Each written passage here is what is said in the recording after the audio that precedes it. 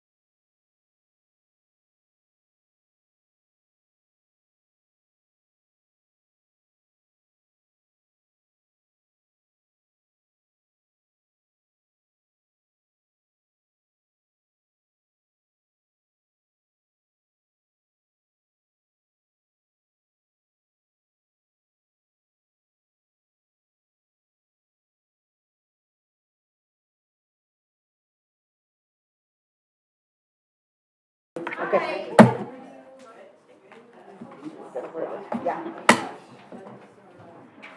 Good evening, welcome everyone to our monthly board meeting. We do not have anything to report from closed session. Let's go ahead and have the flag salute. Would anyone like to lead it? I will. Thank you. Ready, begin.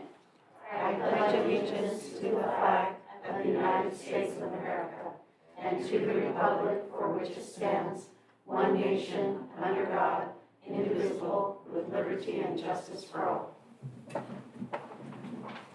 All right, thank you. Thank you everyone for being here tonight, and we'll go ahead and, I wanted to go ahead and start by reading our mission statement. We don't do that enough, and just so that to remind us of, what we're doing here, why we're doing this. It's to prepare each of our students for future success. Simple, but very important, just to keep us remembering that. We'll go ahead, and the next agenda item is student and staff recognition, Rancho San Justo Middle School.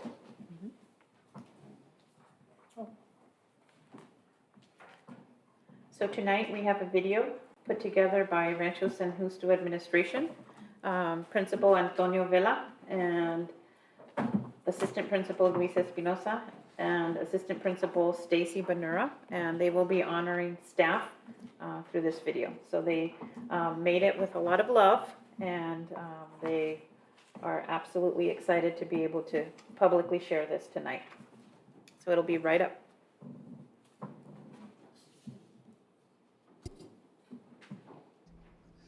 Greetings, members of the board, community of Hollis.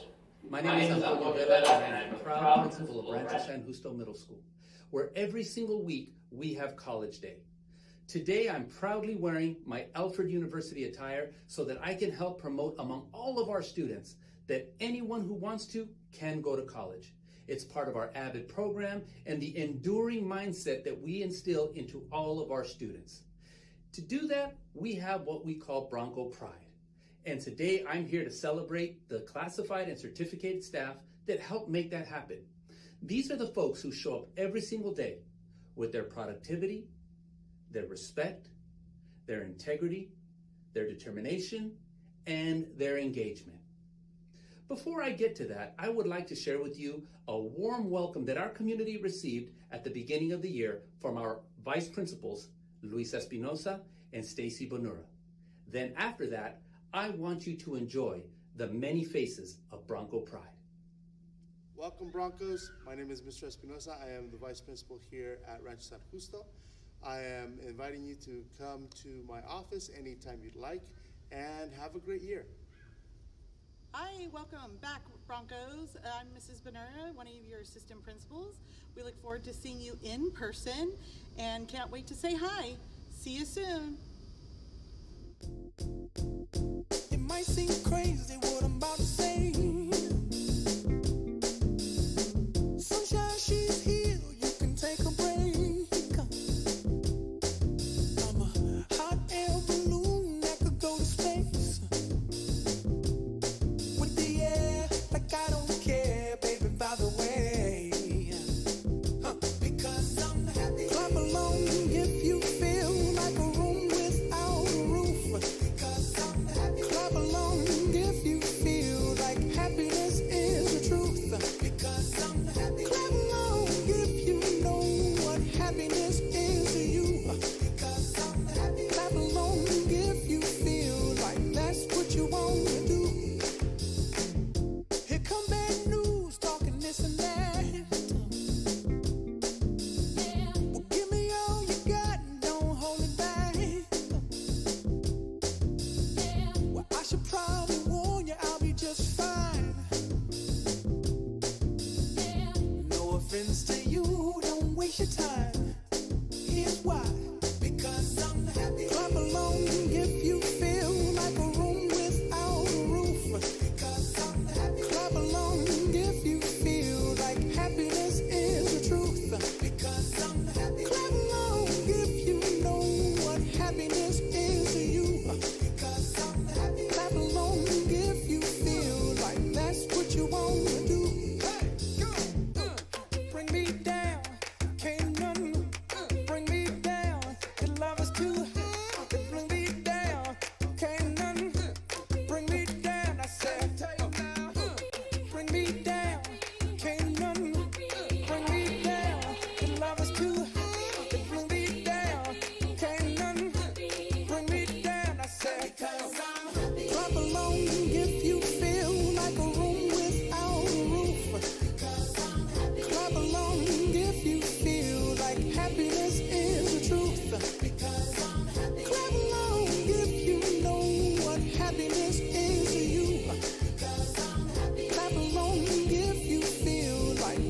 what you wanna do. Clap along if you feel like a room without a roof. Clap along if you feel like happiness is the truth. Clap along if you know what happiness is to you. Clap along if you feel like that's what you wanna do. Bring me down, can't nothing bring me down. The love is too.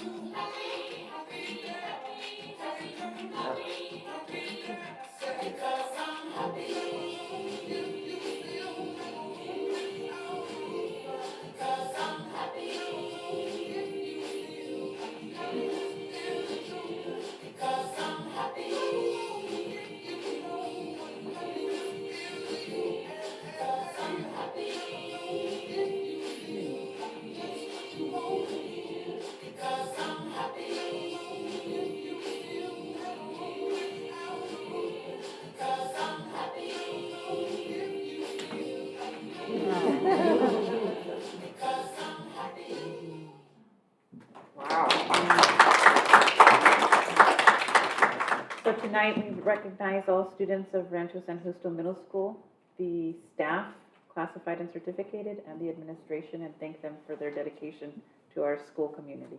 Yay.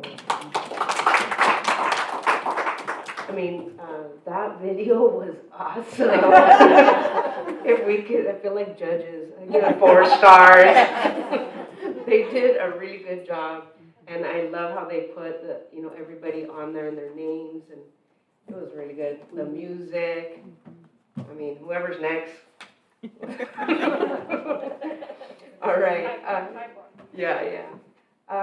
Next up is, we already said we didn't have anything to report from closed session. So moving on to approving the agenda, do we have a motion? I make a motion that we table item 14B on the agenda, the discussion and approval of the Eddie Bailey audit report. Okay. I'll second that. Discussion? Well, they can't make it, so. if they're The not here- presenters? Yeah, the presenters are not here, so obviously we have to table it. Right. Okay. Anything else?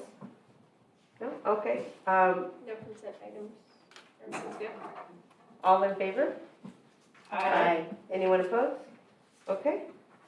Agenda approved. Moving on to 10, is there any public comment? Yes. Okay, we'll start with Patrick Larrabell, if you could come up to the podium. And I'll start your timer when you start. All right, I don't like going first. So I don't. Okay, good evening, Board of Trustees and Superintendent Sanchez. I'm here tonight to address an issue that Superintendent Sanchez either has addressed with you or will soon, which is in regards to answering follow-up questions that HESTA leadership sent to the board and the district office in regards to our last budgeting session. Unfortunately for HESTA, the district office has the benefit of being taken at their word by the majority of the board without the burden of proof, whereas HESTA provides multiple levels of proof and continues to be ignored by several members. I would like to encourage the board to ensure that the questions we sent are answered in a form that's clear and concise, basically. So hopefully in our written form that we requested. The questions posed are both simple and contain critical information to really understanding the district's budget situation. Some of these questions, just for an example, are what is the restricted budget going forward? We were told at our session last time that information is there somewhere, but we have not been given it. We would like the district to just confirm that 127 people were hired, because we feel the way it was discussed was very misleading and it sounded like it was only 40 and it was 127, as Mr. Bishop presented in February. And we would also like an answer as to what's being done with the $1.8 million left in books and supplies, because it's just sitting there, and it seems that most, if not all, of the school's budgets are frozen at this point. No purchases are being approved. So I think that that information is really important in understanding where we truly are. I truly dislike saying this, honestly, I really do. I wrote that here, but just, I hate saying this, but remember, you are their boss. I know you've heard that many, many times, but I just feel like I need to reiterate. It is on you to make sure that all of this is filtered through correctly as it should be, right? And we're not just taking people at their word. When the current system has you approving purchases after they've been made, and receiving inconsistent and typically incorrect information on the budget, where's the accountability for the district? Teachers, principals, classified staff are all held accountable for everything under their job title, and it should be the same for the district office as well. Finally, I would like to end by asking the board to consider one final question. What will you do in August when we receive the audited actuals and the district has $14 million and 12.5% in reserves, and we no longer have a PE or SEL program that we could have saved? Who will be held accountable then? The answer, unfortunately, is probably you all, the Board of Trustees. So please, ask the tough questions and require the burden of proof. Thank you.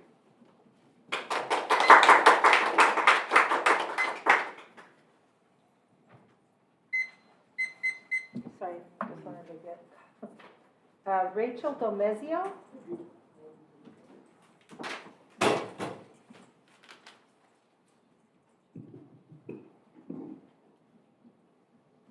Hi, my name is Rachel Demizio. I am a fifth-year kindergarten teacher at HGLA, and I'm a parent to a first grader, and in 2 more years, I'll be parent to a TKer at HGLA. I love HGLA, and I care deeply about the students and the staff. And I would also like, before I begin my principal comment, I want to thank the board for letting everybody voice their concerns. I know it's a difficult time to be a board member and a superintendent, and I appreciate the chance. However, as a parent and a teacher, I'm confused and I'm upset at the pending layoffs. The layoffs are confusing when taking into account Hollister's ongoing population growth. According to the U.S. Census, Hollister has grown 2.3% every year since 2010. Additionally, more houses are coming to Hollister. The city's general plan allows for construction of 3 new housing communities around Hollister. And in the regional housing needs allocation for 2023 through 2031, the state of California determined that San Benito County needs to plan for the construction of 5,000 new housing units. The allocation of 5,000 new housing units is based on population and employment projections made by the state. Cutting critical staff like custodians, a school nurse, and PE teachers when our community is growing and poised for an additional expansion stresses classroom teachers and taxes our ability to provide our current and future students with a quality education. These layoffs also directly contradict some of our LCAP goals. Goal number 1 is to improve academic achievement. The first action proposed to reach this goal is to retain teachers. The district can't lay off teachers and important support staff and at the same time want to retain teachers. We need our PE program our students, including my own son, enjoys. We also need PE teachers because PE gives classroom teachers, like myself, time to plan instruction and analyze student data from assessments. The district can't expect to retain or attract qualified teachers with this reduction of planning time. Goal number 2 is to foster safe, engaging, and inclusive classrooms and schools that meet the social, emotional needs of all students. The district can't purport to want to foster safe school environments when so many of our custodial staff that maintain, clean, and sanitize the schools are being cut. As more students inevitably enroll, we will need existing and perhaps even more custodial staff to keep staff and students safe. It is hard for me to fathom how only 3 custodians right now clean 40+ rooms at HGLA every day, including vacuuming, collecting trash, and deep cleaning bathrooms. 2 or less custodians cannot possibly perform all these duties. Finally, the district cannot claim to want to meet the social emotional needs of students and cut 5 counselors and 2 social workers. In summary, Hollister is growing, and we have important LCAP goals to meet. Rescind the layoffs to accommodate this growth and meet our goals. Thank you so much.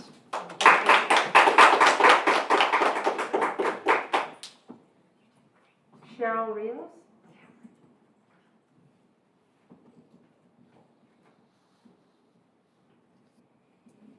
Thank you.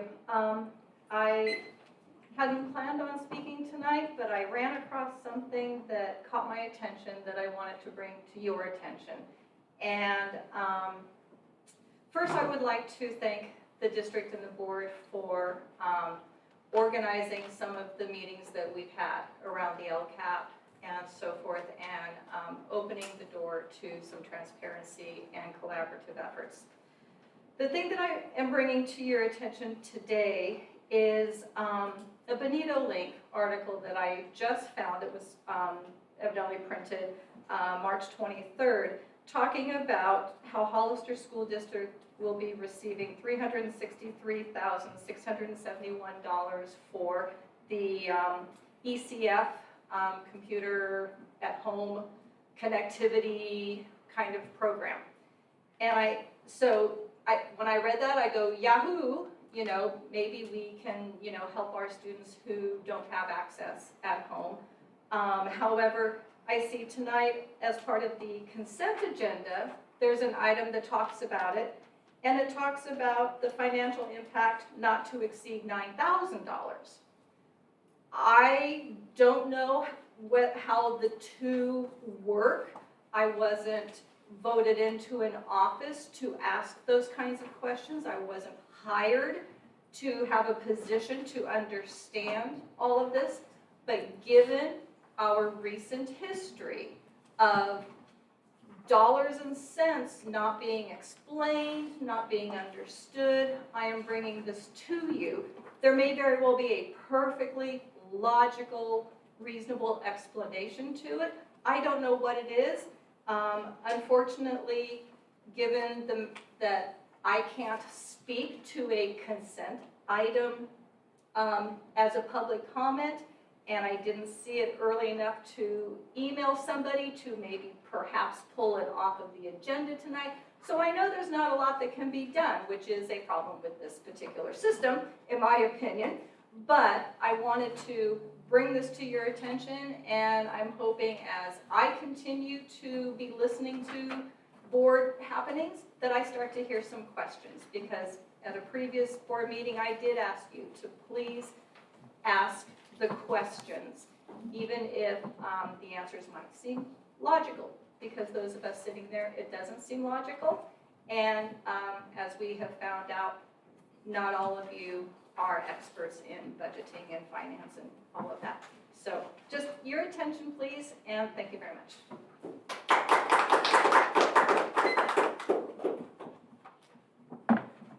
That's all I have. There's no phone calls waiting. Do we want to mention the phone call update? I mean, if we could talk about it. Yeah, we discussed it as a board that we want to go ahead and leave telephone as an option for calling for public comment, because we want to make public comment as accessible as possible for those who either don't have the internet in order to watch it live, for those who have impediments that prevent them from getting here personally. And so we will continue to allow telephone comment because of all of those and more reasons. Thank you. We were informed that we didn't have to do that anymore, but we discussed it as a board for the reasons of equity, access, and so that people can go ahead and call in. So thank you. And moving on, we have reports. Item 11, report on Wonder Wolves program. And we have Mr. Sean Haggett. Good evening. Good evening. Good evening. I'm Sean Haggett. I've been working for your district for a little over 12 years, and I'm part of your safety program. And instead of talking about how I got here, I'd like to maybe focus a little bit about the 3 dogs that are employed by the district. Okay, if I miss anything or if I go a little too fast, just know I'm approachable afterwards for any type of comment that you have. Okay, but I want to maybe start out with the safety issue of the program. And recently we had our #1 dog, Ranger. He retired this year. But I have to reassure you that we have another very good dog in place. His name is Red Dragon. He's right here. He was acclimated by Valley Christian Elementary School. If you've ever been surrounded by kindergartners, first and second graders, pulling your ear and tail.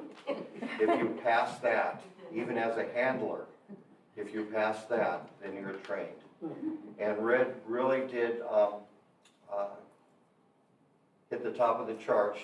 He came from a lady who picks for Caesar dogs, and he came at 95% for what he could do. Came all the way from Canada. So I tried real hard to acclimate him to the kids so you knew he would be safe around them. I mean, I can't tell you what, a lot of people who do this program will not let you interact with the dogs. But we thought it was important that at lunch or breaks that the kids, even though they saw the dog working, they would have an opportunity to pet him. So that was important for our program. Red can actually, we call them school safety dogs, of course, because they're here to find ammunition. That's my number one goal. In any of our demos that we do talk to the elementary schools, we always tell them, yes, he can do narcotics, so we want you to make some good decisions, okay?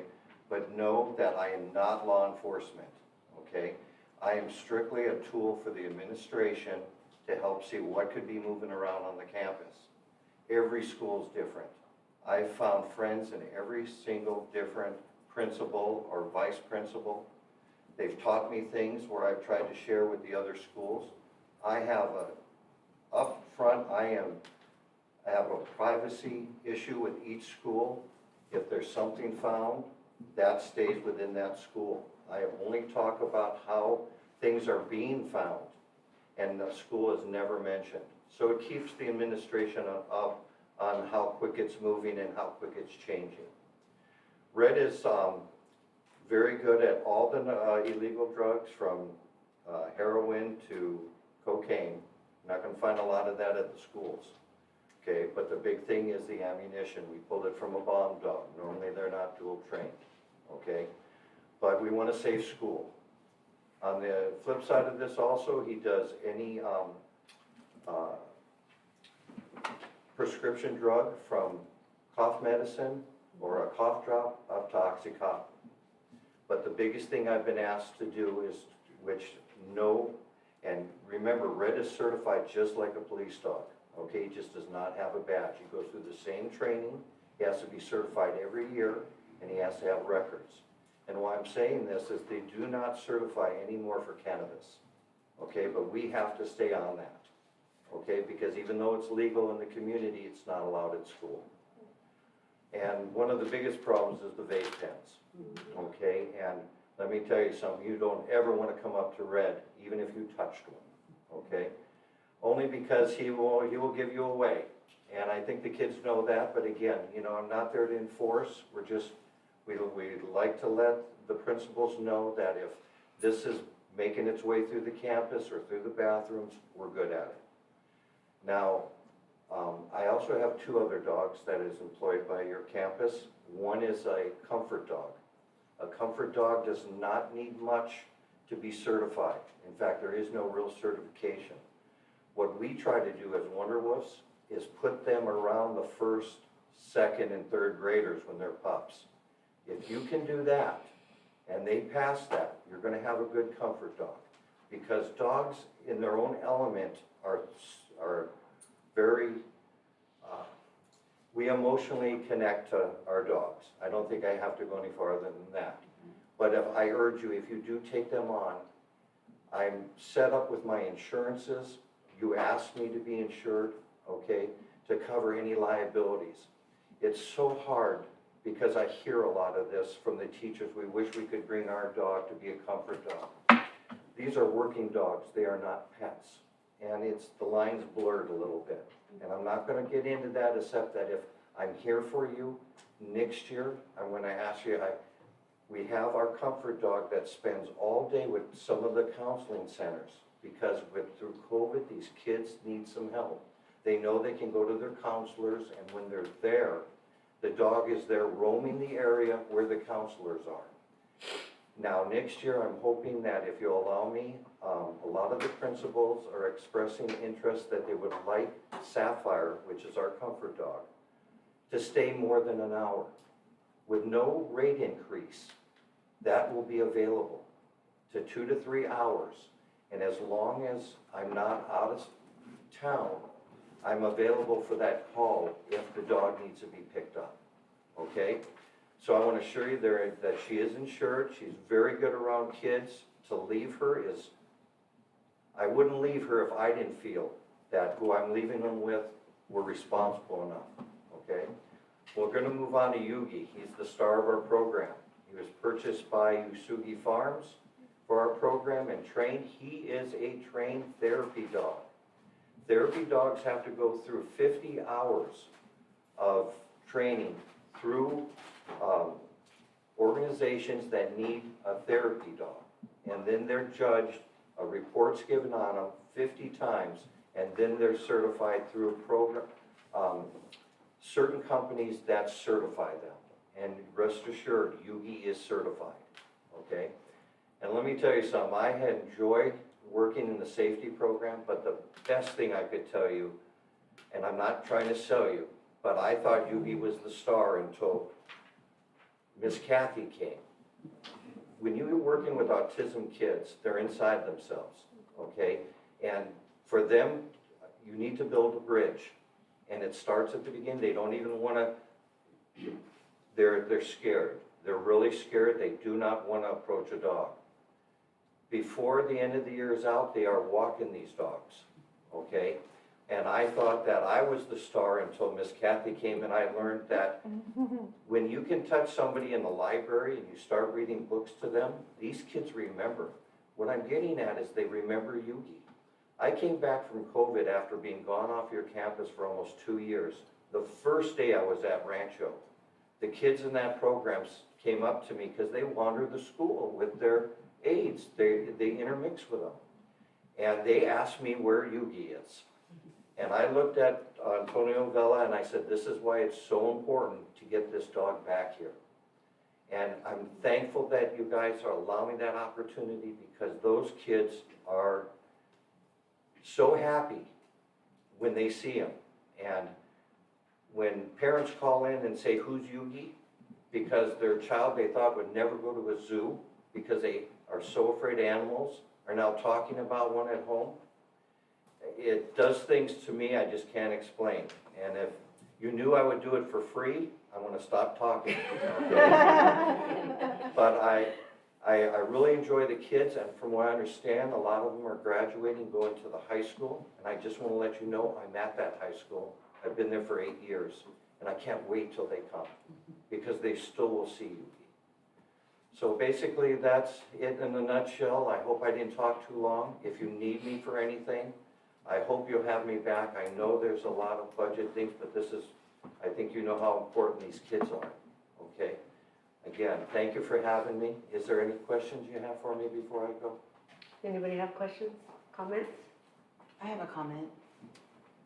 It was such an honor to go and watch Yugi with these kids and in Mrs. Cole's class and Ms. Cha. Those kids just melted. And I heard a lot of them asking, where's Sapphire? Where's Sapphire? I could never win. If I have Yugi, they want Sapphire. And they are so relaxed when they are close to the dog. And it's like their own social, emotional tie right there. I was shocked. I was pleasantly surprised. It was something to view. I've never seen anything like that. Thank you for doing that. I feel very blessed that you let me do it. And you're right, those kids are wonderful. Thank you again for having me. Are there other questions, comments? I have some. I just want to say thanks for coming and making a pretty thorough introduction to your animals and what they do and what the value add to our district is. Thank you for that. I have a question about you mentioning the trends that you see on campus without identifying any school. Can you give us whatever trend you've seen this year? And in terms of either, you talked about the goal of finding ammunition or narcotics, and I was surprised about the cough medicine and prescription pills. Yes, So what have you seen trend-wise that we should be concerned about? Well, can I start on a positive note? Of course.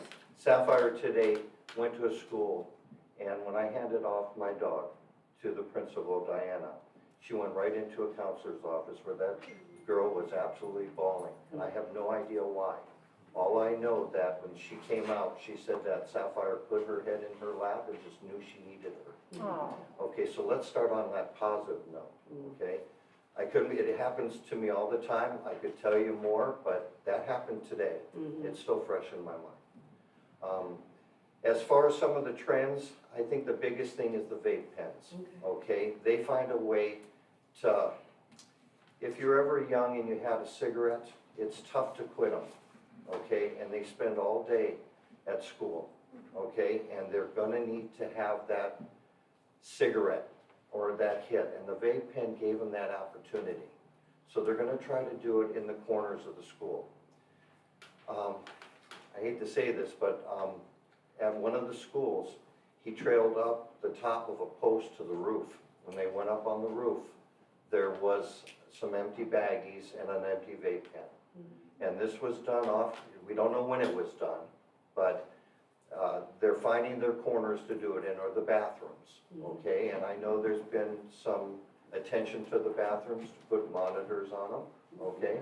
But you know, at the end of the day, these kids are good kids, okay? They just make bad decisions sometimes. Thank you for saying that, because the other question or concern that I think I had, and I don't think I'm the only one, was the idea that this would be seen as disciplinary, and you clarified that for me when you said you're not law enforcement and you're not looking out to get anyone in trouble. No, ma'am. And so I'm glad that we're doing that, because I agree with you.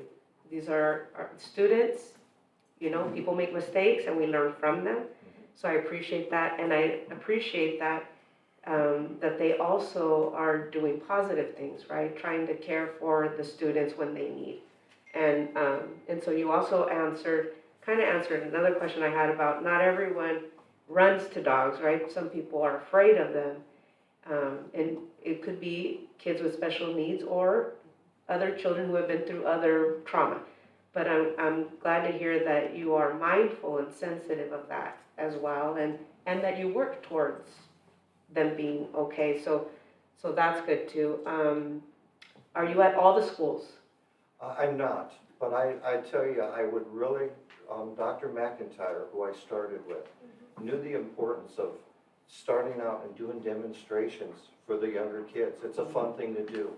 And, you know, it's a light talk with them about the choices they make if somebody approaches them.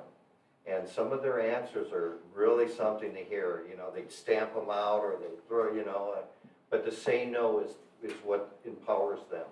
And, you know, they are our future. And the best thing we have in the older grades too is the kids know how the dogs work. I don't have to say anything. They see them on TV. So there is a check and balance in place. We don't always, we're either before it or after it, but the fact is they know we're coming and they make better decisions. Okay. Not to bring it, you know, and that's really what it's about. I'm not gonna win every time, I'm not trying to win. But we hope that we're being proactive enough that they know we're there and they'll make better decisions. That's all I can, you know, really. Well, thank you for explaining that too, because that was another question I had of trying to visualize what that would look like if I'm a student.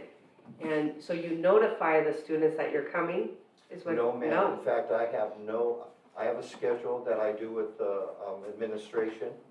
And again, when depending if we do bathrooms, lockers, cars, bikes, or classrooms, I am always the third one that ever goes in, because administration talks to them about it's, you know, a safety search. And I just basically come in, allow them to sniff. We kind of have a little bit of an understanding on what the barking is meant for. And usually that's all followed up by administration. I try to stay well away from the students. My part, I think, is to make sure that you have a dog that can be petted, so at times at breaks and lunch, they know it's not all business. They can come up, because 99% of these kids are great kids, and the other ones are just experimenting. Okay, so just to clarify, if you have a student and they have a vape pen and you're out at lunch, he's not gonna go and barking and causing attention on that student. No, if he ever does, if somebody ever approaches me and they've had one in their hand and he does bark, I usually calm him down real quick. Okay. But administration knows if somebody comes up, that Okay. that usually is one of the reasons. Okay. But we don't follow up on it because the dogs are not allowed to search kids, okay? But he's got an ability to keep working. And we just kind of pull them back. They're there to pet them at lunch. And that's why we're there, so. Thank you. Thank you. Those were the only questions I had. Anybody other? Okay, thank you so much for the program, and thanks Sapphire, Red, and Yugi. And you know, I just gotta say, it's really important that I don't make any flip decisions, even if he's barking, because a lot of these kids take medicine, and it comes out in their sweat. And he's gonna react to that also. So I'm not somebody who jumps right in and says, oh, look, he might have had something. No, ma'am. In fact, it's all reserved, and it's more pointed to calming him down. He's not working at that point. So thank you again. Thank you. I just needed to make sure you Excellent. did that. Yeah, Thank you. appreciate Thank that. you. Thank you, babe. You don't mind if I take him out? No. Thank you. Item 11B, report on special education program by Ms. Gwen McCarran.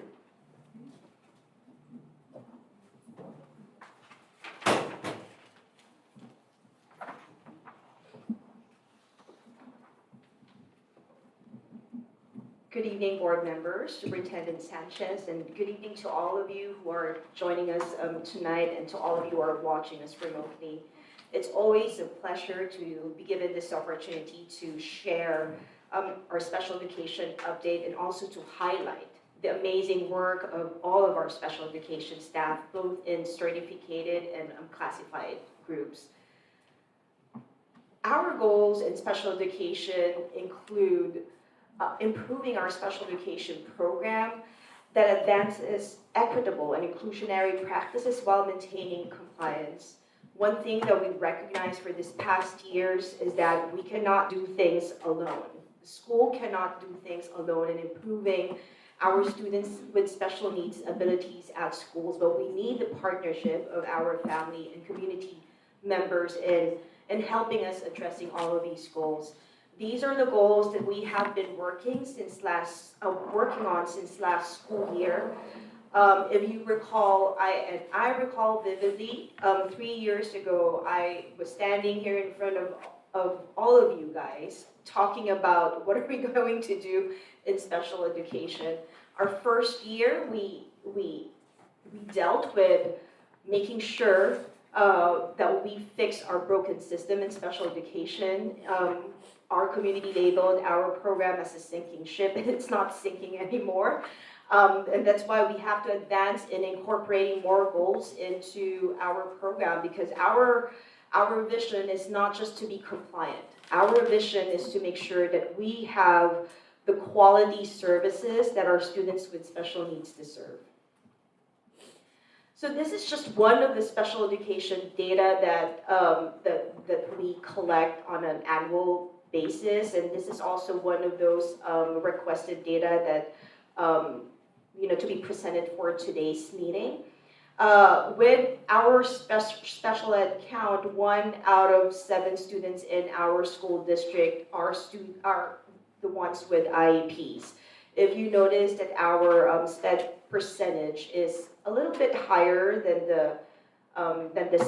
the state's SPED count, and also below the screen, if you would notice, that increase in percentage contributed to the increase in special education referrals back in 2018-19 school year. And it's all due to a lot of CDE compliance complaints that was complained against the district during back then that led to a lot of assessment backlog. So that contributed to the increase of our special education assessment and special education referrals. That also led to the increase of special ed count. One reason why we are monitoring such count is that we're also looking at this proportionality in special education. So when we talk about this proportionality, this is the overrepresentation in special education in different areas: race, gender, right, suspension, placement, and also looking at what we call special education eligibilities. And this is also a data, the special education referrals are, it's also the data that we are providing to our San Benito County of Education, who is helping us out with, you know, technical assistance and differentiated assistance. So there are multiple things that we consider, that we also look at and analyze in terms of our special education referrals, such as the intervention in our general education, you know, why students are being referred to special ed, who are the students that are being referred in special ed, are they mostly ELs, you know, are they, you know, belonging to what we call those most vulnerable student groups. I presented this wonderful visual the last time that we have a special education update in November of 2021. This is a good visual to highlight all of the works that we have done. Actually, it does not capture all of the hard work and dedication of all our special education staff, our general education teachers who partnered with us and through our co-teaching, and most especially our school administrators. Back in 2019, I recall dealing with a lot of CDE compliance complaints. And in 1.5 school years, our district was able to do such, I would say, like impressive job of correcting and also going through a lot of dispute resolution and corrective action and making sure that we completed all of those CDE complaints that stemmed from 2017 and 18-19 school year. I would just want to highlight, and I'm not going to go through all of our special education journey since 2019, but I just want to highlight key important items here that because of the work that we have done, we were recognized by a lot of education summits to talk about our journey in terms of compliance, what we have done as a school district in a short amount of time, the efforts that our special education staff have put forth, including the administrators, while, especially during school closure, while a lot of school districts halted a lot of special education initiatives and compliance initiatives, our school district pressed on. And that is, you know, all my gratitude to all our special education staff or school psychologists who really advocated to make things happen during COVID.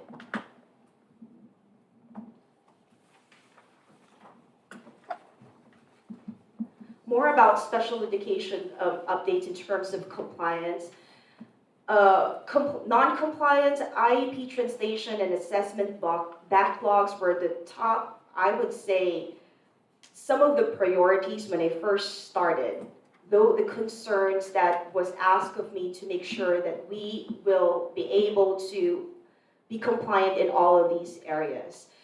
When it comes to our state compliance, I just want to share a very good news that we received from CDE, that our district is being released from all of the intensive reviews.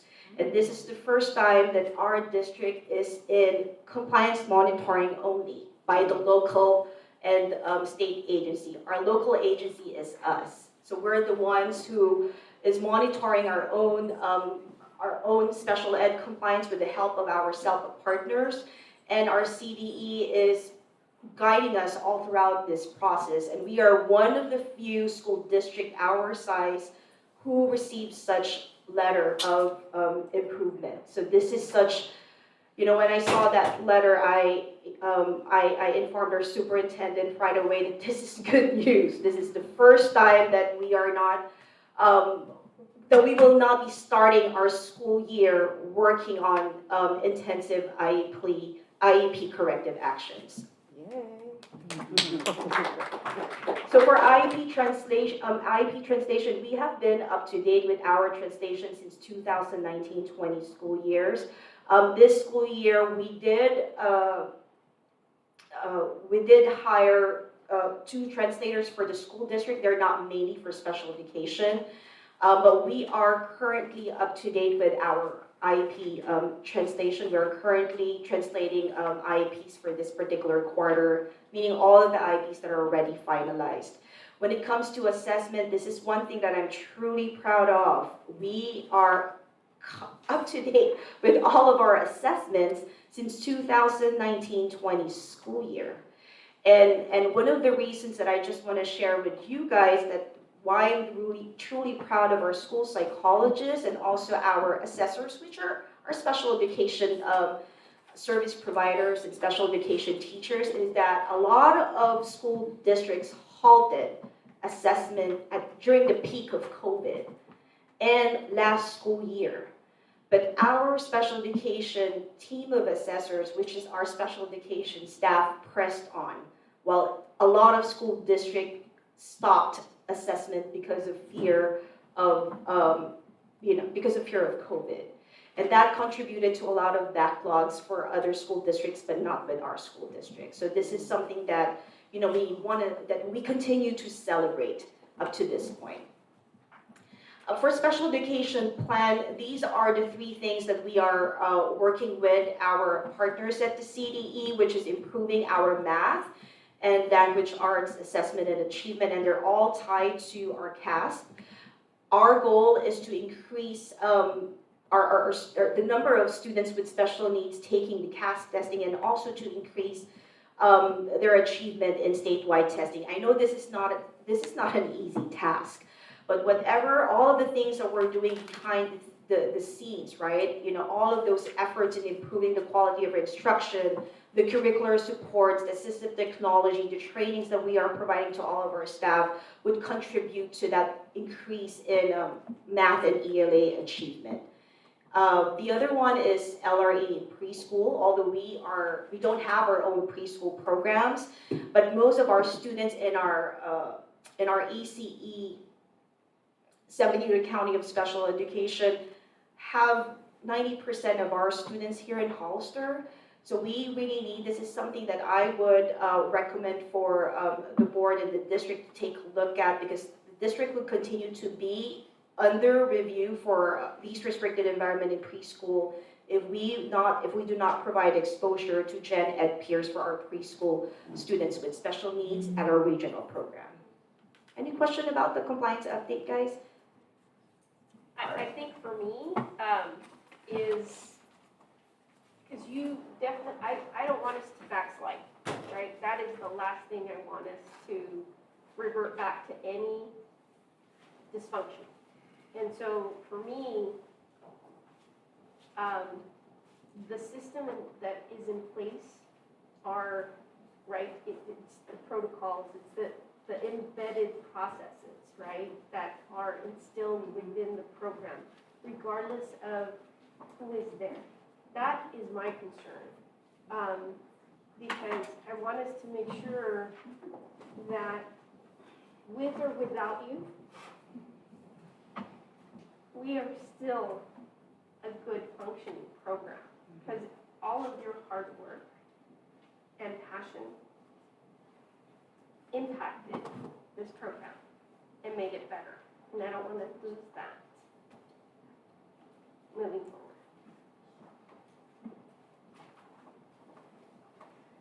When it comes to our program updates, these are the curricular supports that we have given to our staff and to our students for this school year. So we added a lot of curricular supports to our SEC programs. This is our second year in implementing co-teaching in some of our school sites. We also added recreational therapeutic rooms in Sierra Vista and Mace Middle Schools that cater to the social emotional needs of our students in our therapeutic programs. We also built sensory rooms at the sensory room at Rancho Santana, and our goal for next school year is to continue to build, if not sensory room, like sensory corners and sensory areas for school sites with special day classes. And one of my favorites is our Life Skills Studio that we built this school year, and I will talk a little bit more of that later. just co-teaching here at a glance, just like what I mentioned, this is our second year in implementing co-teaching. One thing that I just want to highlight is that we have been asked to present about our co-teaching journey, being one of the very few school districts who started co-teaching virtually. And because of that, and also the improvement in a lot of our school districts with special needs, and the amount of effort, dedication of our general education teachers and then special education teachers who were part of our co-teaching implementation in our first school year, that caught the attention of a huge group for school administration, which is what we call Association of California of School Administrators. So we were invited to talk about, in a big special education forum about our co-teaching journey, which is one thing that I'm truly proud of is again, how our general education partners, special education, district leadership, and administrators work together to make sure that the power of leveraging supports will be seen in those co-teaching classrooms. And also highlighting the efforts that we put forth into this co-teaching initiatives at the peak of COVID. And I know it was a challenging efforts for all of our staff who are part of that first year implementation, but all of those hard works, have truly paid off. And we were given an opportunity to highlight our teachers, some of our general education teachers and our RSP teachers at that particular forum. We also built this wonderful facilities at Mays Middle School and also at Sierra Vista. Those two schools have our SOAR therapeutic programs. This is part of our initiative in revamping one of our most programmatic programs in the past. As you recall, our program for our therapeutic program in the past had contributed to most of that CDE compliance complaint, and this is one of the programs that we really put our effort into. And I would just want to say that we are still in an early phase of, implementing all of the efforts that we put forth, and our students are thriving. And I'm going to be talking about one of our students towards the end of my presentation who was recognized by the Tri-Counties as an outstanding student achievement award, and he is someone who is part of this particular program.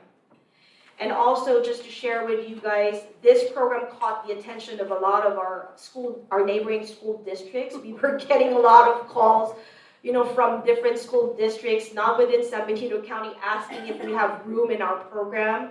We were also given the opportunity at an education summit in San Francisco and in Palm Springs to talk about our therapeutic programs in Sierra Vista and at Mays Middle School, and we were able to highlight the administrative support of Colleen Myers and Diana Herbs in making sure that all of these efforts will be implemented by all of the staff and the efforts of our general education teachers in mainstreaming these students in our SOAR program. This is one of the fun rooms at Rancho Santana that we're hoping to replicate next school year at Glad Lane.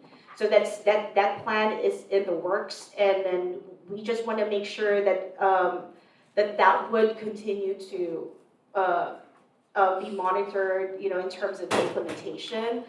And just like what I mentioned, our goal is to build more sensory corners or areas in a lot of schools with our special day class. I know with our Hardin, we already got our materials. The unfortunate thing, about COVID is that all the supplies are being delivered so late. So we started putting together our orders at mid school year sometime in fall, and they just arrived recently. So I'm hoping, Lilia, that we'll be able to build this room before the school year ends. Oh, Life Skills Studio. This is one of our dreams, actually. for our students with special needs at Rancho San Justo, this life skill program is one of the things that we push for to happen this particular school year, to make sure that we're providing functional activities to our students with special needs. I was informed by our special education coordinator, Jenny Hergis, that our students at Rancho San Justo, who's part of this life skill program, started their coffee cart, and I think Jenny talked about that last November. So they started their coffee cart business. They're selling coffee and they're baking their own pastries to sell to the teachers at Rancho San Justo.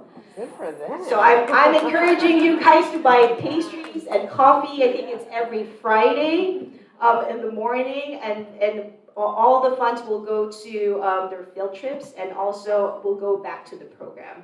That's great. That's awesome. So what are the next steps in special education? Our recommendation is for us to continue pressing on with the goals that we have been working on since last school year. And these are some of few of the actions or a few of the steps that we would want the district to implement, to work with us in implementing, to make sure that we will be able to address all of these goals. I also just want to share that back in 2019, one of the things that we advocated is for all of our RSB teachers to be trained in multi-sensory reading instruction. And all of our RSB teachers are trained in multi-sensory teaching instruction by Chartwell. One of our goals actually for next school year is to make sure that all of our SDC mild moderate teachers will be trained in multi-sensory reading approach as well. And that training will start this summer, this July 12 to 17. It's a 1-week intensive training to make sure that our special day class teachers for mild moderate students have the tools that they need to be able to teach our students, to read. Right? It is their right to be able to learn how to read. And we want to make sure that even our students with most intense needs will be able to access that particular support. Extended school year, this is part of the services that we provide for our students with special needs. These are all IEP driven. These are for students with IEPs who have extended school year services as part of their services during that extended school break.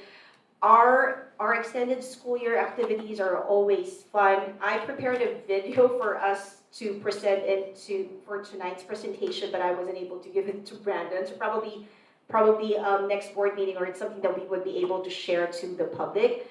But anyway, our extended school year program would run from June 13 to July 8th. And we're hoping, and I'm gonna have this opportunity to encourage our special education staff, if they could continue with the support during our extended school year, and encouraging them to apply for extended school year support. And this is the best report of the night, I would say. Javier Luna is one of our students at Mace Middle School. He's a 7th grader, and he is part of our SOAR, or Specialized Opportunities for Academic Resilience Therapeutic Program at Mace Middle School.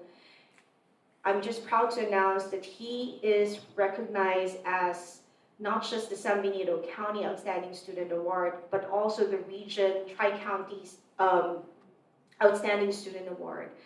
He models diligence, and he is, his journey is quite remarkable. He came from a non-public school because our district in the past cannot serve his needs. And we had to go out of our way and place him in a non-public school. When we revamped our program, our SOAR therapeutic program in 2019, we were able to bring him back. And today he's being mainstreamed in our general education classrooms at Mace Middle School. And he is the true testimony of a school system who or which is implementing positive behavior intervention support, a school administrative team and district administrative team who are supporting our teachers in terms of implementing all of those, not just inclusionary practices, but social, emotional, and equitable practices.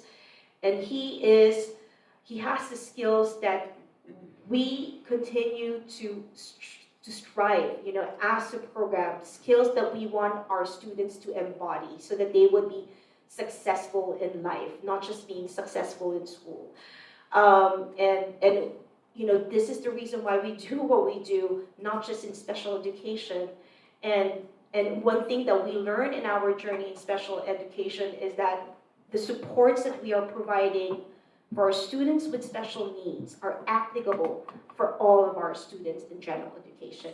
And he is that true testimony of the support of not just coming from special education, but the support coming from the entire school at Mace Middle School. Good job, Javier.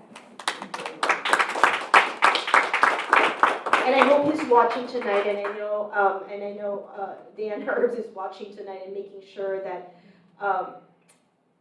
that he will be recognized tomorrow as well at Mace. In closing, I just want to extend all my gratitude to the special education staff, to all of the school administrators, district administrators who have trusted me right from the very start, and also allowed me, to have the opportunity to move the needle in special education. I just want to say let's continue to press on in advancing, our work in equity, access, and inclusion, and all of the things that we learned in special education. It is definitely all worth it, that we could definitely provide for all of our students here in our school district. So I would entertain questions from the board members for tonight's presentation. Do you want to go around? Sure. For me, I have a heavy heart. You've done just a tremendous job for our district. And going through and what you've done, and to see you go, it's really hard. And I wish you well. And I think you've done a great job for what you've done. And, it's been very positive, the things that you have done for our school district. And I love the way you have changed a lot of our classrooms to make it much more engaging for our children so that they have other ways to succeed. And that's really important. Thank you. Thank you, Jen. Also, the same. I think coming out of, that turbulent time and it not being a functional program and really not serving our students the way they deserve to be served, especially our most at-risk students. Disrespect. And like you said, it's all, when I think of all of our students with the treatment of inclusion, with the treatment of, because all of our kids have different needs and they all learn differently. We're not talking about cookie cutter kids that are all going to sit in a classroom and engage with the teacher at the same level. And so it is, teaching is an art form. It's a passion that you have to have. Being in education has to be a passion that we all have. Because otherwise, why do it? And so for me, I think, because do we have these code, because I'm looking at just the 5 schools that have the code teaching. So we're not planning on expanding the code teaching into other school sites? Or is that a plan? Or is it right now just trying to strengthen what we do have? before we start branching out into other schools. Because I'm not, do we have special education students like at HDLA or at Calaveras, you know, and at Oral Hardin, so that what is the plan for those schools? That is a good question. When we first started our implementation for co-teaching, we did it for all schools. And we started with 6th grade for all schools with 6th grade. But one thing, you know, that we realized that if we want to initiate change, we have to do the grassroots approach. Like, we cannot just impose change to everyone. And when we talked about inclusion, that's a shift in mindset. That's a shift in mindset. It's not an initiative. It's the shift in mindset. And our students have the right to be in the least restrictive environment. So we decided to take the route of having a grassroots approach and starting with, you know, those school sites that we have, I would say, more solid team, more solid support, administrative support, and strengthen whatever it is that we have on those 5 school sites and continue to build on that and replicate all of those systems that, you know, that we are putting together for the other school sites. And it may not be, you know, it may not be co-teaching, it may be a lot of inclusionary practices for all those school sites without co-teaching at this point. But just like what I said, you know, when we talked about diversity and inclusion, it starts from us adults. We cannot promote inclusion at school sites if we adults are not inclusive, right? If we don't value diversity, and again, this would be whatever works that we're putting forward in all of those school sites to have co-teaching is something that I would believe the district will be able to look into on how to advance, you know, those inclusionary practices in the future. Thank you. Other questions? I've seen you work your way up through the system very nicely. You've done an amazing job, and with everything that you have brought forward. So you will be missed, and good luck. Thank you, Kathy. You're my first and my last librarian. I want to thank you also for all the work that you did, and this is extraordinary, and you did it in a fairly short amount of time, really, and so thank you very much, and I look forward to seeing what we can continue to do on the very strong basis you built, and I appreciate it. Thank you, Lisa. Thank you, Gwen, for your presentation. Excellent presentation. I think to Liz or Trustee Martinez's point about, you know, you're leaving and that being a loss for the district, because you did work very hard. I mean, you turned things around quick, and you should be applauded as well as the team you have. I mean, you're very humble. You mentioned the special ed teams, the staff. You know, obviously, you have people who supported this effort. So, to everyone who worked on this. And they're still here, so, you know, they're still here. Yeah. And I think that this paper where you put the roadmap is a template to, let's not go back, right? I mean, you're giving everybody the template of what we did wrong, how we corrected it, and how to continue. Right. So I appreciate that you did provide that as well, and hopefully, you know, the other schools can, those who are not yet doing the things that these other schools are, that they start to work towards that progress and inclusion. And so just great work and good luck to you. What a great loss for our district, but a great gain for wherever you're going. So thank you.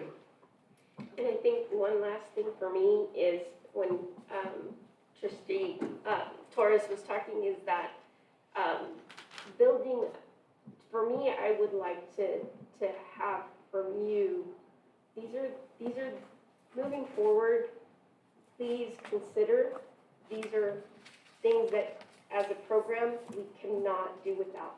Because again, you knew what it took to get us out of all of those rough complaints. And we definitely don't want to go back to that. And I know that within the structure of special education, there are specific, we've talked about it, the needs, the wants, and the, what we can afford, but there's definite things that we need to keep in place, and we need to secure what those things are moving forward. And as a priority for the board, what are those things? We don't know special ed like you know special ed. You're our expert.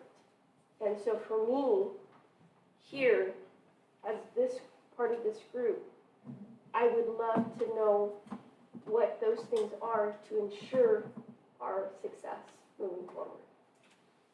Well, I think one of the big things that turned us around was hiring those psychologists. I think, is that one of the things that really to keep us on track on the assessments and keeping us and the translations? Wasn't that part of our problem initially, is that we were behind on assessments, we weren't getting things translated? When you first started, was that a bottleneck for us? Well, there are a lot of contributing factors, Jan, and it's not just because of the lack of assessors or lack of school psychologists, because at that time, the school district did hire a lot of contractors, right? Right. But it all, with all of the compliance complaints, all of the special education referrals, that really pushed our special education team of assessors at each school site to their limit. Because that is on top of their annual assessments for our students. And again, when we started digging deeper into the root cause of why all of these things happen, and all contributed to how are we providing our support coming from our general education intervention, right? And also, what are the supports that we are providing in special education, or the lack of supports way back then? So there are a lot of contributing factors, not just the school psychologist, not just the school psychologist staffing. Okay, so there are a lot of layers to the Right. concerns. Yeah. Right, so, okay, Yeah. I think I know what we need to do. But I think for me, those things, again, it's part of the structure of a program, right? In knowing what it is that, because we know I don't want to be spending money in lawsuits, in legal areas where we know what we need to do to service our students correctly and follow their IEPs. Keep those timelines. I mean, there were many things that were being missed. And so that takes people, that takes certain systems in place, and if we have all of that, but there's got to be assurances that that continues moving forward, because any misstep in eliminating some of those things without that forethought of knowing how it's going to impact this specific program. And again, I don't want to revert and be spending money in lawsuits. I want it to go to children. And I just want to make sure that we know what your recommendations are moving forward, and we keep those in mind. And thank you, and just once again, congratulations to Javier, Luna, and Rancho. We'll be having some coffee pretty soon. Thank you. All right, thank you. Thank you, Gwen. Thank you. Thank you. Moving on to item 11C, report on migrant education program, and our speaker is Patricia Martinez.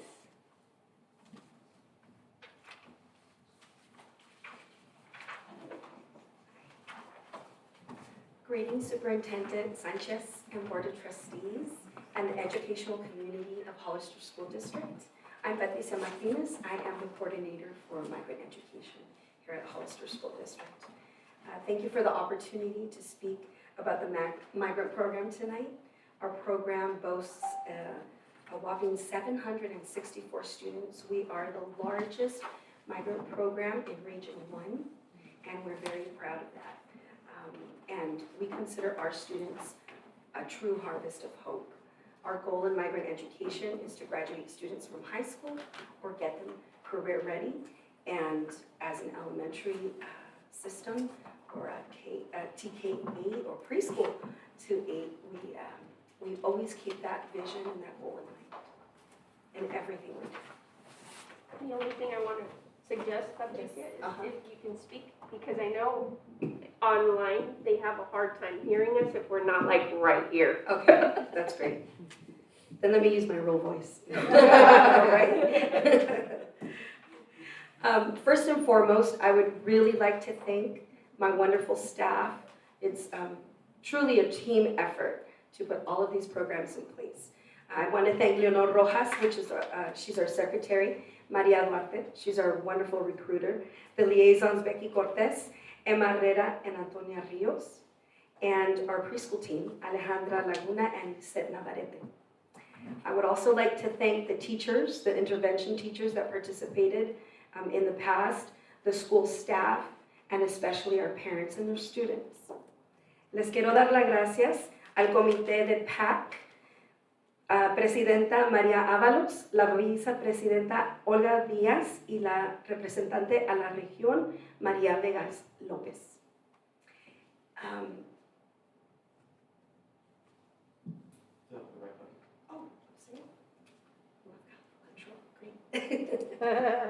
So I'm here tonight to present the district service agreement.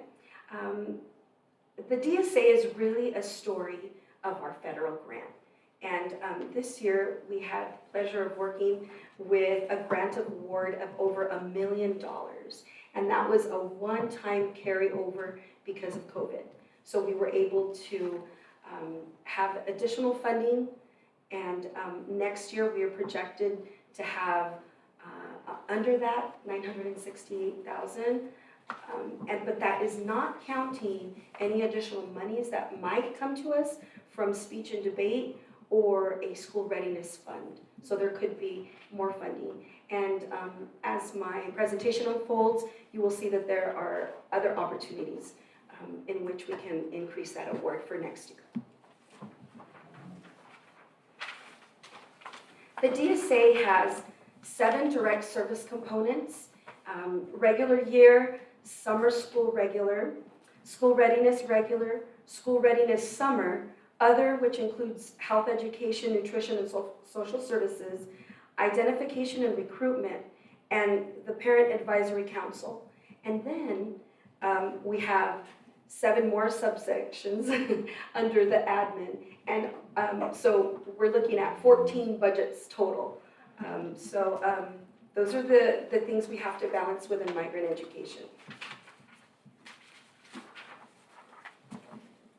Here are the measure program objectives that are required by the California Department of Ed, and these are fairly new. Under ELA, we have to provide students with intervention, and that has to include writing, ELD, and most recently, a social emotional component. Also in math, we have to provide intervention, writing, ELD, social emotional, plus 2 family math nights. And then in school readiness, we are only required to provide 15 hours of parent-child workshops, and they all have to have a social emotional component. Under the health, we have 2 mental health workshops that should be provided for families in which parents and students attend jointly, and referral to services, which is what our wonderful liaisons do with our students, and they gather referrals from teachers or other staff members. We also have to provide PD for MEP staff around nutrition and health. Also under parent engagement, we have to have parent orientations when students come into the program or come into preschool, and we have to provide service resources. We have to inform the parents of everything that, all the services that we offer. Then on top of that, we are to provide a parent workshop series, which includes 3 of 6 selected topics. The last section is to incorporate student engagement through a cultural component, so everything we do has to be culturally sensitive. It also has to adhere to some kind of student self-pride promotion. And then newly, we have to train staff in culturally competent and linguistic competent teaching. So these are our MPOs, or our national program objectives, or the goals for our program. So the way that this translates to Hollister School District, or the way that it did in this school year, 21-22, is that we included a Book Nook, which is a language arts program that is offered in English and Spanish. So we had many HDLA teachers participate because they could provide both English and Spanish reading practice. And the program also begins every lesson with a social emotional survey. And then I train the staff in circles, restorative justice circles, where we were noticing that students were coming with huge issues when their classes were shut down for weeks on end, or their teacher was missing, or their friends were gone. So the teachers took the social emotional assessment before every lesson, and then they decided what they were going to base the circles off of. Or if they noticed some behavior issues because students were acting out, then they took the time to have restorative circles as well. For the first time, I believe ever, we started an HPS intervention, after school intervention, tailored to their hours and their needs. And we introduced an art literature unit, and the students are studying the Frida Kahlo paintings, and also the whole concept of self and self-portrait, and how to express that through art. And we also will be having a paint night for the students. We purchased canvases and paint and easels for every student, and the San Benito Arts Foundation is going to lead that. And then the K through second students are going to have their own art fair, where they will be able to participate in a few of the activities that the older students did, and then they will be showcasing that off for their parents as well. And we have over 60 students that qualified. We have 20 participants, so we're very proud of that program. Under math, we chose ST Math, which is research-based to help English language learners kind of overcome those language barriers that traditional math programs have. And then we're having journaling, and we're having journaling with cultural sensitive topics, but also with some art expression. Our PAC parents were very adamant that students have an outlet for their feelings, because they were noticing some behavior issues, or just, migrant students traditionally do have a high rate of depression. And so that is how we were going to address those issues. At Rancho, we will be having, in cooperation with the San Benito Arts Foundation, we're having 8 sessions of a creative writing workshop for students 6th through 8th grade. And they're going to touch upon social emotional issues as well. And we're going to use the LPAC writing rubrics to assess their writing. And I invited another Rancho teacher. She's a super EL. She was on the EL Dream Team, because what we're noticing was that some of our newcomer migrant students are not at the same level that our native speakers are. And so what we're going to do is we're going to split those classes and have one teacher teach that creative writing to the newcomer students, and then the others for students that are 2s and 3s in LPAC and above. We have a pilot program also running at Calaveras, and I'd like to thank Cal. And I'd like to thank Lilia, if she's still here, for hosting our HPS art class.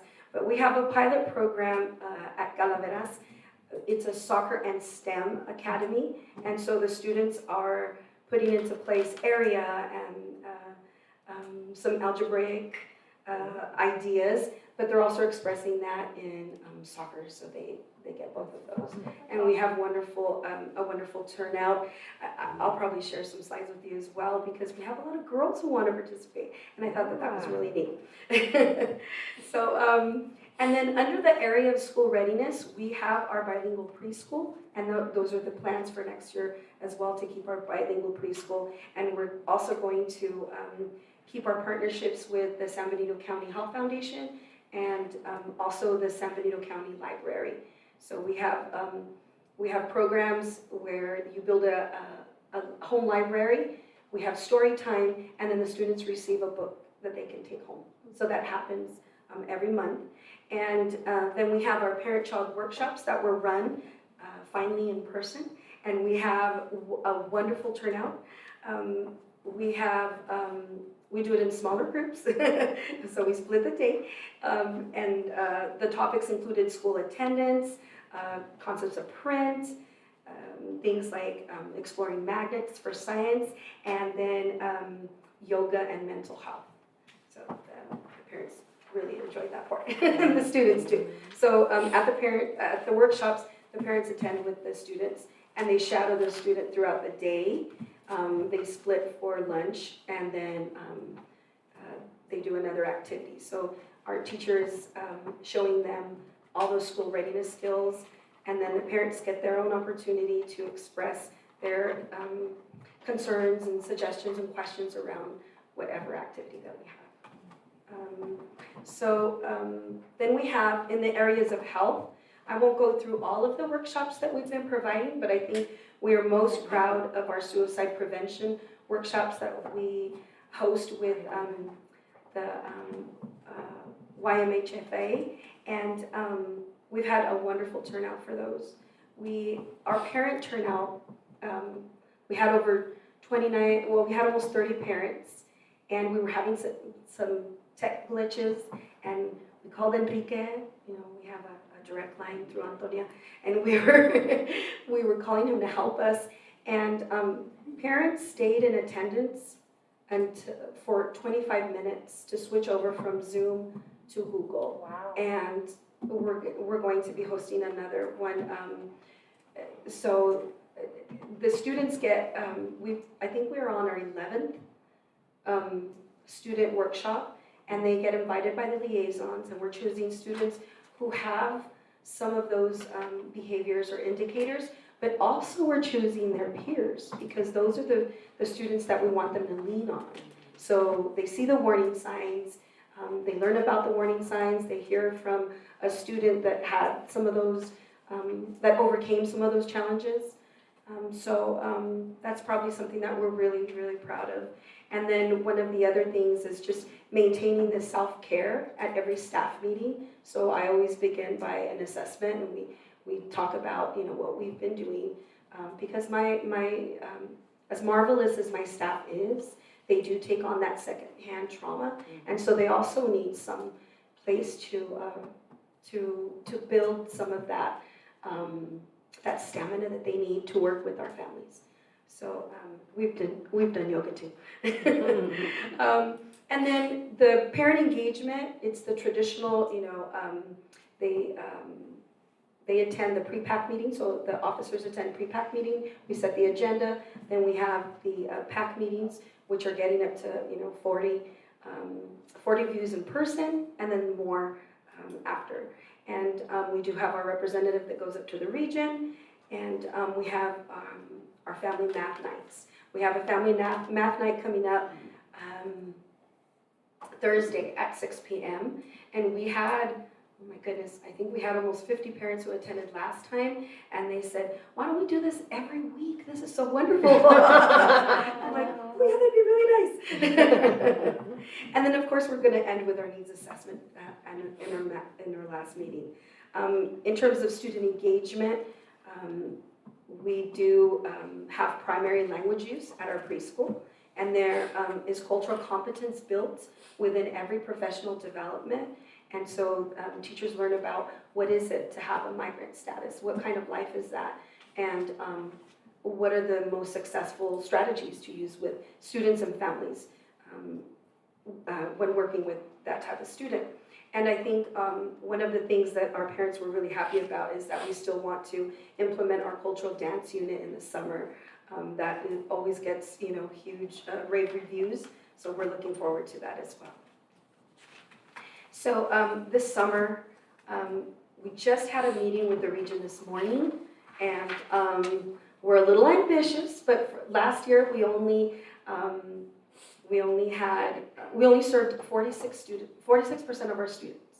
So if we're sitting at 764, our goal this summer is to serve 764. So we are going to serve 100% of our students, and we have our liaisons and our recruiter already in motion, thinking about if we know that the students are going to travel, if we know that the students are going to go, then we need to have a packet program. Just by the nature of being a migrant education program, we have to think outside the box, and we have to be really creative. And last year we didn't have, we've had all year to think about this, and we didn't have the participation that we would have wanted. Even during the time that we were online, we had greater participation. So we were thinking, what is it? So we are going to, again, keep the book nook. Teachers really love it, and the students as well. We're going to give the option of ST Math, and then if teachers want to incorporate Legos, boy, we have a lot of Legos. And this will be the first time that migrant education actually implements those in person, because we usually send those home. And then we also have the dance, which will, they're gonna love. We also will partner with Friends of the Library to keep our reading program going. And then we've already made plans to have vision screenings. So we're going to screen every student that attends and every student that doesn't attend. We actually have 3 events, 3 days in June, 2 days in July, and 2 days in August. So we're going to plan our vision screenings. We're also going to reach our P3s, which means as soon as the kids are 3 years old, they can count for our program. So we're going to actually try to hit the P3s through the 7th graders, through that packet program, and giving them some meaningful service during the program. We don't want any of our students sliding in the summer, so we will give them more work than they need for those 20 days. But we will give them the option of, coming to the school site if they don't want to attend the whole day, or they can't, because some of our students actually accompany their parents to work, and so they can't come every single day. And so one of the options is the packet program, and we just got that approved this morning. And so, and then 2 of the other opportunities that we will send our students to, there's a soccer camp in Morgan Hill with Major League Soccer players, and then the Walden West Science Camp. So our students will be able to attend either of those, whether or not they attend the school day program. So we're really excited about summer. We've actually been planning that for a while. So do you have any questions about this year's, do you say, Jen? Are you gonna provide like hotspots and Chromebooks for the kids that have to go away? So we did provide every single migrant student that was in our program a Chromebook, and for the preschoolers as well. And then we have, we've given out all the hotspots to the families that have requested one, but we do have a pool, we do have a bank of some hotspots. So if they go away, then they can use the Yeah, internet. so you'll make that aware that they can use that, good. Right, definitely. Any other questions, comments? I think it's marvelous. So, I love the fact that you're gonna try to hit everything. I told you we're ambitious. That is very ambitious. And, having, like you said, I think targeting, I know last summer, because the district offered summer school, for migrant, that just tanks your program, because, It was really hard to recruit. then it's hard to stay supplemental, right? Right. And so it just narrowed the window of really doing what we've done in the past. So I'm glad we're not doing it, because it just gives our migrant program, that opportunity to to really boost the program, right? And Right. offer all these things, because it's competitive, right? You're Right. pulling from a very limited resource of staff too, you know? Right, Because yes, again, yes. we're trying to pull to access, to provide the service, right? Right, We need right. teachers, we need classified, willing to come and work for us over the summer. Definitely. And we Um, could not compete with the per diem. We just couldn't. Right, Yeah, we right. just couldn't. yeah. It wasn't in our budget. It wasn't. So I am super happy that will, you know, be the case. And you know, I think our numbers are kind of plateauing in our area. They've gone down because I can see, you know, just from Right. our Just from allocation. 2018. Yeah, Mhm. our allocation, I think we've gradually kind of continued to go down. And it isn't a lack of recruitment or finding families, because I think the liaisons do an amazing job. Right. Three, you know, to be at all of our schools and be that connection, right, for our families, because I think that personal touch, the ability that they have to connect with our families. Antonia, you know, at R.L. Hardin, Emma, Becky, I mean, they're amazing women. They are. And They truly are. they love the program, they love our families, and would do just about anything for them, and they do. And they do. And they do. And the summer actually gives us 25% more funding than the regular year. So if a student attends, we get 25% more funding. So we could potentially reach that 1 million mark if we recruit and serve in a meaningful way every single migrant student over the summer. So that's why it's such a lofty goal, because we know that we can provide some of those supplementary programs and services that the district may not be able to do next year. So we want to throw our little, you know, penny in the hat as well. Trustee Toasty, do you have comments or questions? I Trustee just- Mark? Oh, I had a sec, yeah, any field trips? We're planning field trips in the summer. Yes, definitely. And I know that the preschool's taking a field trip to the library. They're going to the library, they're stopping at the park. Yes. Trustee Mark? Nope. Well, thank you for the presentation, great work.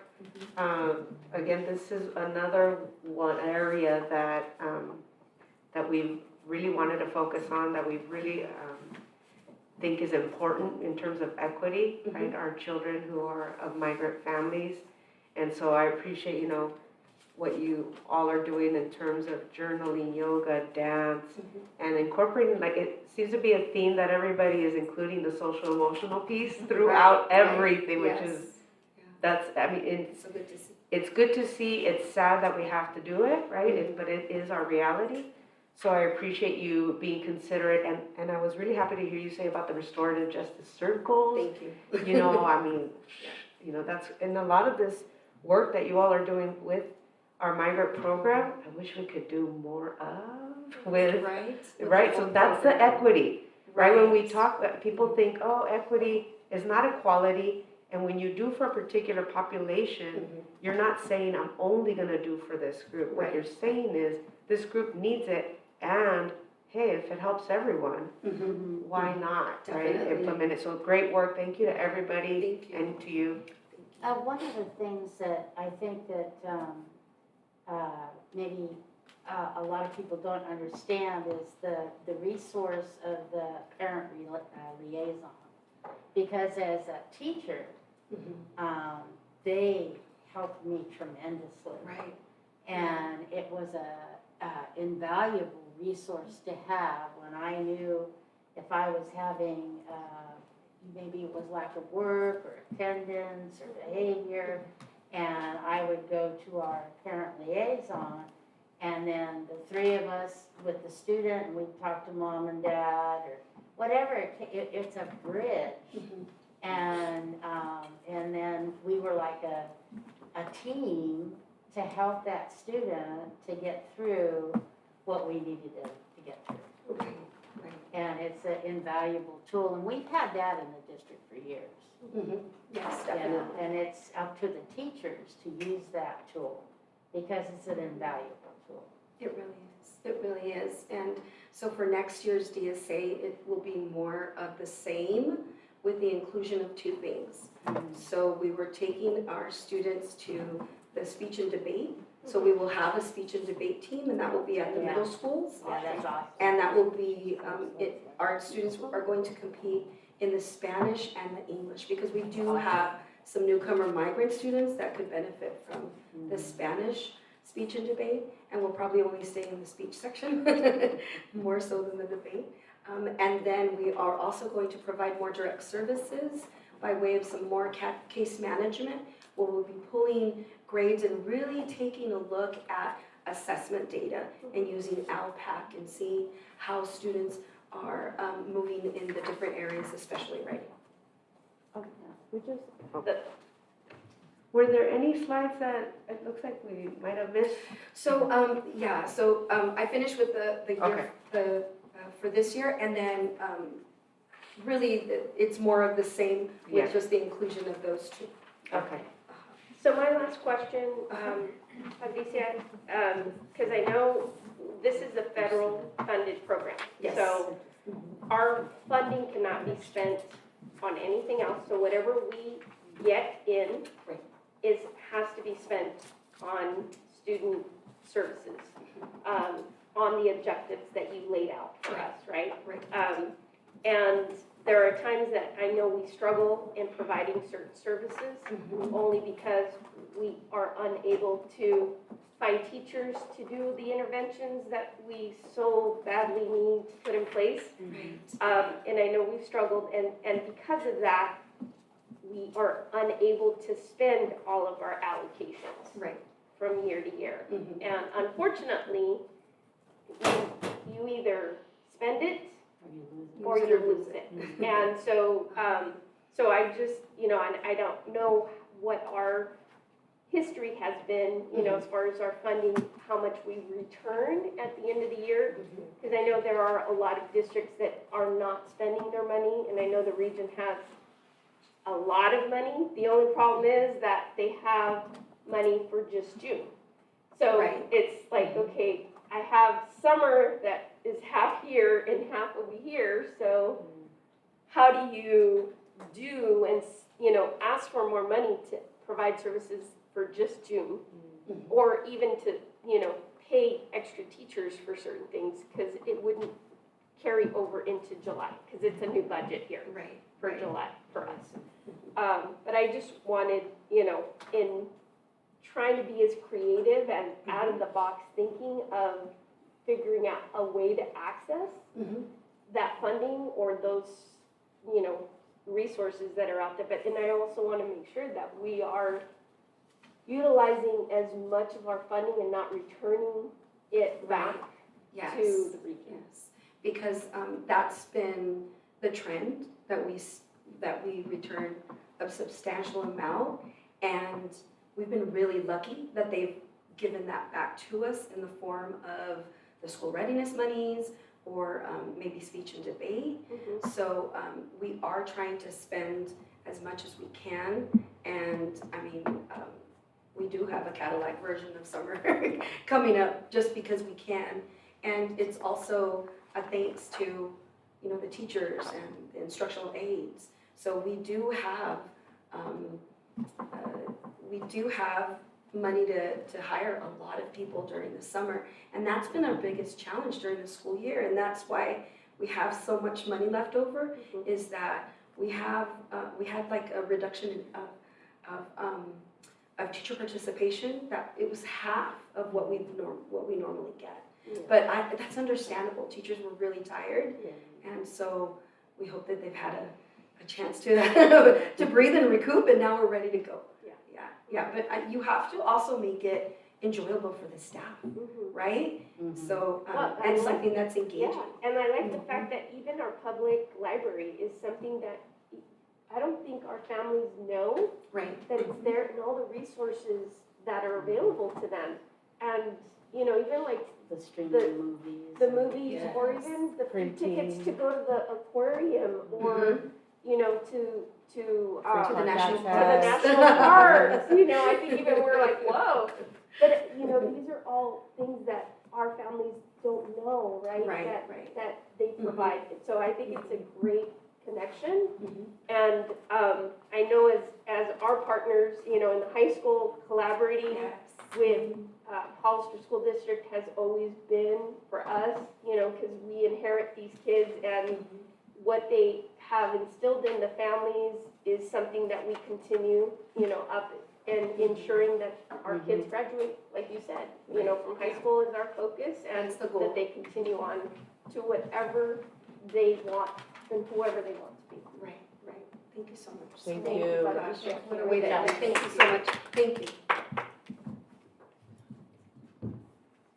Item 11D, report on RISE, Rigorous Independent Studies Education, and our speaker is Jennifer Miller.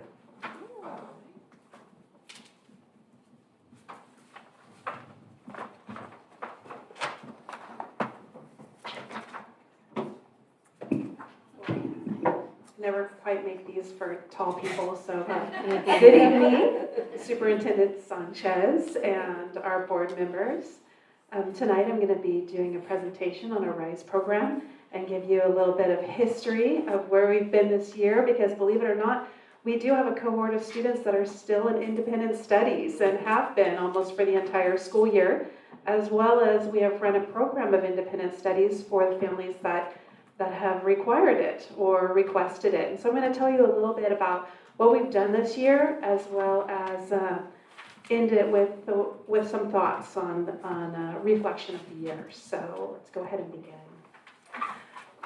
Just because we know that good teaching involves going back and reviewing what we already know, and I know that this presentation was already done and you've looked at this year, and a little bit different from what we did last year, we had to pivot and make some changes to our independent studies program because we were following the guidelines of AB 130, which required us to make some changes to the way that we were structuring the program.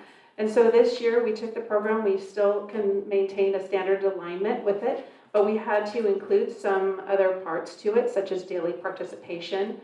We had to have a very strategic plan for progress monitoring, as well as a plan of what we would do if we had students that started to fall behind. Because as we know, in years past, in our experience with distance learning, we had students that sort of fell off and they weren't participating in the program. So we needed to have a way of ensuring that all of our students were participating. Another thing that we changed this year was we made sure that our students were part of their home school. And so in that, they were no longer disassociated with their school, but they were part of their school. In that, they were also part of all the programs that were provided by the school. For example, if there was a picture day, they're invited to the picture day. There's 8th grade graduation coming up here. They're invited to the 8th grade graduation, as well as all the activities that go along with that. And social emotional wise, we also have counseling that is associated with that, and the students still go to those schools sometimes for special education classes. So those are the program that you had learned about earlier on in the year, and that's what we did this year. And so let's talk about what the program did look like this year. And we had daily assigned classes that were based on the standards. So let me step back there, because I'm not sure that sentence really made sense, but our students all work through a program called Edgenuity. Edgenuity assigns a class for each one of the students in the areas that we assign: language arts, math, science, and social studies. Through that course, students receive all of the standards that they're supposed to receive in the entire grade level. So upon completion of that course, we guarantee that our students have attained the standards that they needed to learn for that grade level, as well as a student can't pass to a next part of the program without completing a test and passing an assessment. So it ensures that the students are indeed learning. So the one thing that we can be certain of and feel confident about is that the students that are in independent studies this year are learning. Another component of the program is that teachers do take daily attendance in the morning with the students. So they make sure that they're connecting with them every single day. That attendance is part of our ADA. We'll be talking about that a little bit later in the presentation. There's social emotional learning lessons that go on with the teachers. So here we are. It feels like every presentation, and you've mentioned that, we keep on going back to that the importance of social emotional learning and how we keep on making sure that we're spiraling that into everything that we're doing now, especially for these kids that are learning at home, because we don't know what their environment looks like, and we don't know where they are socially, because we can't connect with them when we don't see them every day at school. So it's really important for us to reach out to those kids and make sure that they're doing okay. Teachers additionally meet with the kids at a separate time to do grade level lessons and make sure that they understand the content that they're getting through Edgenuity.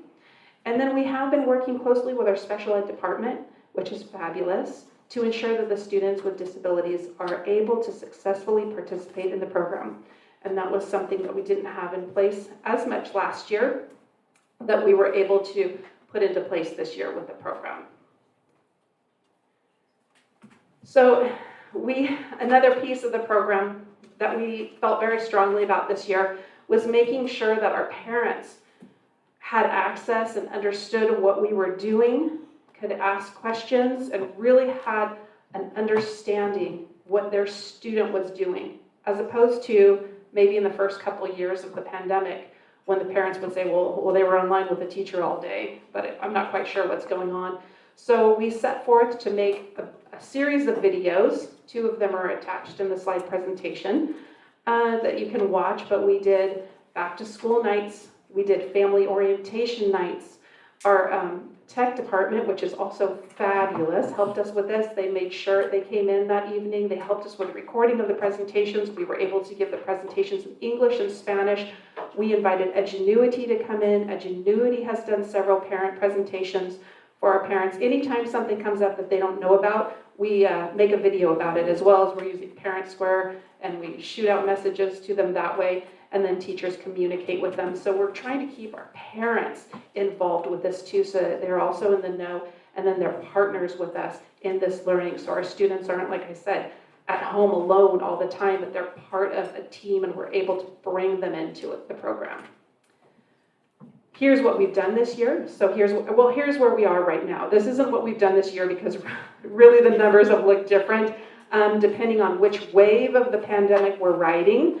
But right now we have 170, actually it says 77. We just got 2 new students, so it's 179 students. We have 1 TKer that's held in there the whole entire year. You can see we can have some kinders.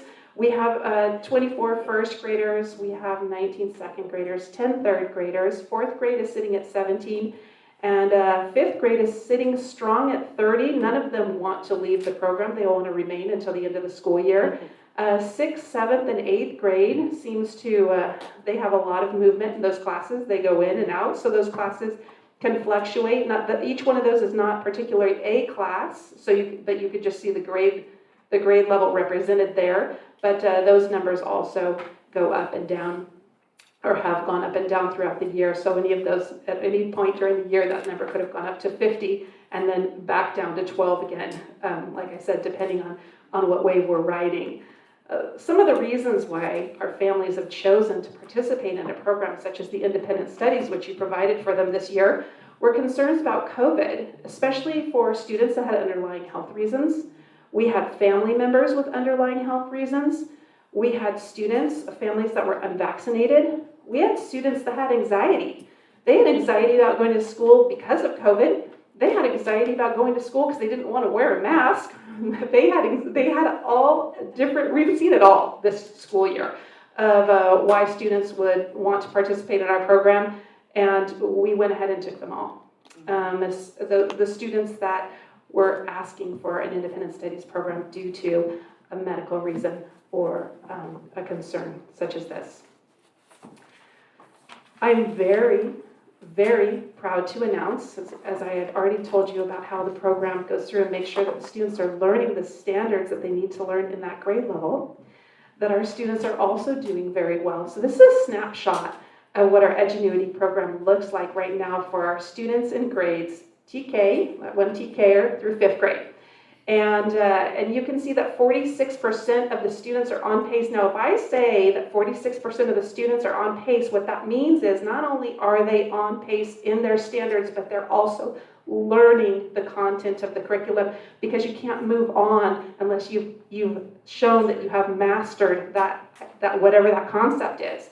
Now, our yellow little band there where it says 42 are only 0 to 20% behind, so they're really not very far behind. So when I look at this chart, what I see is 12% right there. That's what I focus on, okay? And we're going to talk about that 12%, but I know when I look at this, I say, okay, 88% of our students right now are doing great. 88% of them are in an independent studies program, and they are doing phenomenal. Now, we have a small fraction of students that we're going to focus on, and then that is what we've been doing with the tiered re-engagement. So the tiered re-engagement program is that program where we try to pull those kids back in and support them. And the first part of the tier is we meet with we meet with just a student and the teacher, and together they come up with a plan on how they're going to get that student back on track. And they make a SMART goal with them. And then they meet up with a student again a couple weeks later and see if they can't help them get on track and find out what's going on. For example, is it that you can't pass the quizzes? Is it that you haven't been online very much every day? Is it because you might have an app going on in the background instead of just Edgenuity? So the teacher sort of does some questioning, finds out what's going on, and then helps the student make whatever changes need to be made for them to be successful. After a couple weeks, if the student is successful, they're out of the tiered re-engagement. But if they're not, they go into tier 2, and at tier 2, they meet with a parent and the student and the teacher, and then together they come up with another plan, SMART goal, and give it another couple weeks and go back and revisit it. If that is successful, they're out of the tiered re-engagement, and if it's not, they go into tier 3. And then that's where it's the same team of people plus me, and we put a plan together that meets what we believe are the best needs of that student. And at that point, we can look at a student and say, hey, we need an SST, because they're really not, we've done these 3 steps and the student really is trying and they're not making it. So we need to reach out. We need to make a change to the education plan of the student, a special education student. They're not functioning very well in this program at this level. Let's adjust the curriculum. We're going to go down. Let's call an IEP and then take a look at the student. In addition, we might say, okay, what we're going to do with this student is, let's say we modified one of the classes. How would you do with your other classes? So we take each case by case and we see what it is that we can do to help that student become successful. And there are also situations where students are simply not engaged in the program. I know that's hard to believe, but it happens. Mm-hmm. And when that does happen, we find that students, when they're unengaged in the program, when they're not online every day, when they're not participating, then they are returned to in-person instruction. So that's the way the program has worked, and it's been very successful up to this point. Parents don't want to get to tier 3 re-engagement. They don't, and so, and most of the time when we do get somebody in tier 3, they do get out of it unless the student is adamant. And we do find that sometimes our students, because they're smart, they want to go back to school many times. And so they'll intentionally work it so that they do go back. In retrospect and thinking about what our program has done this year, I just want to give an amazing shout out over and over again to the incredible teachers that are part of this program. They have done what I've never seen in my entire life a group of teachers need to do. So let me explain what that looks like. When I say we have a revolving door, we had a revolving door this year. Students coming into the program and out of the program. We were surfing waves of the pandemic every 3 months. We had students wanting into the program, and then we had half of them wanting back into in-person instruction. So we were going back and forth. We started with 90 students and 3 teachers in this program. We went up to 230 students in 2 weeks. We had classes that had over 70 students in a class. The teachers were, they are troopers and they're amazing. They tried not to complain. They went through some stressful times. But they also understood, remember, this is when we were just getting back into school. And students were returning, and they're realizing right before they set foot on campus, I don't think I'm comfortable with this. I think I'd like to keep my student at home for a little bit longer. And so they did, and that's why the enrollment came up, and we had a very quick response to that, and we were able to get teachers immediately. Thank you for your support to that. And then now we're up to 7 teachers in the program, which is setting us at a regular class size. So thank you for that. We did have to react very quickly, but our teachers helped us maintain during that time with grace, dignity, and some good old-fashioned elbow grease. Edgenuity, we have found, is a very rigorous program. And it's especially difficult for middle school students, to be honest with you. And so that's another thing that we found to be one of our challenges, is just getting through that program with our middle school students and helping them get through that. I'm happy to say that we've served 177 students throughout the pandemic. We were able to, and this was a very difficult thing to do, although it doesn't sound like it would be difficult, it ended up being difficult, get our program into Aries so that we were nestled into the homeschool, which means that we collected ABA. And I look at Caroline for that because we know, and then back to Brandon, because it was not easy to get the schools assigned that way, but because of that, we were able to collect ADA for those students, which was really important and a change from the year before. A shout out definitely goes to the technology department, again, because they were able to provide the devices, they're able to provide the support, and then keep our program growing. So these students are learning at home right now because of our teachers and our tech department. And so that needs to be recognized. And again, and I say it over and over, how much I cannot say enough for these hardworking teachers that are out there, because even though we're back in the classroom, for most of you living, back to almost like what reality is, in this new reality, there is a cohort of people that are still doing this from home. They are still sitting at a chair, at a table, in their house, teaching lessons and correcting papers. And we know from the past years that this isn't easy to do, and they're out there and they're doing it right now. So that's a little overview of what RISE looks like right now, and what you've been able to provide for the students in Hollister School District this year. If you have any questions, I'll go ahead and answer.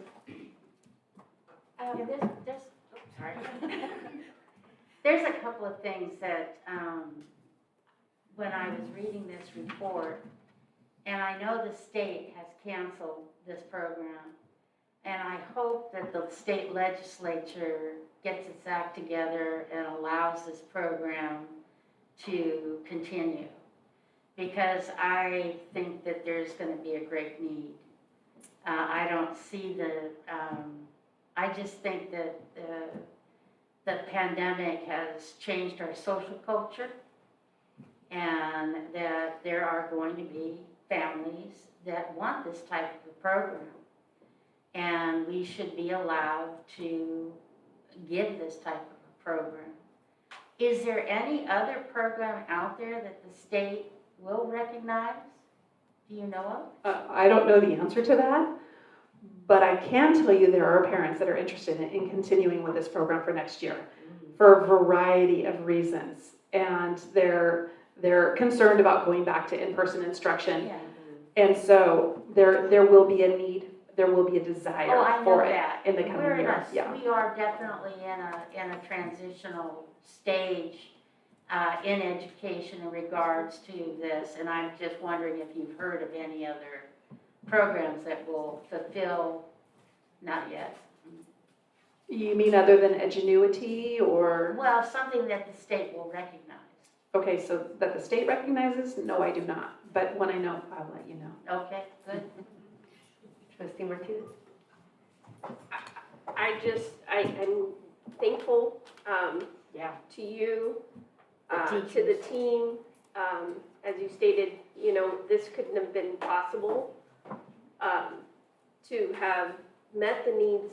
Like you said, you didn't turn anybody away. And I think that is just a wonderful thing, because we would have lost families trying to find other avenues, and we still might, you know, going to a K-12 online, you know, because if this works for their child and they're productive and ingenuity, I know it because they, you know, they offer this at the high school, so it is a very rigorous A through G, you know, program, and so I know when we started doing it here, I figured, oh my goodness, I didn't realize it transitioned down this way.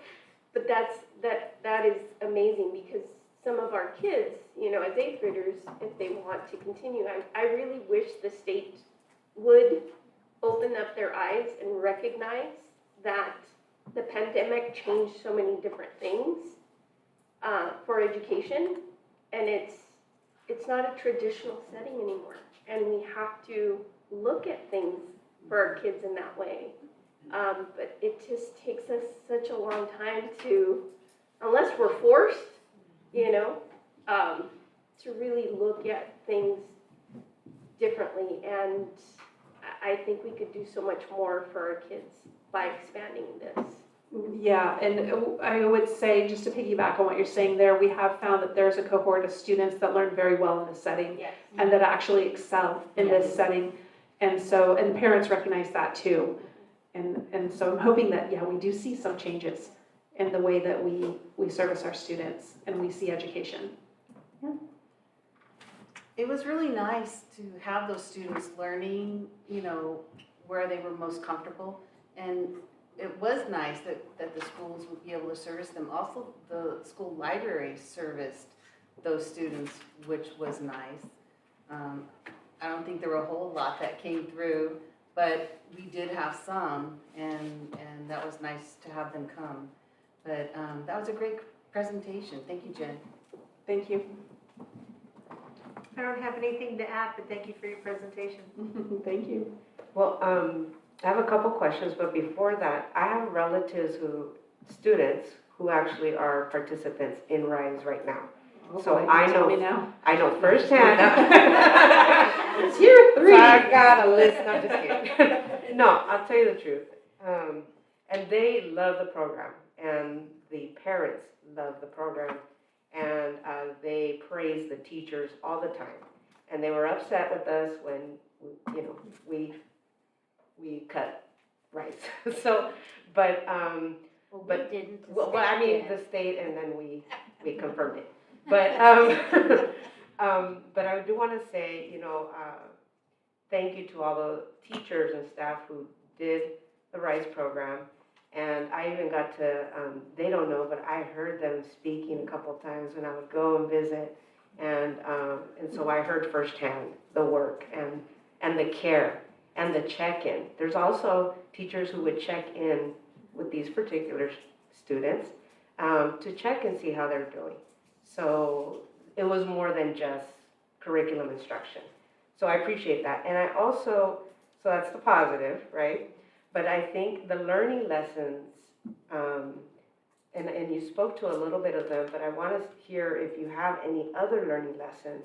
Initially, when we first did it, I know there wasn't that connection to the homeschool, right? And again, I heard it from my relatives. They were not connected to Picture Day. They were not connected to Spirit Days. They were not connected to anything going on at the homeschool. I think that was important for that social piece, which they're not going to get, right? And so, so that's one, I think, piece that improved this school year. But I think, you know, what are your thoughts, or has anybody talked about what could have been ways that we could have done better with that piece? Because they're at home. They're not talking, besides that screen time, right? Exactly. I know that first year was a really tough year. It was very challenging, and so I think it was enough for us just to get the program up and going that year. And so it was easy for me to come in second year, having seen the perspective and knowing everything that was learned in the first year. So I had that unfair advantage, of course. I think anytime you're in the first year jumping into anything new, such as this, you just have to jump in and give it a try. And you find out how it goes, and you realize as you go along, hey, we didn't set up the kids for picture day. We didn't set up these things, let's make sure that we get this in next year, which is what happened. This year, there was a lot of talk about, okay, how are we going to continue what we're doing, but then make improvements on it. But for the most part, it was also making sure that we were in compliance with the assembly bill, because that was very important to us to make sure that we were following those guidelines. In terms of how would we change this, how my ideas of how to change it or what I'd like to see, I would personally like to see a little bit more of mixture between distance learning and an independent studies program. So I want to see them connect even more with their teacher. So in an independent studies program, the student is very much alone in the program, going through every single day, doing their activities. But it doesn't lend to the students being able to connect with their teacher as much as they possibly could. And so somehow a hybrid between those two would be something I would like to see in the future, so that our kids are getting that connection while they're still at home. For sure, thank you. And I'm curious, we just don't know what could come down the pike, but if we were to do this again and just the reality of, COVID, we don't know. How many parents have expressed interest, number one? And the other piece is how many, if you know off the top of your head, if not, it's okay. So how many parents are expressing interest? And then the other is how many from the group that you had actually went to tier 3 of that 12%, or were like, I'm out, had to go back? Well, I don't know the exact numbers on that. And it really it really was case by case. Okay. And so each student was a different scenario. We did have a period of time when the program was being used almost as an alternative ed, and we definitely had to move away from that. We had, when we had a situation that was like that, students did go quickly through the tiered re-engagement and ended up returning to in-person instruction, so that was hard. I do have the exact numbers if you'd like to see those, but we do have several students. I would say of the students that get into the tiered re-engagement system, about 70% of them come out of the tiered re-engagement system, and about 30% of them get returned to in-person instruction, and usually it's something very, very extreme that causes them to get returned to in-person instruction. So we try to give them every possible chance and support them in every way so that they can continue with independent studies, because we know that they've just selected it for an important reason. Thank you. And how many do you think parents and students are interested? Oh, okay, so back to that question. I would say maybe about 40%, 30 to 40% would want to continue of that 177. Just because, it's important for us to know. You never know what comes down. Well, maybe we do an exit, you could do some type of an exit. Survey. That's a great idea. Yes. Okay, Can if we you'd do like to know that information, I I'm think sure we they would. would be more than happy to give me that information. Yeah, it could be as simple, Google Doc. are you interested? And then if they could even say, like, they could speak to what they liked about it and what. Or if the state approves, Right. would you re-enroll your student? I think that'd be valuable. Yeah, Yeah, I see I some would like value to in that, know. especially as we move forward as a district, and you never know, if something becomes available at a later time, then we'll understand what it is that our community might be wanting. But on top of that, again, because I know firsthand students who are going through this, they're already talking about the transition of going back. And there is, fear, anxiety, what have you. Are there ideas of how to thoughtfully transition these students back in person before the fall? Has that been even talked about? No, but do you have ideas of what that might look like? I'm thinking, kind of like, think about when all of our other students went back in person, right? And we did have this discussion of how to orient them back, even if it's like, them coming back a couple of days before or a day before, maybe showing them. Some of these students Haven't been on campus. never been on campus, right? If they're first grade, Yeah. or if they're a junior high. And so is there, maybe if you can look at, talk to whoever you need to think about one day orientation. It doesn't have to be that long, right? Come on campus, we'll show you around. Parent can come or whoever, show the classes, just to get them back. Because that's, to go from I mean, I've been talking to my relatives about, I'm not gonna say their names or ages or anything, but I've been talking to them about, you know, you're gonna go from this to a lot of people. So how, you know, just be prepared and, but is everyone having that conversation with the students, right? I don't know. So just something that. Yeah, we don't currently have a transition plan for students. They just return to in-person instruction. We do feel confident about them going back to the schools. We know that several of the students at the schools, just like the board is tonight, select or choose to wear their masks at school. And I feel like our students and our families feel very comfortable knowing that because they know that they can send their child to school and they won't be stigmatized for either one of those two choices. And so there's comfort in that for them.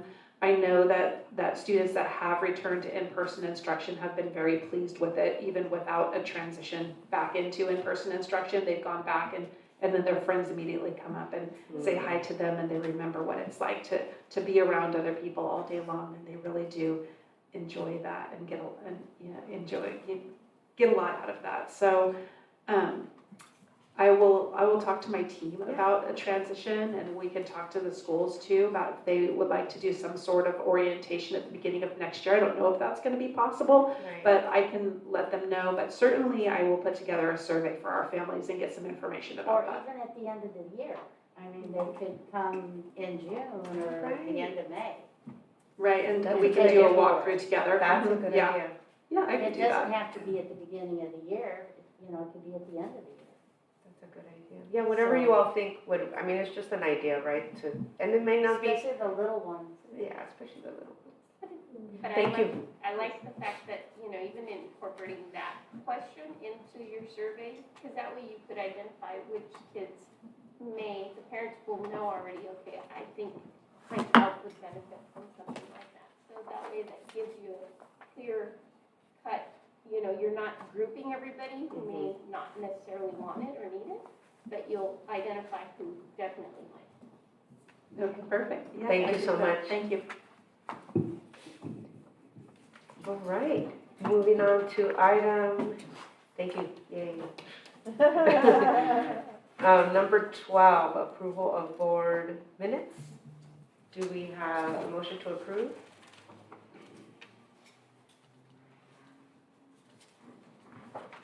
I'll make a motion to approve the minutes of, There's two. of 2/22 and 3/22 of 2022. I'll second. Any discussion? All in favor? Aye. Anyone opposed? Okay. And I forget, do we do item 13 consent? Yeah, no, we haven't done that yet. Okay. Do we have a motion to approve? So the only thing was tabling item, well, I made it at the beginning when we approved the agenda. I just wanted to Yeah, but refresh that's- everybody's memory that we are removing that one. No, but that's not in the consent, it's not. It's a discussion action Oh, item. sorry. You're right. The only, just for clarification, Superintendent Sanchez, item 13I was the items we got when we wasn't included in the packet. Correct? So, The monthly expenditure report? correct. And I don't want to debate it, was that an item that was given to us when we got here and not included in the packet? You're correct. Okay. And so the only suggestion or recommendation that whatever you did provide for us today, could that be included as the attachment for that item? Yes, as we discussed, moving forward, it would be something that we'd include. Okay. Are we able to, just a procedure, because I want to talk about that item. Do we do the motion first, second, then discuss? Can we do that? So you would have to pull one of the items right now Now? as a discussion item. So if you wanted to pull the I would item like to pull that. 13I for discussion. Yes. So at this point in time, if there are any items on the consent list that Right. you would like to pull to discuss, Yes. you need to do it now. I would like to pull actually item 13A and 13I.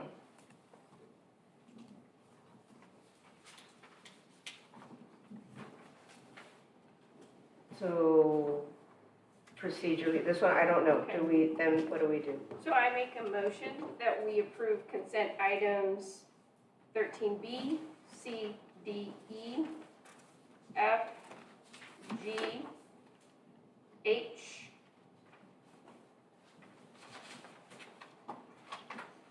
I'll second that.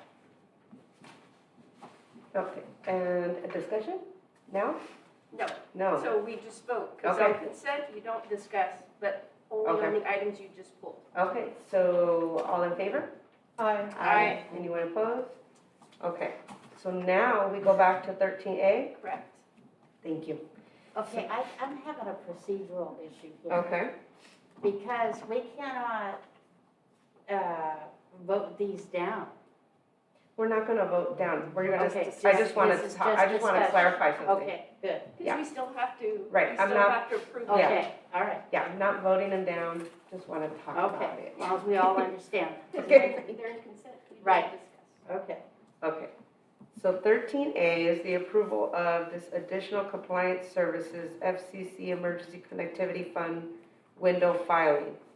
I also, there was a comment made earlier about this is $400 for the devices with the $9,000 fiscal impact, not to exceed $9,000. I also was like, what is this? So I did check in with our superintendent, and she did clarify, but I think it would be good if you could clarify for everyone. Absolutely.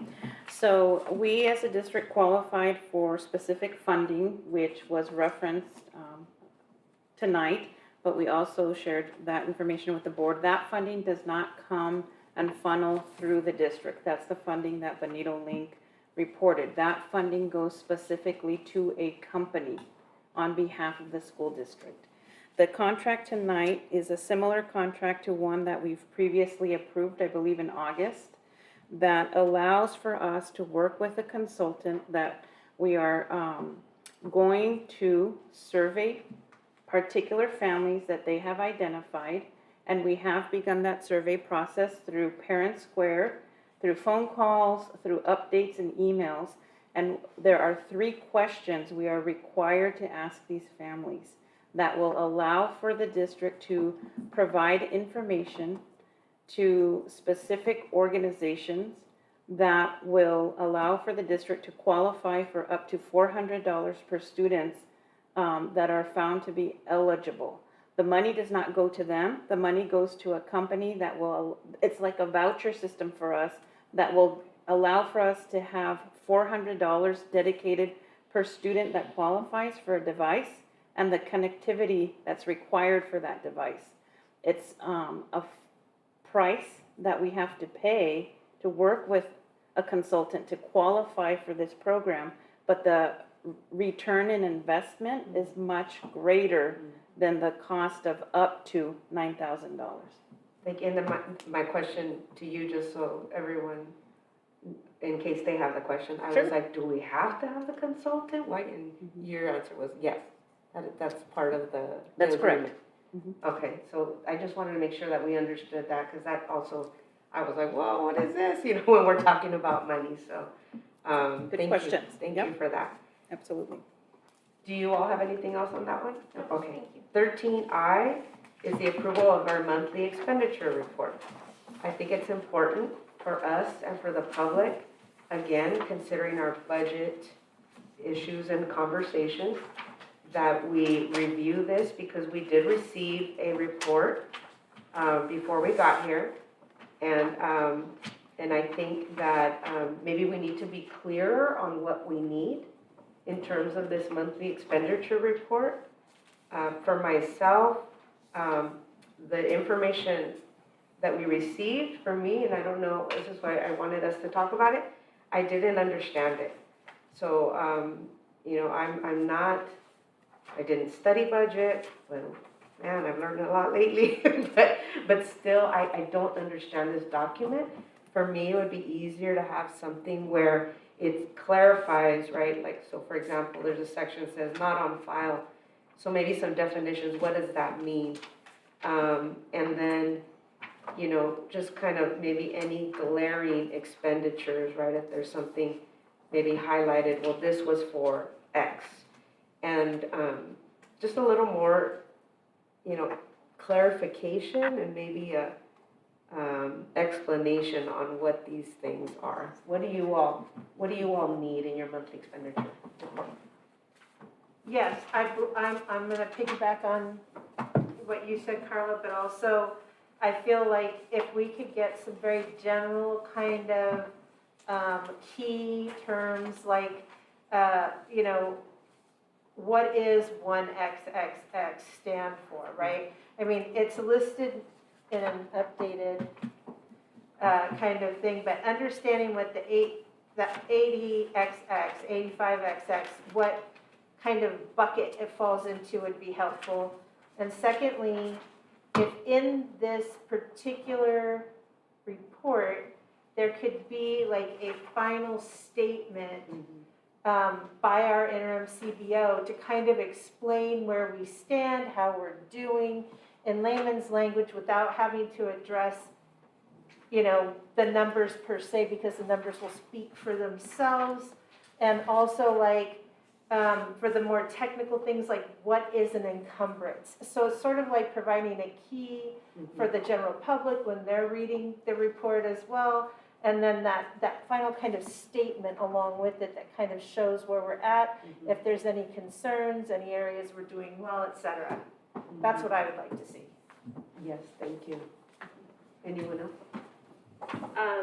For me personally, the second report that we received, the financial summary that was in it, I'm not sure if it was a different type of format, but it did give us more detailed information, which is what I think I was looking for, because for me, this I can understand, because it's very clear where the revenues were coming in from, and how much we actually received this month, how much we actually spent. And he does separate it out in unrestricted and restricted, but it is very clear for this month what our fund balances were for me. And I can show you both what that is, but this is definitely what I was looking for. Okay. This doesn't really give us any information, and I don't know, this really was not helpful for, I don't think any of No, us. I agree with you there. I'm just saying like the word encumbrance, you know, for someone who's reading it at home. Correct. To have sort of like those kind of layman's language, what does that actually mean, I think could help. Yes. But I do like this, the second Well done. document that we received. The updated. Okay. Trustee Chris, did you have Well, I noticed like on the, for the unrestricted, we have quite a few revenue lines. And then on the restricted, the revenue lines are much smaller. I know that we had questions about books and supplies. And we have two different, this is where it gets confusing, because we have a total in the restrictive of 1,218,170, and then on the unrestricted, we have a total of 836,139. And so, and we really don't know, we need to have those codes of what this is being used for. Because, you know, one of the questions that Hesta is asking us is that, what are we spending this money on? And this does not tell us that. So, I think we, if there's some way that it could be told to us how we're spending some of these monies, especially books and supplies, which seems to be one where, not the fault of our district, it's just something that school districts have misused over the years. We need to be more transparent about what we're doing in that budget column.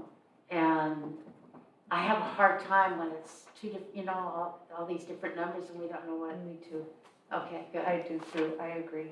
And I get, so I think even the columns for us as lay people, just understanding what this column signifies, what this column signifies. Me you too. know, Totally. And really, again, we're not, accountants, and we're definitely, but again, we are the people that are having to make the tough decisions when it comes to what is in our budget. And if we don't understand it on a monthly basis, then we really won't know with Well, it's not fair to any our parents, definitive assurance. I don't, anyway, can never say to someone if I was asked, how do you know?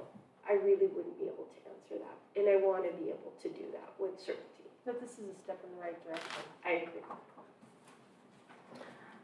May I clarify? Yes, please, Okay. thank you. So it sounds like the board would like perhaps a presentation on how to read the budget reports and the new budget report, and perhaps how to correlate it to the monthly board warrants that have been appearing on the board packets. I think that will help us explain and match the different expenditures, and to look at specifically in the new report what the different columns represent and what the actual amounts of the activity to date mean and what the encumbrances mean. An encumbrance is a burden to the budget. It means that potentially there's going to be something coming down the pathway there in regards to expenditures. However, we can for the following month, instead of having it in consent, I think it would be good to have a presentation to the board. We could have a cheat sheet in regards to how to identify which object codes. So we're getting there, slow but sure, we're getting there. Which object codes, like the 1000s, always are certificated salaries and, so on. And I definitely understand budget is its own language, so we will work towards making that clear so that we have a better understanding as a team. Thank you. Absolutely. And then also in our last meeting, we had talked about the April revenues that come in, the tax money, but I don't know if that's something that's not gonna be, obviously not presented, but how do we know that number? Or is that something that maybe we can get included in the presentation next month? For May, and do I have to request that at the end? Yeah, because this is looking at March. Right. So It's a we're month behind. Okay, so we're okay. Next month, we'll see April's. Okay, And you'll so see then we'll that, see. yeah, you'll Okay. see that revenue coming in for property taxes. Okay, and then, can I ask a question about, are funds being frozen at school sites? So we have stopped non-essential expenditures, which is something that we've talked about all year. And in particular, as we move towards the purchase order cutoff date, we simply moved it up to, I believe, right around April 1st instead of the 3rd, 4th week of April. What is considered non-essential? I would say, for example, if we are trying to buy items that we perhaps have on site right now, but maybe we want to buy for next year, that potentially could be looked at in the near future. We also looked at making sure that sites were absolutely utilizing funds for this cohort of students. And that goes along with what I just said. The money, the revenue that we have right now is for this group of students. Any end of the year type of celebrations, any end of the year promotions, any staff type of recognition, student recognition, trophies, all of that continues on. We're not impacting instruction by freezing the spending on April 1st versus April 21st. Right. Okay. Because I think my only concern was that every site is given a budget. And that, to me, was accounted for Already. in our budget. Right. So I think my understanding was we were looking at people, and I get that we were trying to be very conservative, but if that was already budgeted for the sites, that's money that they are anticipating utilizing to the very end, and they had a purpose for those things. I wanted to be clear, did we take that funding away from them? Because I hope we didn't, because that wasn't my understanding of, or intent, that they be allowed what they were allocated to the end of the year. Good question. We have not recaptured funds. We've not talked about that, and we have not exercised that at all. What we're talking about is looking at spending, and I'm not talking about, to me, there was the conversation, School X said that they did not have soap in their student dispensers because they didn't want to spend, or they assumed they couldn't spend. It's not that. That's extreme, and that's not at all what we ever talked about. What we talked about is if perhaps there was the desire to use specific funds to fill up the supply closet for next year instead of using it for this year. If there's specific funds that are categorical at the sites that could not be used, for example, they could be used for student recognition but not for staff recognition, or so on. Assembly's okay? Assemblies are good. We're approving assemblies. However, we do have the annual purchase order deadline that I think has already passed. Right. But that's just, we're That's conducting, standard. That's that's every standard. district. We're Yes. conducting business as usual. Yes. So soap in the bathrooms are okay? Yeah. Okay. That's essential. Right. There's one thing that has always been kind of an oxymoron in regards to school spending. And it's when you're not allowed to carry over. And I hope we're not doing that, because what that does is when an administrator has said, okay, there's no carryover this year, so what does that mean? The school spends money because there's no carryover. But they can carry it over. Well, I'm not sure. Can That's they? the question I'm asking. Is there going to be, are the schools allowed a carryover? Because when you say there's no carryover, then schools go out and shop. Is that up to the board, or how does that determine? Well, this has been a decision usually made by the business department that is directed by the superintendent. Right. So, what I'm saying is that I think it causes frivolous shopping. And that's why I called it an oxymoron, because I think that schools should be allowed to have a carryover, unless we can't pay our light bill. I think that if a school is incumbent on being able to, have a carryover, and I know that some schools every year spend too much money. And I know that is true. And I also know that some schools are very diligent and they don't. So don't penalize the schools that know how to do a budget. That's all I'm saying. So that's a fair point. I think that that's a discussion that is beyond tonight. Yes. Because one topic I do want to remind the board is that there are specific funds that this year we utilized to cover salaries. Right. One of which was unrestricted lottery that was a carryover from last school year that we had. And that typically went to the school sites, unrestricted lottery. We are one of the few public school districts, I think, that are just assigning that to the school sites instead of covering certificated and classified salaries. So when there are best practices that will help our systematic deficit, I think that it would be very prudent of us to consider those practices and perhaps adjust our own practices, which might mean that that will not be carried over if we need to use it to cover salaries. Okay. So more discussion on that. Yeah, well, I guess as long as we're open and above board Of about what course. we're doing, because I have seen through the years, it's caused, you know, oh God, we gotta hurry up and spend this money. Right, So. absolutely. Okay, Good thank points. you. So now I make a motion that we approve consent item 13A and 13I. I second. Any more discussion? All right, all in favor? Aye. Anyone opposed? All right, moving on to 14, we have discussion on Hollister Prep School update and proposed facilities project, and our speaker is Kevin Sven.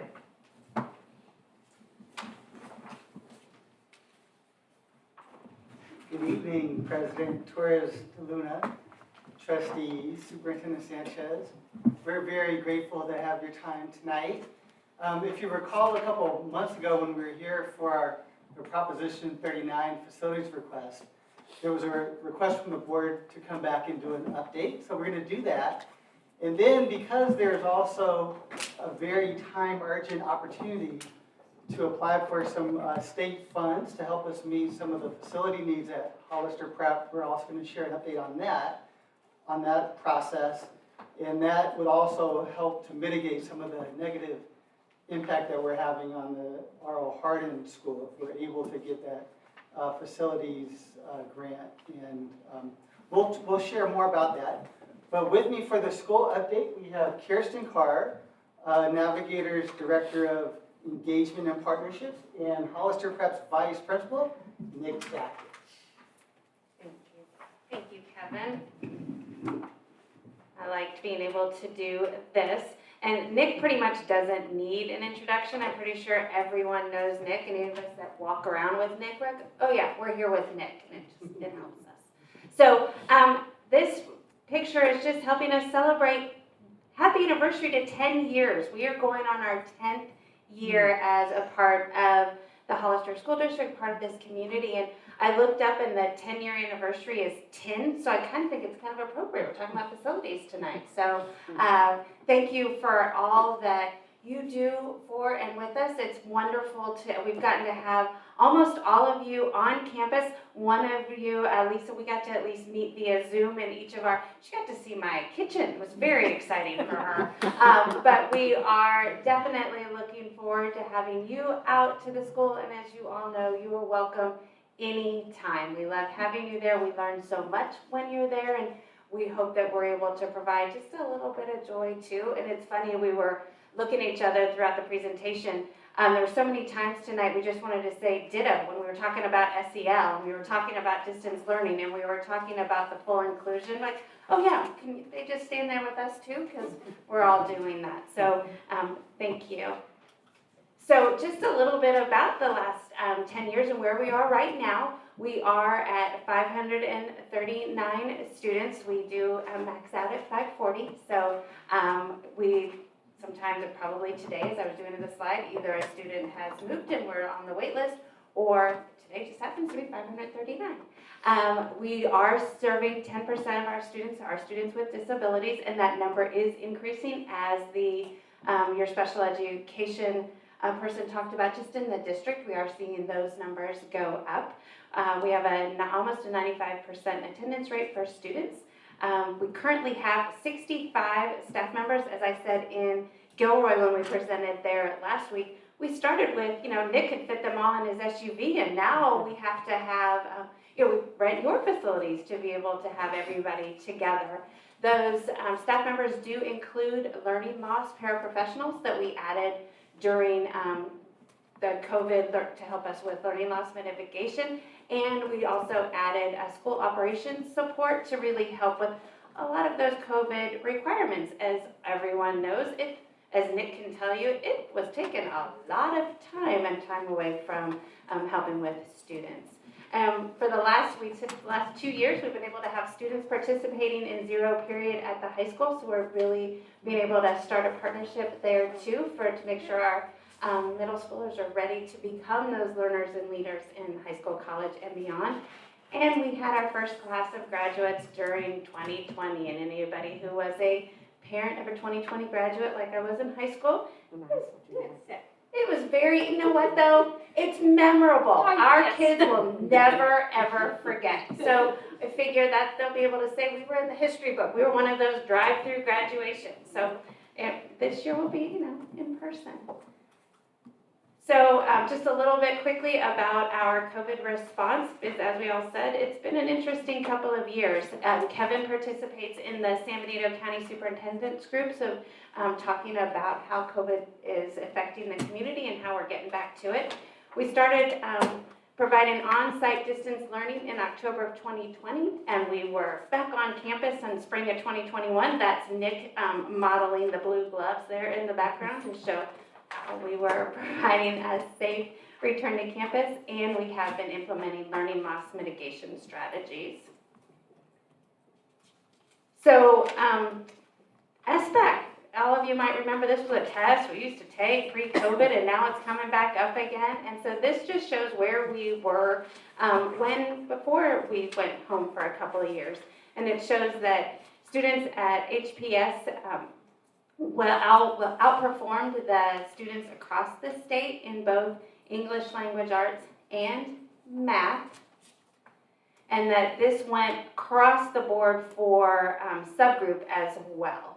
So you're just able, and as you can see here, this happens to be a slide that can cause a little bit of inter-school competition because HPS outperformed GPS.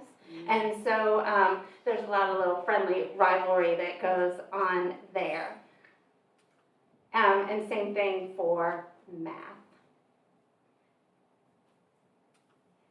And then because things are different, we are looking at 2022 not being 2019. This shows what we are predicting based on our STAR test this year. So you can see that we're getting close to where we were in 2019. Close to, I know, only counts in horseshoes, so we really are, we're working to ensure that we do get to there and surpass it. And the same little bit about for our students who do qualify for free and reduced lunch versus those who do not, and again, kind of where we're focusing and the fact that state and Hollister Prep School. So we do know there's a gap, but we're working on it. So I'm gonna let Nick talk a little bit about our social emotional learning metric. I think you guys should probably get a nickel every time social emotional learning was mentioned tonight. And I don't know what you could have bought with that in these days, but it definitely is a theme throughout education. And so as you can tell, our numbers are rising. So Nick, you want to talk a little bit about what we've done at the site? And then after that, you guys don't have to hear me anymore. You're going to go to Kevin after Nick. Thanks, Kirsten. Good evening. Yeah, I did want to speak a little bit about the social emotional learning, the word of the night. There's a number of things that we do at Hollister Prep that we feel builds community and relationships. It starts first thing in the morning. We do something called morning message. It's basically a school-wide assembly every morning. We sing our Navigator song, give some positive shout-outs to individual students, classes, whether it's regarding attendance, academic progress, things like that. Students then file into class after, and we go into something called Strong Start. That's about 10 minutes. Teachers focus on breathing to calm students into class. There's a community building activity that they do there as well. It could be a simple game that they have up on the screen that the kids are doing together and partnered. And then they end it with goal setting. So that's, I want to set my intentions for the day. Usually it's focused around the castle of competencies, those are the SEL competencies that are provided by the state that we're working through. And then from there, that's kind of our daily routine to start the day. We do basically have a weekly lesson that we go through. That's our SEL program. We use PATHS, which is promoting alternative thinking strategies for K-5, and then second step in middle school. So we do those lessons weekly, along with an SEL survey at the same time. So that allows our teachers to collect data from students. They kind of rank, hey, how's your week going, kind of 1 to 4. Obviously, if they see a low mark on there, they're going to check in with that student. So it helps us see things that are going on that we might not see had we not have that survey. So that's helping us build relationships as well. We do quarterly surveys as well around student self-efficacy, self-esteem, self-awareness, things of that nature. And that's through a program done by Panorama. That's one of the preeminent survey providers for that kind of data. So we use them. That kind of helps us create school-wide initiatives and action steps around that if we're seeing something along that data. Huge shout out to our counseling team through all of this. We're so fortunate to have them. They actually run small groups that they focus on specific social skills. So they may see some of that data within that Panorama survey or something that's come through on that SEL survey data that they're seeing a trend on, that weekly survey that goes out.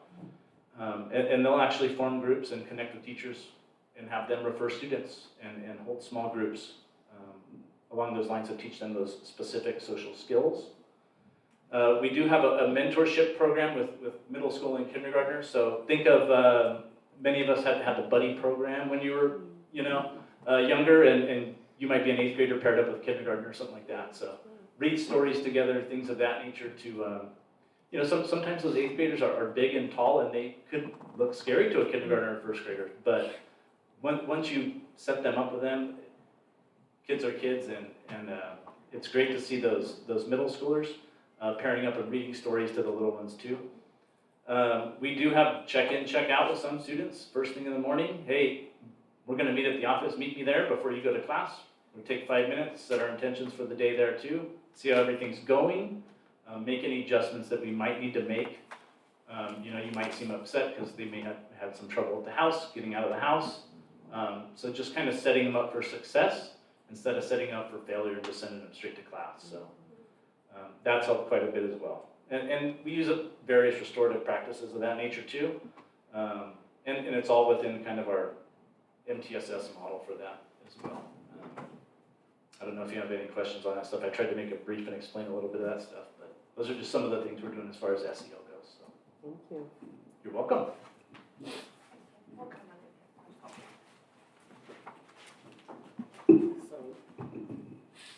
MTSS is multiple tiered systems of support. I know we have lots of alphabet soup, so I'm going to share a new one, OPSC, Office of Public School Construction. That is the agency that has released the Prop 51 grant, a second round of it for charter schools that we're hoping to have your support to apply for. I'll share a little bit about what the needs are now. As you know, Hollister Prep utilizes portable classrooms on the north side of the campus that is near South Street. And then we also are using 7 portable classrooms on the south side near the fields on R.O. Harding. And we know that using those 7 portables does put a strain on R.O. Harding. And that over the next several years, there's going to be an increased need for R.O. Harding to be able to utilize those portable classrooms. Furthermore, looking down the road regarding the portables that are on the north side of the campus that Hollister Prep is currently using, most of those are pretty old. I think our kindergarten used to be the district office. I don't know how long ago that was. That was a story I heard. And so, just thinking longer term maintenance needs, replacement, or, repair costs and so forth. The grant does provide a great opportunity to replace those facilities. Another big need is addressing the traffic flow, particularly at drop-off and pickup. So those are some of the needs. Now, you may recall about 5 years ago, we worked with the school district to partner on applying for Prop 51. Now, Prop 51, at that time it was passed by voters in 2016, there was a $500 million set aside for charter schools. So we went after it. We had the district support. We had a facilities use agreement, and we had a very high priority point on the application, 131 points at the time, but it did not get funded because at that time, Hollister in that category, and it was considered the suburban category for school facilities at that time. And that was the most competitive pool of funds. There was another charter school that was in a rural area, not too far, in Morgan Hill, that had a score in the 80s, and they did get funded because that pot of money didn't have as much competition. So we are very thankful that this next round, we would be considered the rural category. So our chances would be better. Just a couple quick slides. So as you see, on the left side, that's an aerial just showing the R.O. Harding campus and Hollister Prep is towards the top. And then on the right side, this was an attachment in our Prop 39 facilities agreement. And it shows those 7 portables down at the bottom of the screen that we're utilizing. So is the dark blue what you're saying you currently house right now, So, or you would yeah. want to house? So right now, so the way this visual is, the dark blue that we are in are only covered with those green dots. So those green dots show the space that we have. So we're not using all Oh, I see. the portables on the bottom, just the 7 to the right. And then if you look at the top of the screen, currently there's a few portables that border South Street, one that's used by the county medical therapy unit, and a couple that are used by Go Kids. So those are other agencies that are using those portables, but that is part of the district property. And this is what we used as a proposed site plan 5 years ago, using all that space that also includes that part that borders South Street, where the county program and the Go Kids program was. So, or it is. And back then, there was the plan that if we were able to get this grant and get the funding, that the space would be made available to build out the site. So this is what we were looking at a few years ago, the different architect, just hot off the presses. We had a new version of the plan that, what I like best about this plan, and right now it's very preliminary, but this is a site plan that adds a multi-purpose room, as well as a servery on that same part of the campus. We're able to do that by going 2-story on the classrooms on the right side. So those classrooms that look like they're floating on top of the houses there, that's actually the second floor. That would be on top of that bank of classrooms on the right here. So what this would do is it would alleviate the sharing of the multi-purpose room, as well as providing a servery, so it would also make it easier for meeting the lunch and breakfast needs of our students. So I know with our city, there's times that, and I don't know what restrictions we have, but as far as zoning, where we can place 2 stories and where we can't. You know, residential's, there's restrictions to you being able to go 2 stories or not. But have we checked with city zoning to ensure that we could move forward with this design? Not at this point. So at this stage of the process, what we need to show, this is actually pretty well advanced for the purposes of the grant application. And that's because our architect is being generous with his time right now. Our hope is actually that we would be able to acquire those few parcels right behind the school, that border R.O. Harding. So right where that second floor is floating, we're hoping that we're able to apply for funds to also include site acquisition. So that could be 1 story, which would be a lot less expensive. But for the purposes of the application at this stage in the application process, It actually helps us to show 2 stories because there's additional funding if it does go 2 stories. They have an allocation for an elevator and a couple other things associated with going 2 I stories. would think so, yeah, because I mean, you're going to apply for a grant based on your design, so Right. your design is more elaborate than Yeah. a standard one that we had last time. Correct. At this stage in the process, the allocations are made really on a per pupil formula and some other complicated factors. So they do an allocation or an encumbrance, not quite an encumbrance. They do an allocation and then it's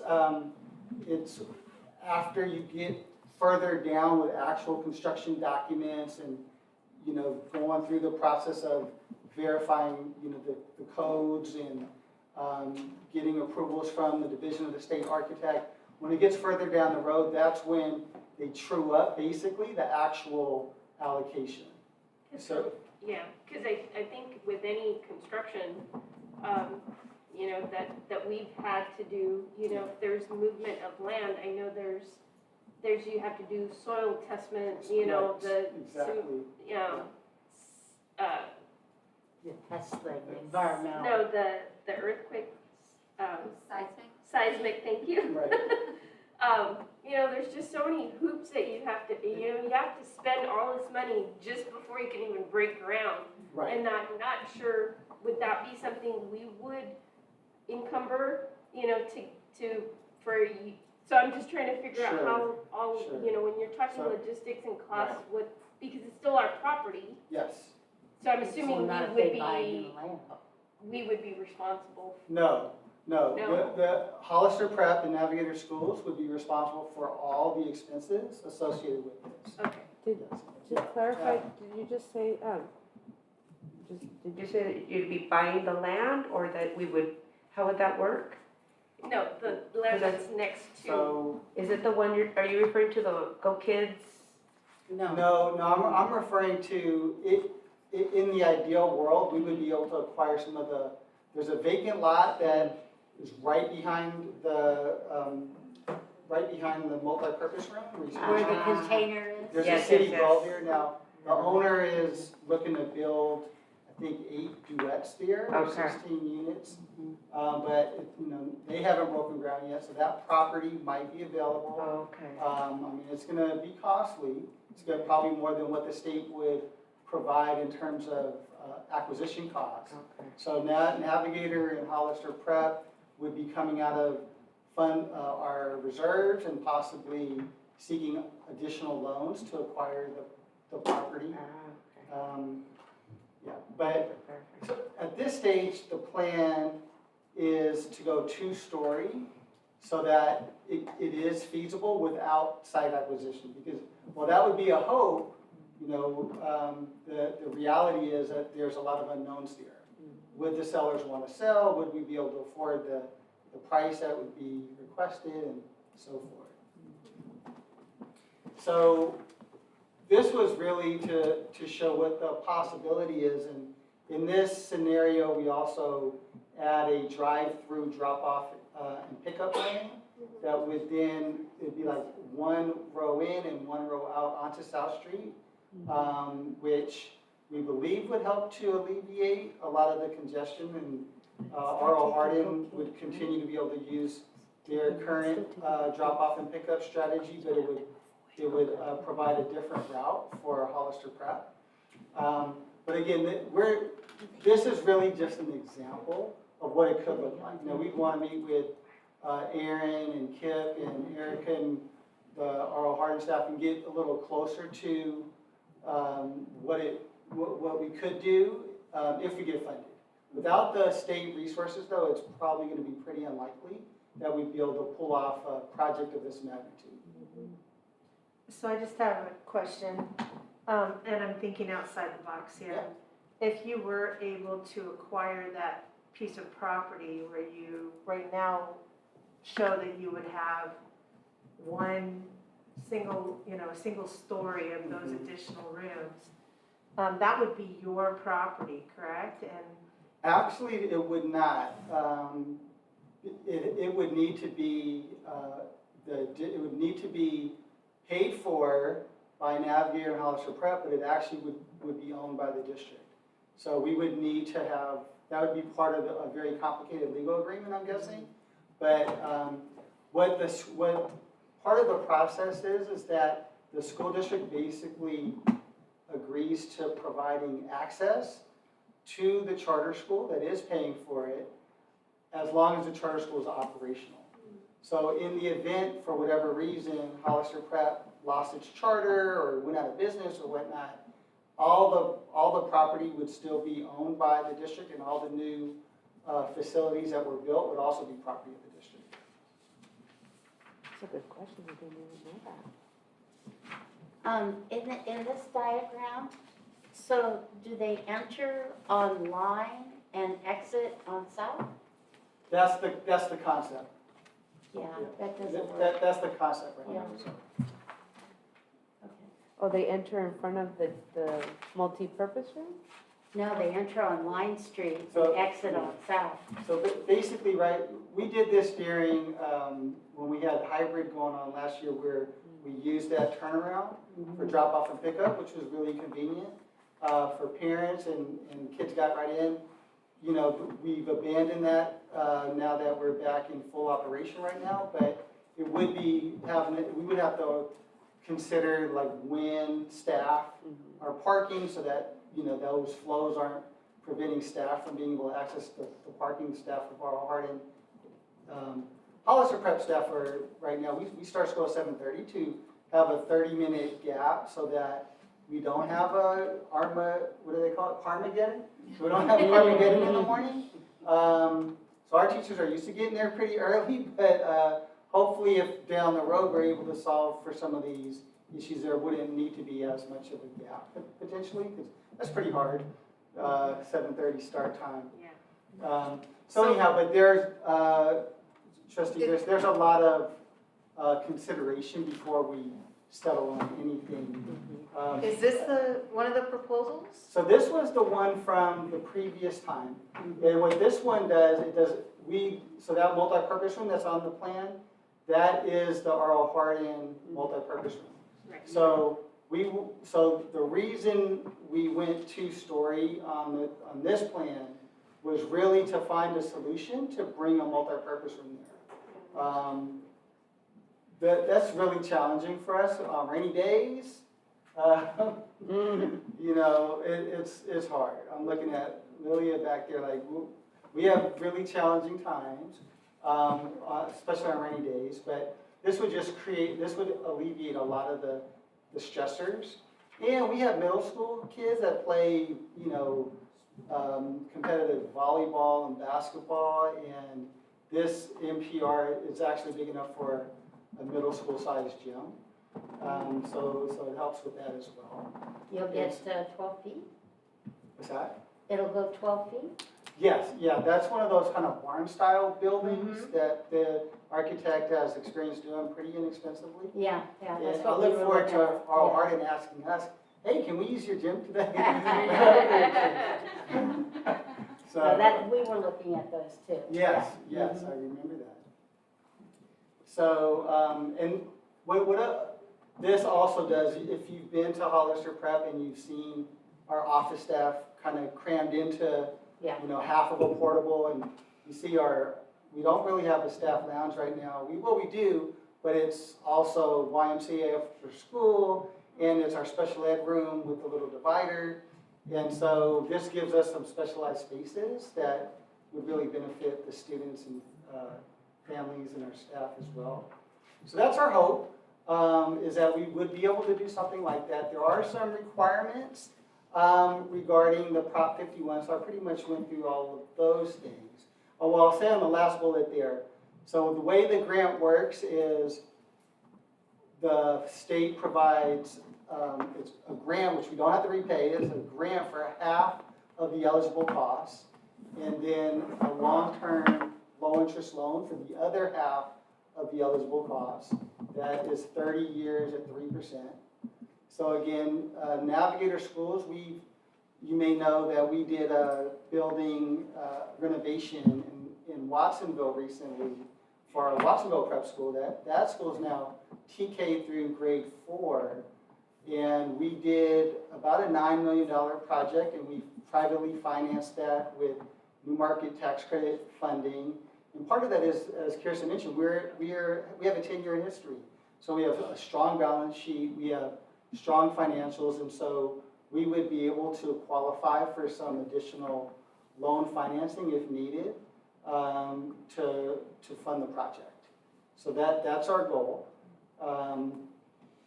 And some of the requirements. So the applications are due June 3rd. I mentioned the use agreement. We had one last time. This doesn't really need to be like a very sophisticated legal document, because those will follow if we get funded and the project moves forward. This is really almost like a common understanding that the district is supportive of the charter applying for these funds and generally supports the use of the space in that way. So it doesn't really lock you in, but it gives the state enough assurance that the project is likely to go forward. Relatedly, the reason there's another round of this is because while they allocated $500 million, about $100 million, or $96 million to be exact, didn't actually get utilized because the charter schools weren't able to deliver on the project. Maybe it fell through with the district they were working with. Maybe they decided to go to a different site. Or maybe they just couldn't meet the timeline requirements that were part of the grant application. So that's why they're having this another round to fund those, allocate the remaining $96 million. So bullet 3 just mentions that we have to notify the district. So the superintendent included that in your packet, the 2 letters that we provided. And there's kind of a procedural matter that is required for there to be verification of unhoused students that the project would serve. And so last time around, that resolution was passed, and it was for 0.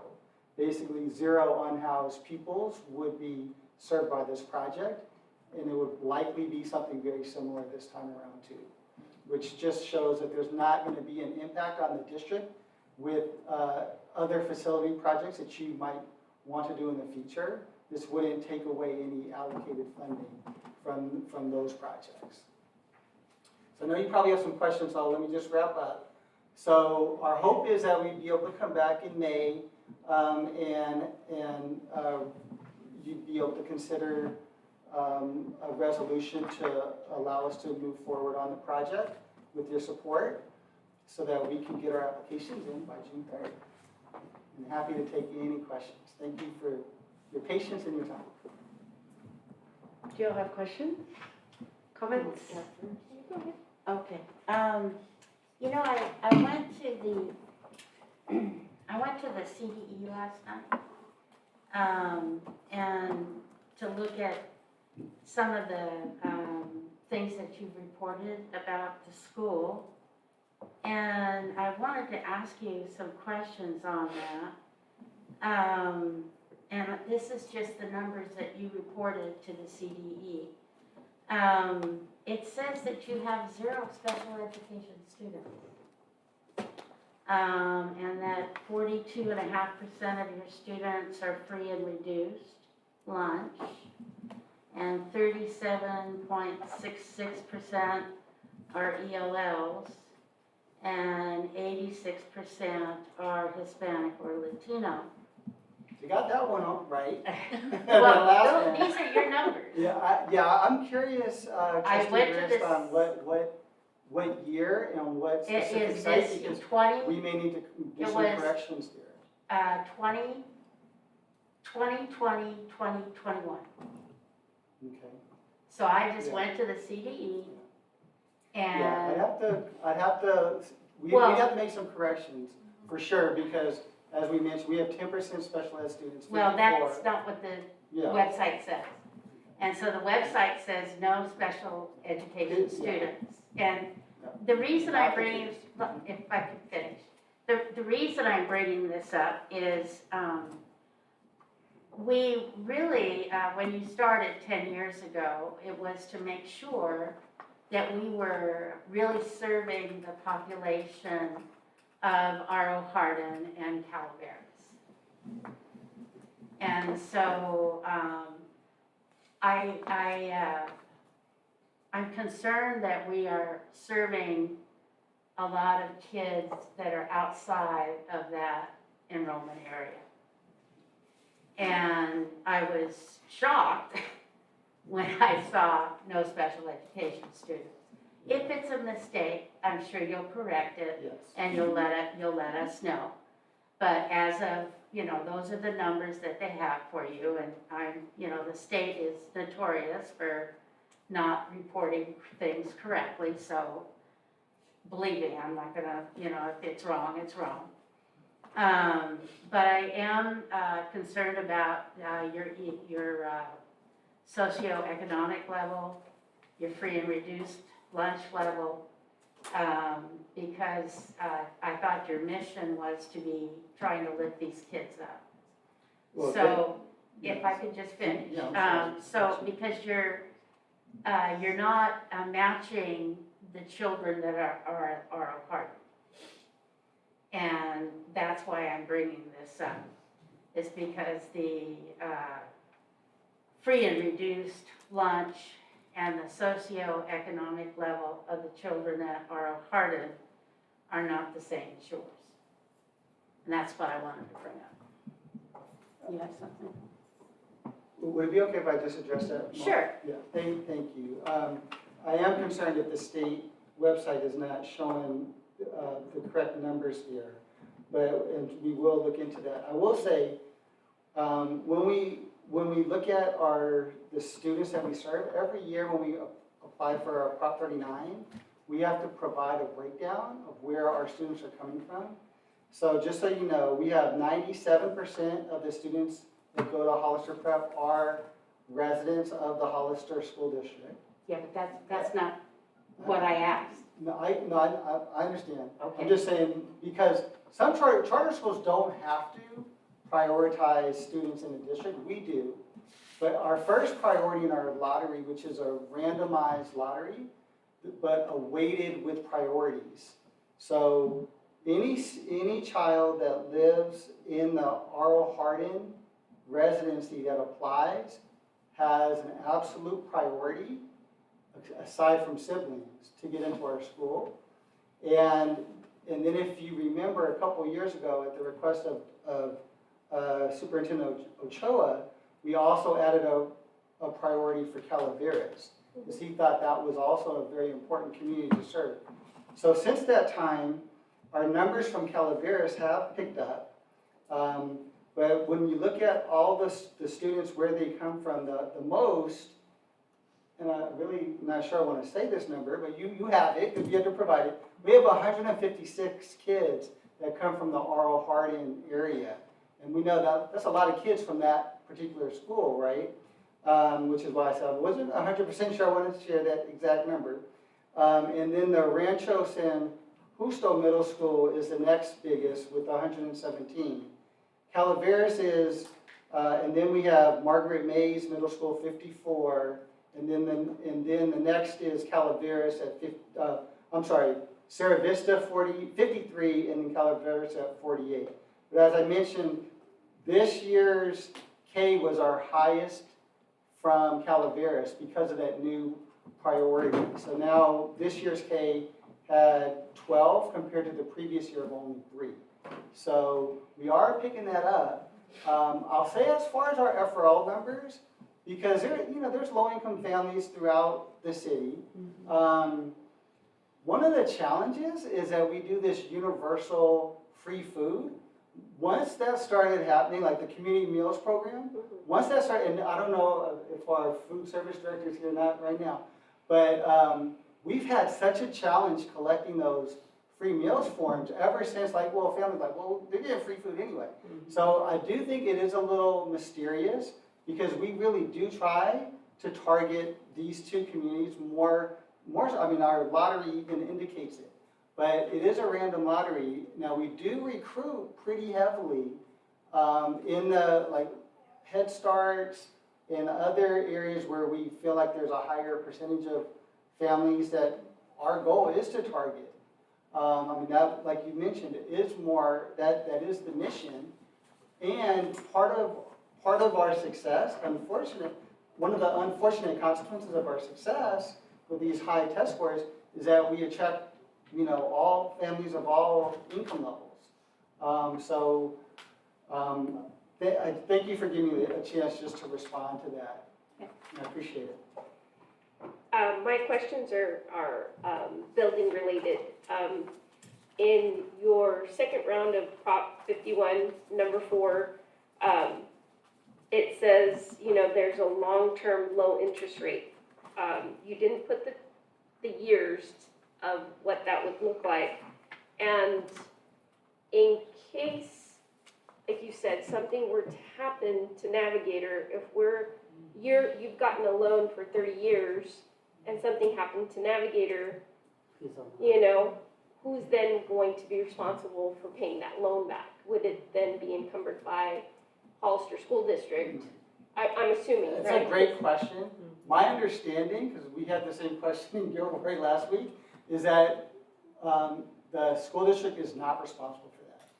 So before we come back in May, we can verify that, but that is our understanding, that the charter school is on the hook for it. The state wants this to be a program that districts want to support. So my understanding is that they've crafted it in a way to make it hopefully as friendly as possible. Okay. Now, I'm sorry, just one other related factor on that. So there's the rehabilitation project that we're applying for and new construction.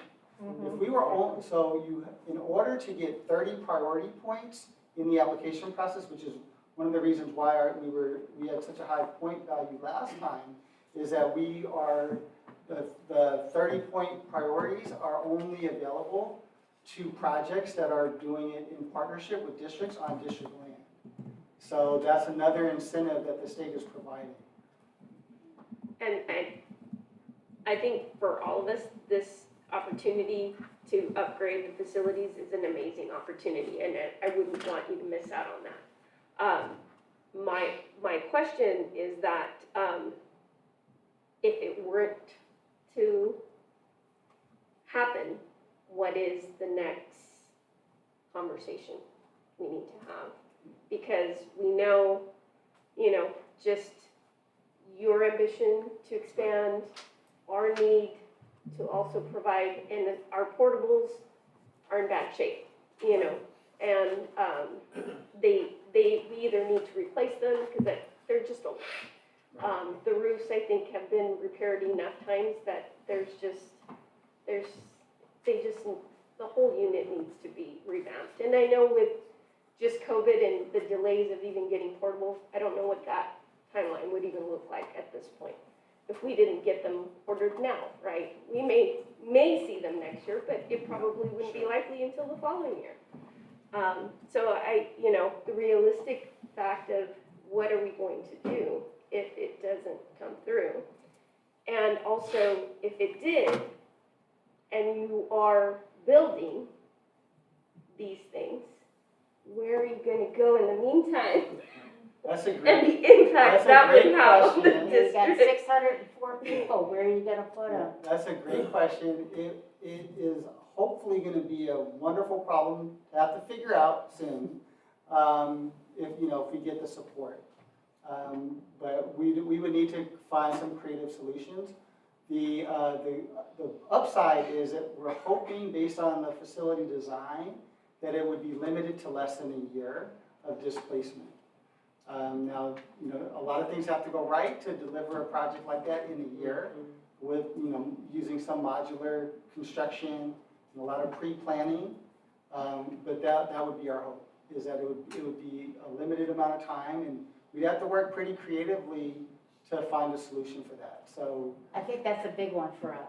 it's going to be a big one. Yeah. Absolutely. Yeah. Absolutely. I guess my I don't want to say plea, I don't want to sound like I'm begging, but I guess my request would be is that, we cross that bridge when we got a little bit closer to it, like at this stage in the process, it's really, we need to get an application in to even have a chance to really talk seriously about that. I mean, the reality is that without something like that, what's gonna happen is that every year, we're gonna keep coming back with Prop 39, and so far we've done it, I think, the last 3 times without like having great feelings around what are we gonna do longer term. And so what this is, hopefully, is an opportunity for Hollister Prep to own a big part of that problem and, you know, get the debt, you know, get the grant, and with your support, be able to construct something that wouldn't impact the district financially. Because we know resources are really tight. So it was nice to be able to view HPS. You got an amazing program. The kids are happy. It was a really nice setup that you had. I understand we walked through the yard and it was chaos. You know, it was chaos. There was PE, there was lunch, you know, recess, and it was unbelievable. You know, I was like, oh, Carla and I were there. We were trying to, you know, kids were running everywhere. But I think I would like more information before the district commits. I think that, I don't know, the parking lot, going through the parking lot and out to south, that looks kind of dangerous for the R.O. Hardin area right there, the parking. I don't know, and this is my hometown. This is my area. I live a couple of blocks away here. And I just feel kind of funny about having a brand new, sparkling, 2-story building, you know, and R.O. Hardin is here. With brown, ugly brown color. I feel kind of funny about that. You know, I don't know if you can understand, you know, the buildings are so old and the portables, I know they're really, really old. And I know it takes at least a year to have a new portable there. And we don't have the funds. And I don't know when we, you know, will have those.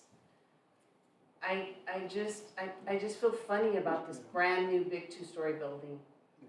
You know, if you can understand that.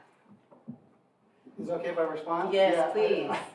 I can understand that. And I just want to say, with Measure H funding, you know, R.O. Harding got a nice, beautiful facelift. The windows, the big windows, I mean, you might not like the color. And I know there's a... I don't have a problem with the color. and there's you know, and I'm not to speak about the portables, but all the like the existing buildings, which are not portable buildings, got a very beautiful facelift with Measure H funding, and nothing was done to improve HPS.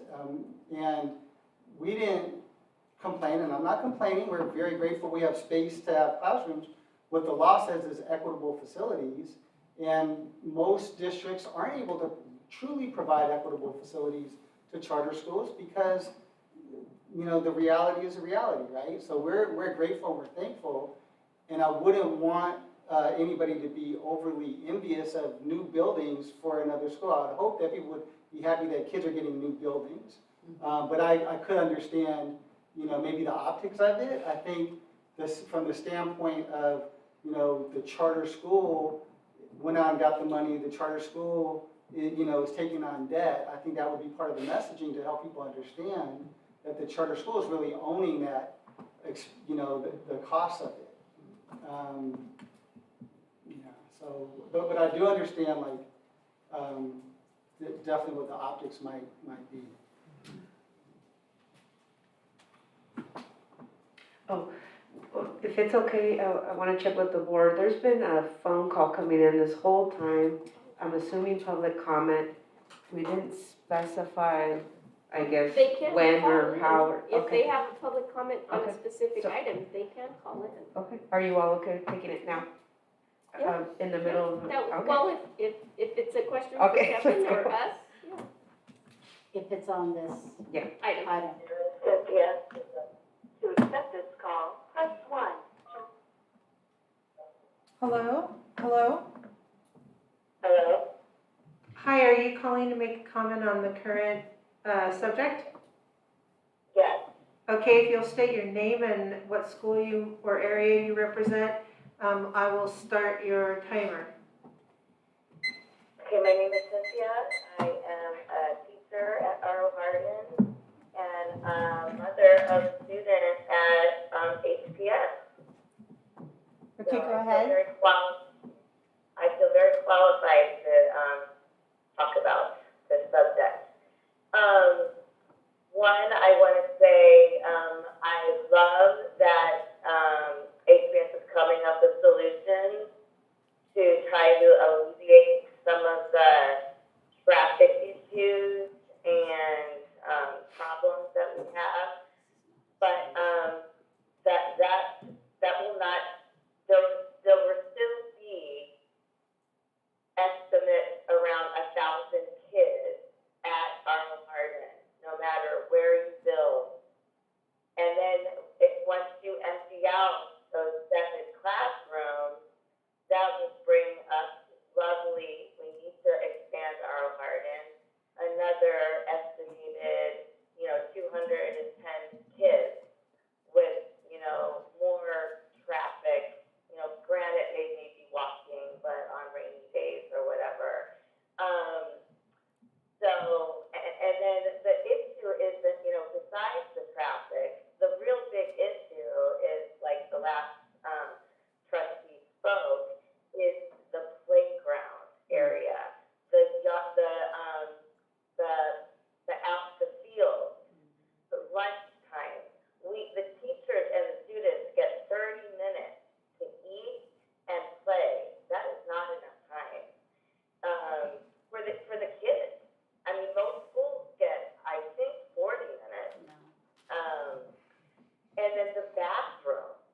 I mean, that's 1,000 kids sharing the bathroom as it is now. With 7 more classrooms, that's more kids sharing the bathroom. So again, I love it that you guys are coming up with solutions because I love HPS. I love everything that you've done for my daughter. And I love R.O. Hardin. I love everything that they've done for me to become a better teacher and educator. And it just seems like there's got to be a better way. And safety with the driving, I'm just not sure that's where you are at currently is the safest place for our students. So that's just my humble opinion. Thank you. Thank you.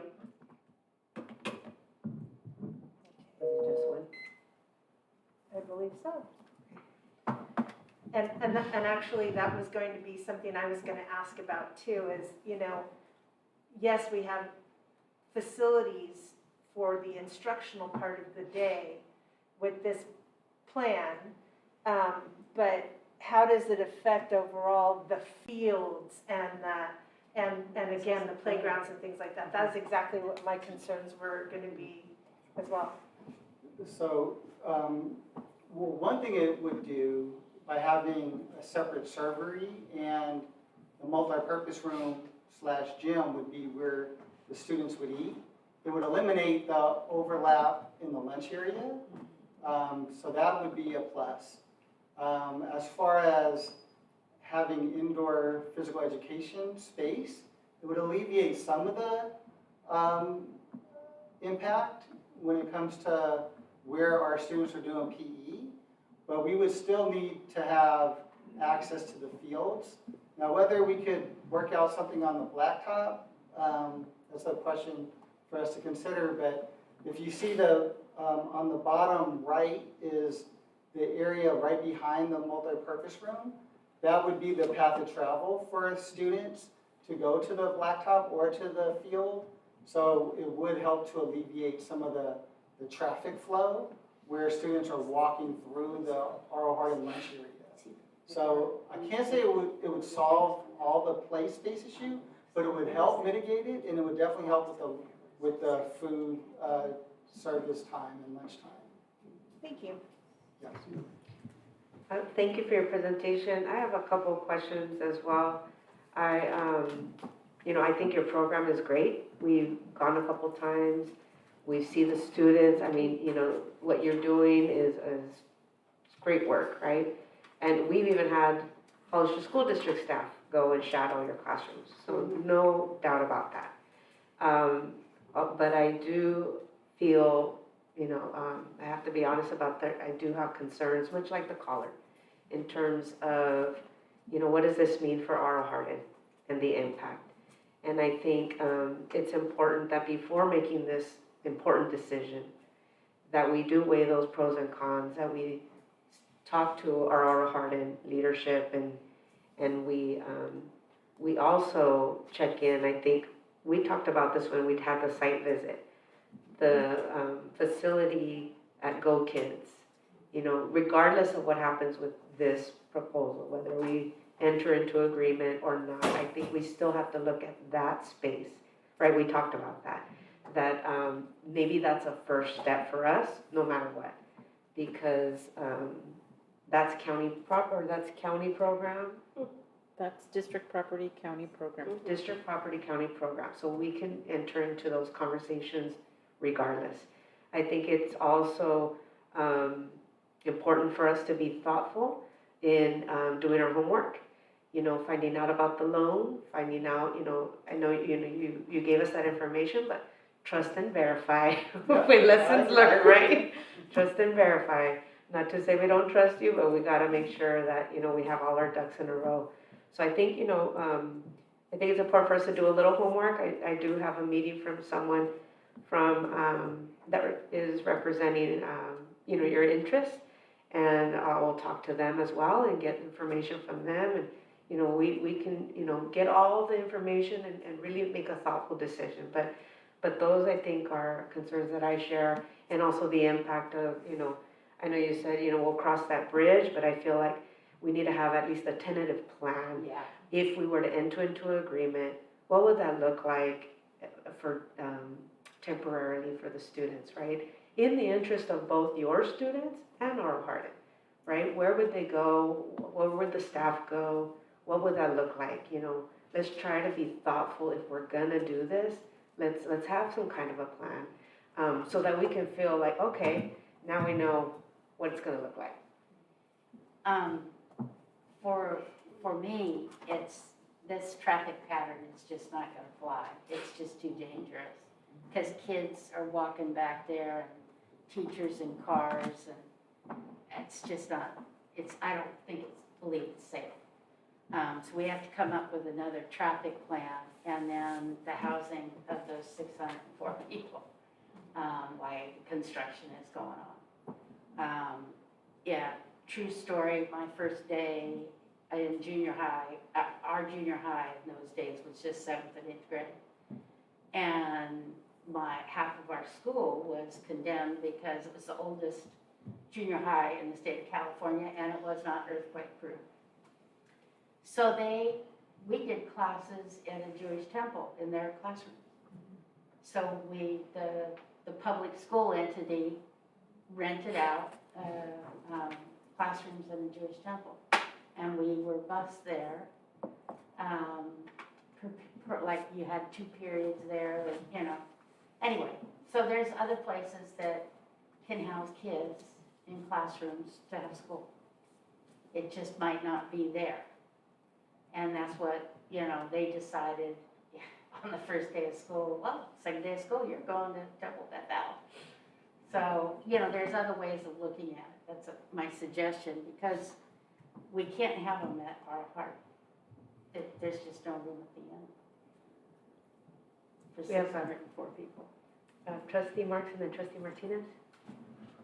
I just want to be clear on the process. So it sounds to me like we have a pretty short window, right? And I just want to be clear on that. We have to be able to agree to this by May 30th if we're going to work together to make this happen, just so that you can apply for the funds, right? And then the funds, I'm just trying to walk through the process in my head, and you can correct me however. And then the funds would be allocated or not. And then I'm imagining that's when the work really comes, right? Because you were referencing these funds being available last year, I believe, but a lot of the schools couldn't make it work. So that could, if we acknowledge on this, in this room, that could be a possible outcome of what happens even if you were awarded these funds. It might not feel so rushed.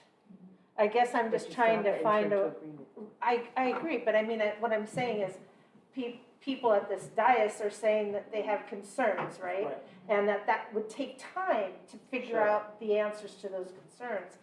And I just want to be clear with you and have you verify that this agreement is just for you that we have a good faith agreement to consider it a possibility. Is that true or false? Well, if I may, I just got an email from our consultant, Lisa Olukoya. You may remember she was the head of the Office of Public School Construction before she retired, where she says, Kevin, in working with the districts on the rehabilitation item on their board agenda, note that the district only has to recognize that you are applying for the bond funds and they will support your using the money on the district facilities. There actually doesn't need to be any discussion of a formal agreement for continued use of those facilities. It is just a permission granted approach, quote unquote. So she thinks that clarification might be helpful. So it could be one step lighter on a commitment to allow us to move forward together, at least to get us to the finish line on the grant. And then we'd have hopefully a great problem to solve on how to spend a bunch of money to make this a suitable location, and we could have more dialogue on exactly what that might need to look like in order to make that happen. Thank you. That was exactly what I was looking for. Trustee Martinez? And I know I brought this up for even our own internal program for the AAA, only because we know the impact that additional programs like this make, and they're very desirable. Your program is very desirable, but it's thinking outside the box and looking at what we actually have available in facilities. And I had brought this up because I've been on the board from the time you started as our charter, and in seeing its growth, and it's like we're trying to force everything to stay in one location, but we have room, like at Maines, for a split of the program, where we could possibly do, 5, 6, 7, 8, or 6, 7, 8 at Maines, because again, those numbers have reduced because we're going K-8, but giving all of us some breathing room and giving us the ability to maybe expand without putting so much pressure at one site, but utilizing those things that are available within the district in that compromise, right? Of still giving you that space and that breathing room. You'll have access to the fields, you'll have room, because I know if we redesign certain areas of certain schools, we could minimize the impact here and still be able to give you some breathing room, right, for your little ones, but maybe pull the other ones to that site and give them a little bigger offerings, because I mean, even with that, you have access to other things that we don't have access to a K-8 site as well. But just a thought, I mean, I want us to think about other options in case this weren't to, be the outcome that we're looking for, but I still would like to think about what else we could do, because 1,000 kids on one site is a lot. Yeah, You we know, don't- that's right. it is a lot, and I just want us to provide the best environment for our kids to be able to live together and not be feeling like we're just stepping on each other. Well, thank you for your presentation, and we look forward to seeing you next month. We need to have more discussion. Yeah, Thank you so much for your time. Thank you. Thank you. We are going to skip to item 15, superintendent report. Yes. Okay. So, good evening. Item 15A is the superintendent's report, the LCAP progress update. And this is strictly speaking a progress update, and it allows for us to talk about the background information in regards to why we are updating the LCAP and what different processes we're taking at this time. Okay, and thank you. I appreciate it. You tipped me off. Thank you. Okay, so here we go. Wrong button. So background information, the current LCAP that we have in place was written and created last spring, so a year ago. And the Board of Trustees held a hearing on June 22nd. We adopted it on June 30th. At that time, we had a transition in administration, as we know, and current administration received notification from the County Office of Ed that we had to create and look at a list of revisions that needed to take place in regards to aligning the current LCAP to the budget and meeting other criteria that would allow for it to be approved by the County Office of Ed. And this is simply just background for that. We got final approval on October 8th from the County Office of Ed in regards to the revised LCAP, which is the current document that we have now.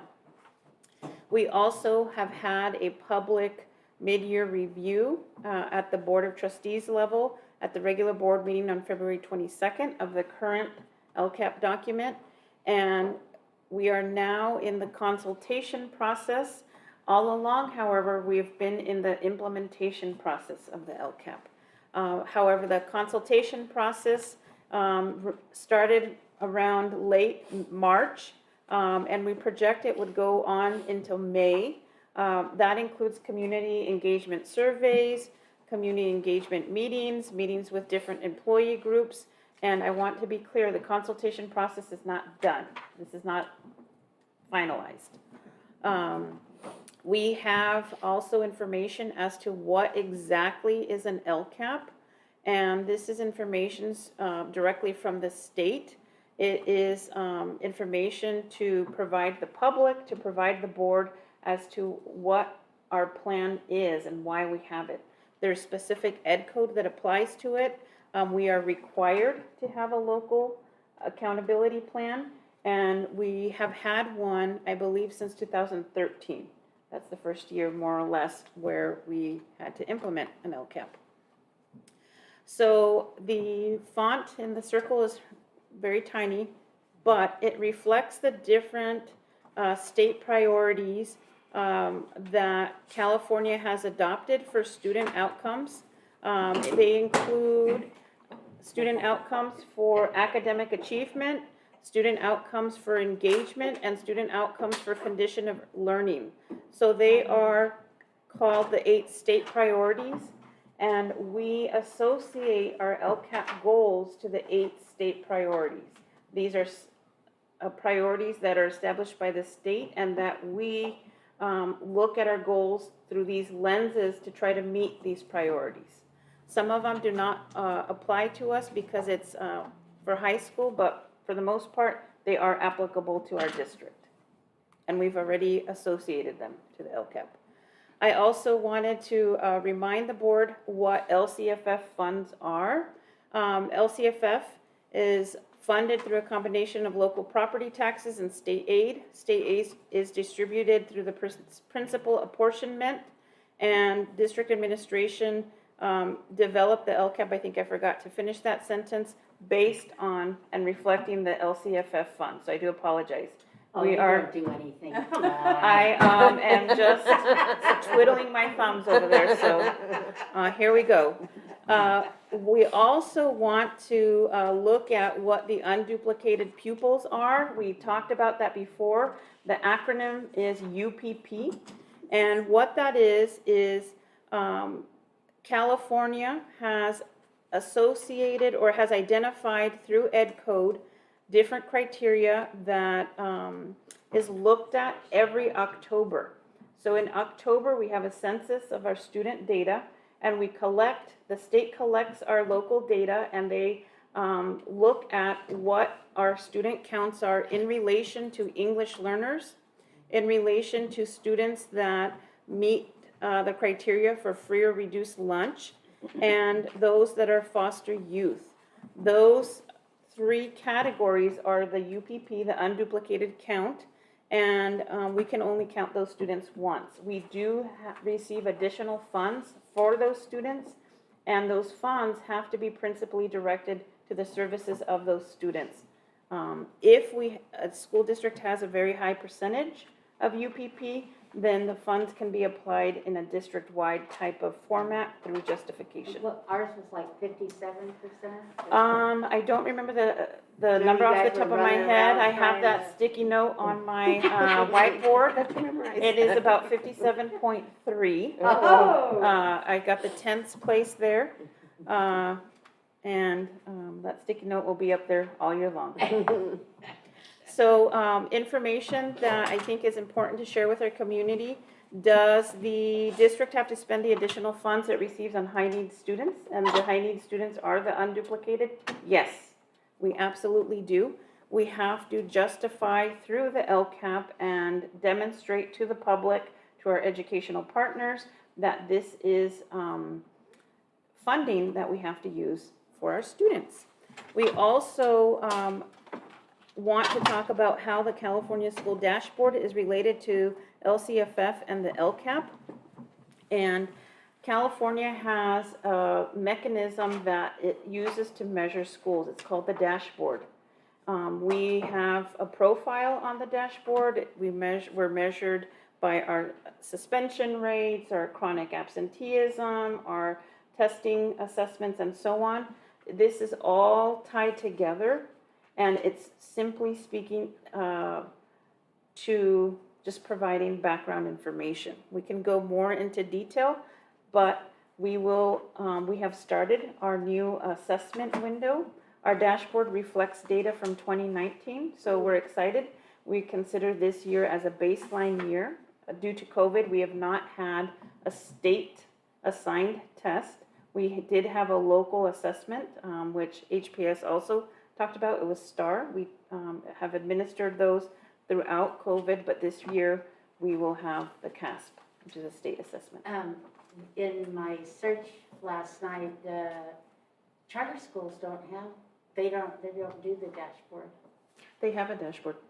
But they don't have to, it's not required. Oh, it's not required. Interesting fact. Fun fact of the night. Yeah. Thank you. I'm full of it. Fun facts. So we will now go into our goals. Our current LCAP has 4 goals. And the first one is the biggest goal. It's the loftiest goal with the most actions. And we'll go into each one. As you can see, the bold print are the specific goals. The lighter colored normal print are the state priorities that are attached to those goals. So we have a goal on academic achievement. We have a goal on safe, engaging, and inclusive classrooms that meet social emotional needs. There's the key word of the night. And then we have goal 3, which provides equity for all students in academic programs. And then we have goal 4, that is geared towards parent involvement, parent education, and student engagement. We're going to go into these a little bit deeper. Yes? Okay, so where would art go? Would it be under 3? where it's ensuring like social engagement and equity, or is it a one? Where would art be? If art is considered, I think that we would need to look at how we utilize art. If art is simply just art, I think that potentially we would need to justify it through what the purpose of the art is, and is it a lesson, is it a program, is it a contract? Social, emotional, how do you, I mean, I'm just asking, I mean, how do you, because something like art is so nebulous and it can fit so many different categories. Can you put something like that in all three, and then you can justify spending money in all three? I mean, how do districts do that? Well, I think that first and foremost, we would look at the current goals that we have. And for example, this is goal 1. And we would look if there's a concept or idea, in this case, you're recommending art or you're suggesting art, would it fit under the current LCAP goal 1? And would it fit under one of the current actions that we have? This one is strictly speaking based on academic achievement through quality instruction, effective assessments, timely interventions, and extended learning opportunities. I think we'd have to put on our creative thinking caps to make it fit under this one. So it might not be this one.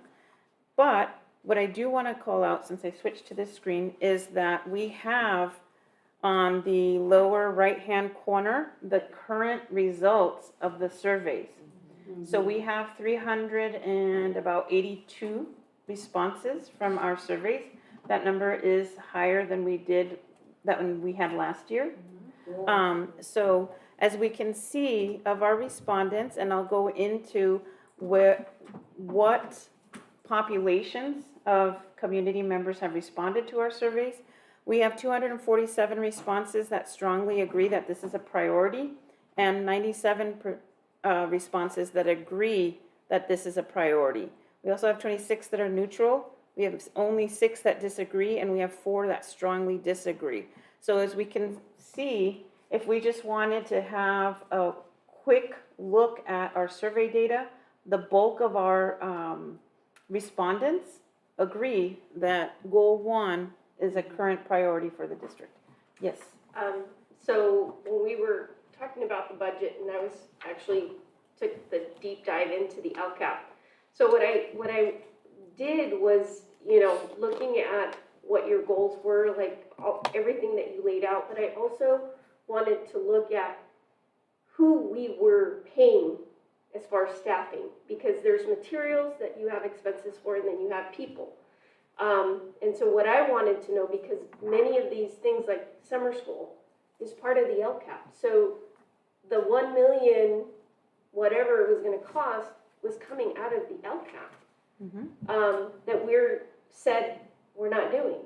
So then if this money has to be spent on the things that we said, and this is why we allocated the funds to the 9 million or whatever it is that we are receiving, and we're not spending it there, then where does it go?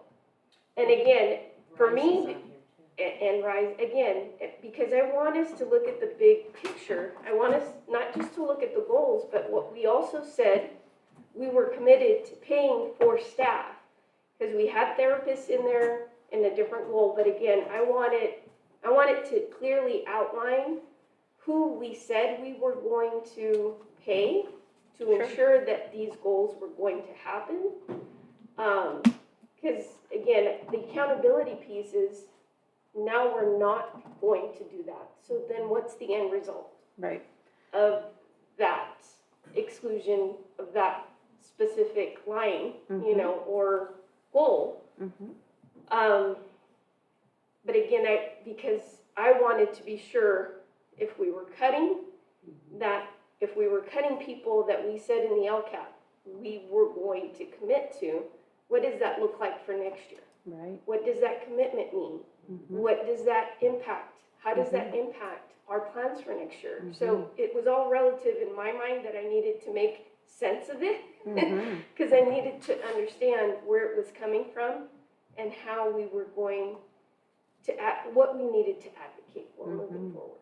I think those are great questions, and I'm going to be able to answer them as we go through the presentation, because it all ties together. So, perfect. So you're absolutely right. We have RISE on this LCAP. So RISE was part of the LCAP and is part of the current LCAP. Moving forward without the Assembly bill, RISE will not be part of the LCAP. Okay, I'm Yes. gonna throw another though. If it might not be RISE, but let's say the legislature says, okay, you can still have some kind of a independent study, you know, like RISE kind of a program. If we keep it here, then we're allowed to keep it? How does that work? So we are putting things here that primarily are focused or are principally directed, that is the language in Ed Code, towards the UPP. RISE is something that we were able to justify because we talked through certain criteria with the county. The wording for RISE allows for us to, one, offer something new, but also a large percentage of our RISE students were projected to fall within the UPP counts. So if we keep something here, I would say that LCAPs do not include something core, which is what I'm going to go into in a few slides, and what we are doing to determine what our base programs are and what our supplemental programs are. Yes, Lisa. Can I make a suggestion that we take notes, form a list of questions, let Erica finish her presentation for the sake of time, and that way, in case she's already going to answer some of these questions, we'll only have to ask the ones that are left. Just trying to keep up with time. All right. Okay, so here we go. So we have a high percentage of our community members that are interested in keeping Goal 1 as a priority. Goal 2 is about safe, engaging, and inclusive classrooms and schools that meet social emotional needs of our students. We have 2 actions for Goal 2, and as you can tell, again, in the lower right-hand corner, there are 238 responses that currently strongly agree, 95 responses that agree, and 28 responses that are neutral. So this is, again, is a goal that our community is letting us know is important. LCAP Goal 3 is to ensure equity for all students in academic programs and social engagement. We also have 2 goals for the current Goal 3, which include trauma-informed practices and anti-discriminatory, I missed a Y there, disciplinary practices. We have 173 responses that strongly agree and 116 that agree. 72 responses are neutral. Again, we see that there's a trend. Folks are agreeing with what we've considered as important for the district to focus on. We also have LCAP Goal 4. This is the last goal, and this includes part of what we've talked about, engaging our parents. We've developed a goal that has high levels of parent involvement, parent education, and student engagement, where all parents are welcomed and expected to be involved in their child's education. We currently have 2 goals for this, 2 actions, for this goal. And again, we have a strong response of community members that strongly agree or are neutral. Going back to Trustee Martinez's original question, how do we know which goals and which funding pots within the LCAP fund staff? Our LCAP is broken out to demonstrate in the description. We talk about which goals have staff tied to them. And in the mid-year report, we also have not only that, but we also have the actual amount spent to date in February. So that will also demonstrate to the board, to the public, how much of that money was utilized for those specific purposes of salary. So this is a bar graph that reflects the survey results. If we're curious to know what kinds of folks have answered the LCAP survey, we know that the bulk have been parents, guardians, caregivers, or extended family. The next highest bar would be our certificated staff, there's 94 of them that have responded. And then there's a close tie for students and classified staff. We have students that have replied, and we encourage them to reply. I think it's good to get student voice. However, our biggest group so far are parents, guardians, caregivers. We still have the survey online. It will remain online. We'll continue to send parents square messages to remind our families. And then we also can provide a paper copy and an explanation if a family or a site wants either Director Calero or myself to go to any one of the meetings.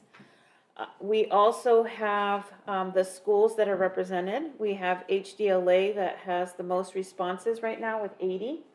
And then the next highest, it looks like, is Lad Lane with 55 and so on. I won't go through all of the different schools, but you can see that we even have some respondents from RISE.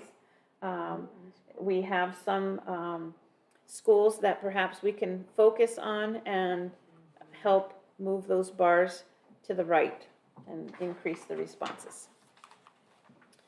We also are looking at the specific grade level spans so that it gives us a little bit more idea what grade levels our parents responding or our community members responding from.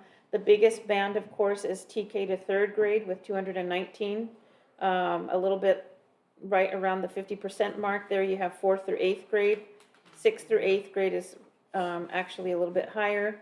And then the rest most likely are probably community members or staff that are not associated to a particular student. So this is where we want to talk about supplemental versus base services. The purpose of an LCAP is to work with and supplement the base program. We as a school district have not had a conversation more or less since 2013 as to what our base program is. So what we've done is we've looked at historical records for the district. We've looked at different public records that are available through the board agendas. And we've looked specifically at LCAPs since the very first one, 2013 and onward, as to at that time that the LCAP was initiated, what was considered base and what was considered add-on, the supplemental. It's very interesting to see the different patterns and the different trajectory that our school district has gone through as we've engaged in different initiatives, priorities, and change in administration. There are definitely patterns there. We've also looked at staffing ratios, and the last time we as a district adopted staffing ratios was July 1, 2002. So I've asked for guidance and to be very specific, what happens if a district has not adopted staffing ratios in 20 years? We as a district have taken the liberty that as new programs come in, new leaders come in, new priorities come in, we've kind of just done away with the board adopted ratios. But what I've been advised is if there are no other board adopted ratios, then those are our ratios until we adopt ratios again. So we didn't do anything in 2008 and 2009? I'll keep looking, Well, but that I've was been. out the window because that's when we That's did all the deep cuts. all the layoffs. The ratios went out the window. Because they were just cutting our days and. Yeah. Yeah. I mean, that you couldn't. Yeah, there they was just no cut our point in the days. ratio. Yeah, At because that they point. just cut all our days. So this is, I think, a greater conversation that I just really want our board and, our public, our staff to be aware of. We do have a current MOU that will expire with HESTA, which does allow us to have a certain ratio for class sizes. So that's current, that's good.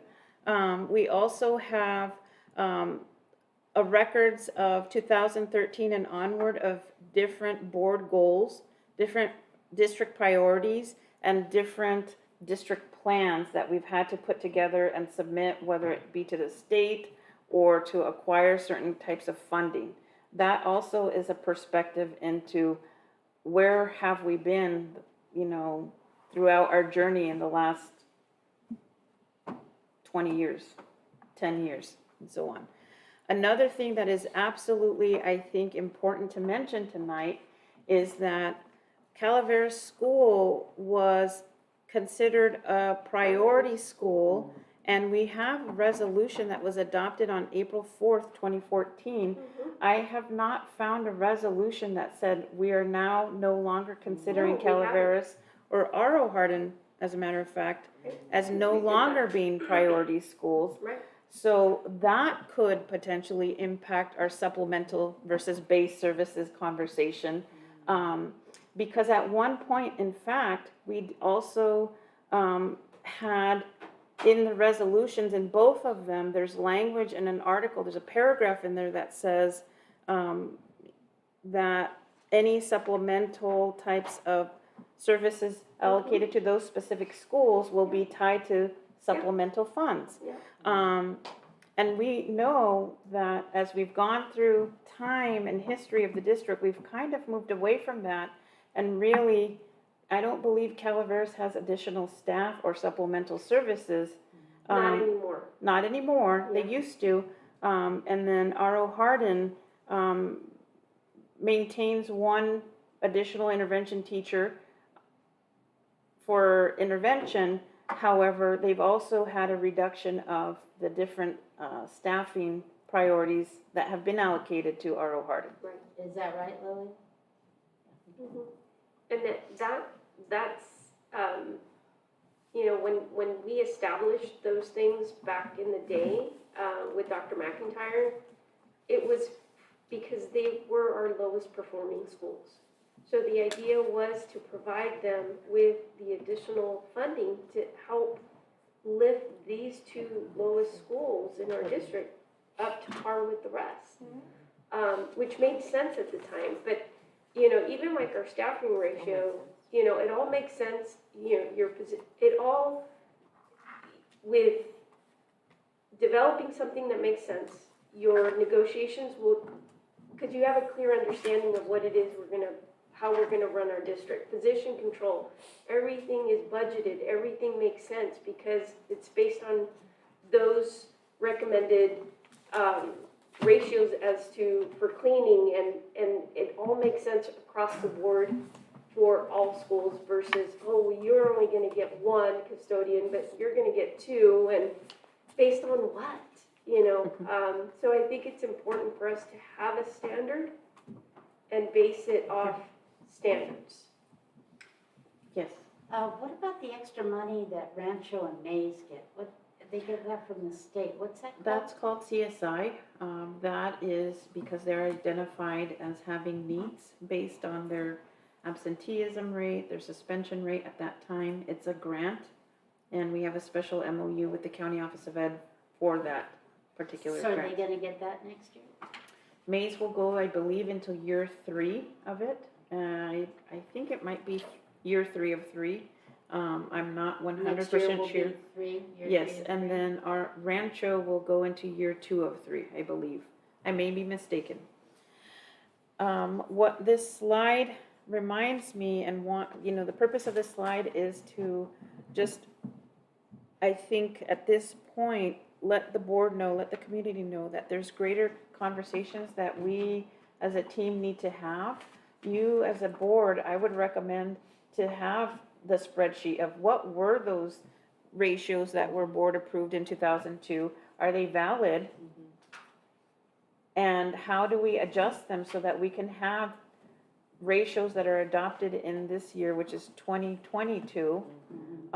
What are the language what is the language that appears in the resolutions for Calaveras and Oro Hardin? Are we done with that as a priority?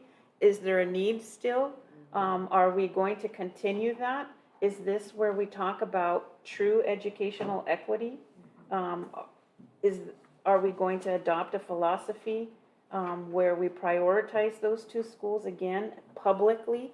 So this is a time, I think, that will allow for us to work through those questions. We as a team, however, in my opinion, need to have that time to discuss it. It's not gonna be tonight, I know it's 10:21, but these are conversations that are pending so that when we move forward and we finalize the LCAP by June 30th, we've included answers to these questions for each other and for the community and for our staff. Our staff needs to know. Absolutely. So where are we at? The next steps, we need to continue gathering educational partner consultation data. We need to provide as a staff recommendations to the board, which will include parts of those conversations I just talked about. We need to have another update as to where we're at the May regular board meeting. To me, this is such an important time of the district to increase the transparency in the conversations. We need to have another update. We need to hold a public hearing on the LCAP and the budget in June. We also need to have a separate meeting where we adopt the LCAP in late June and the budget. And then those are just the different pieces of the LCAP that we're working on to create that one big document that becomes the LCAP. This is a broad, just general overview of what we're doing and what we're working on. We will continue to consult with our community. We will continue to gather survey data.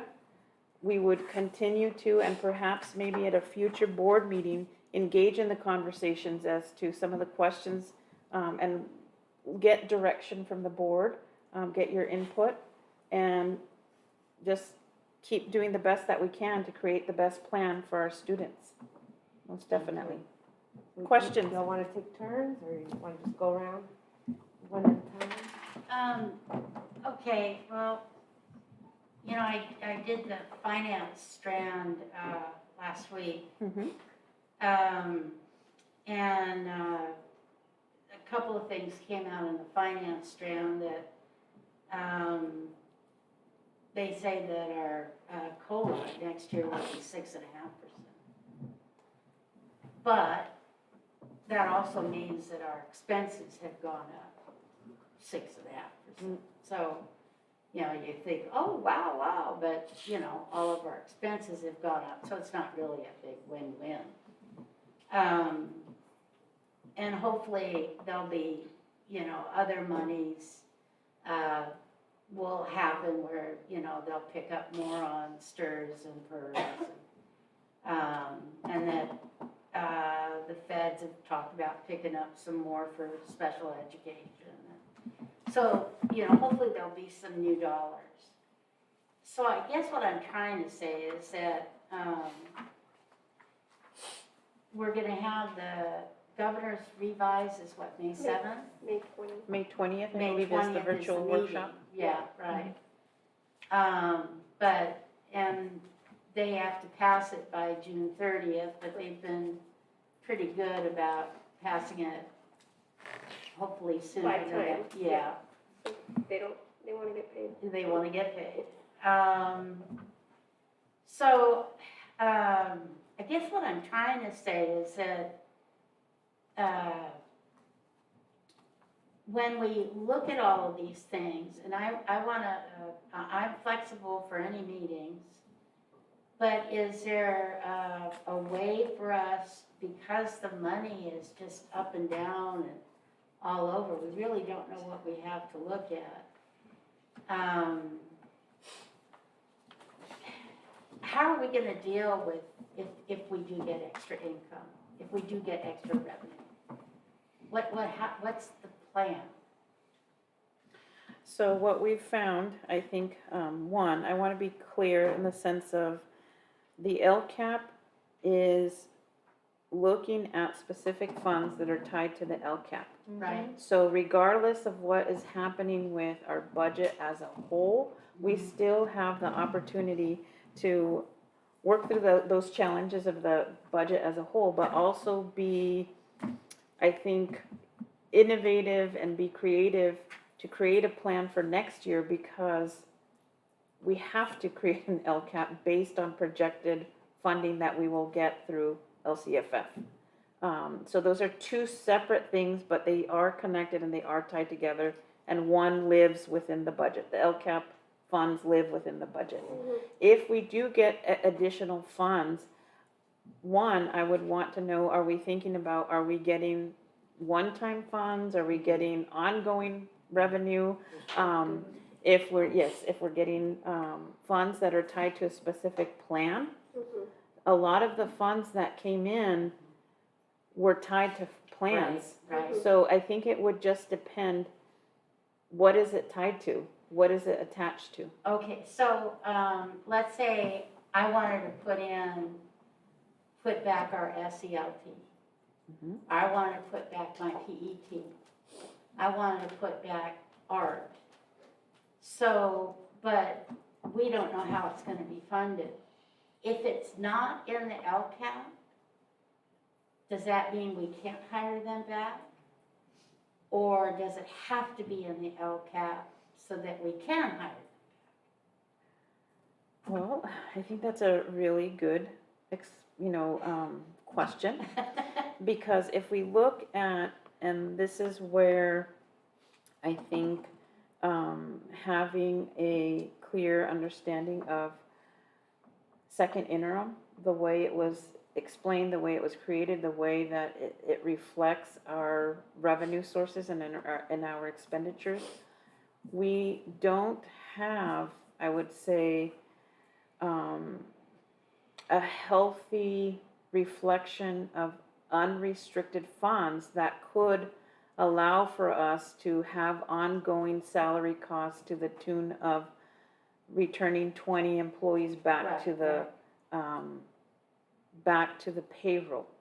If you're looking at potentially adding X number of employees temporarily to be funded out of restricted funds that have a finite and an end date that are not going to be happily ever after, that they're going to end, then that is something that we can talk about and we can consider, because there are restricted funds.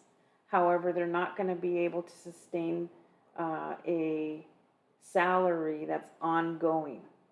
So we would have to come to terms and an agreement as to, are we going to bring staff back on temporary contracts, and I know that our legal counsel recommends with a resolution that's board adopted that says that positions would come back, but they also have a definite end date, that do not go beyond and encumber a expenditure to the unrestricted side of the house. Grant programs that you get a certain allocation. But with If that, they- I mean, can let I me jump in just- on that one? But let me just finish real quick. But if they're not in the LCAP, we can't hire them? I don't want to say that we can't hire them, because that definitely could be something that I'm sure I'll be quoted on. But because I just explained that we can potentially look at temporary positions through restricted funds, because we do have restricted funds, particularly ESSER 3. We have not utilized more than 50% of ESSER 3, because the plan was to delay the expense of the use of it to help us offset deficit. So Okay. don't quote me on that. No, The no, other one, the other one, other one. Is it like a wish book? No. Can't be a wish book. The LCAP's not a wish book. It's a plan. It's a plan, yeah. So, okay. So Still it's struggling, 10:30, time check. Do we have to, is there a time where we're supposed to make a motion that? Yes, that is now. Okay. These guys need to go home. Yes, good night. Okay. You can be excused. If you. So I make a motion that we continue our meeting another 30 minutes. Okay, if we can get our questions concise and take, yes, and try to, I make a motion that we extend our meeting 30 minutes. okay, is there a second? Well, you don't have to. I will second. Okay, all in favor, discussion? All in favor? Aye. Anyone opposed? Opposed. Okay. We will extend another 30 minutes, but you're welcome to leave, go home if you'd like. Is it 4-1? It's 4-1. 4-1. 4-1. Okay, if we can, try to ask our questions and. Yes.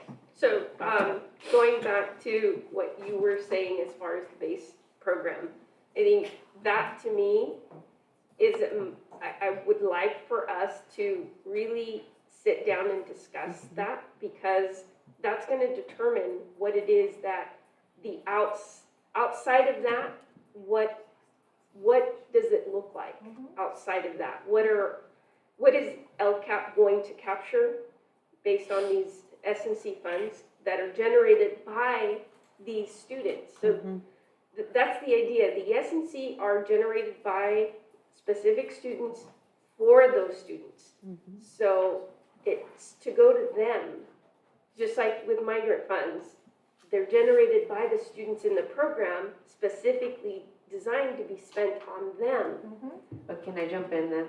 'Cause I have that as one of my questions. Because of that, looking at this, by the way, thank you for the presentation and the survey data. It's very clear. Awesome. It tells us who's responding, but it also tells us that maybe those specific populations that we're worried about are not responding. Yes. So you have folks providing the direction of what they're thinking is of the direction for the district, who are not the populations we're worried about. Right. So my worry is, how do we engage those target populations? I appreciate that we have it in English and Spanish, and I was on my phone looking at the survey just to make sure, how it looks again. But I think we got to figure out a way to engage, specifically if we know Calaveras, although that demographic is changing, definitely changing with the housing that's there. And Arl Hardin and Sunny Slope, I believe, is our other low-income area. What are we doing to get that? So that's a question of let's work on that, not for tonight. Can we do more on that? And then on one of the when you look at the survey, and we talk about recruitment and retention of teachers, I could see how a parent or community person is like, you're asking me if that's important, but you're laying people off. So how do we, just for us to be thoughtful of how we justify that, yeah. Also, Those are my questions. just quickly. Also, I know that when I took the survey, I believe I had to go in through Parent Square, which I don't have access to. So I'm wondering how we're getting an accurate input from community members who are not part of our school district. That's a good point. Good. And then for me, because is there a method of writing in something like, Yes. I think that was the other concern, was that what if because we talked very, very much about the PE teachers and the impact that they make for the intervention program, right? And how impactful that is for a lot of sites. But there was no specific question that highlighted them per se in in that piece. So would there be a possibility, or is there already, that I'm not aware of, because I haven't even tried to take, or do the survey, but I don't, now knowing that Lisa couldn't access it, from an outside person, I don't know that I would either. And then the other one was, I know we had the cost breakdown on the LCAP for February, up to February. Would we be able to get another update on cost of what we've spent so far to date.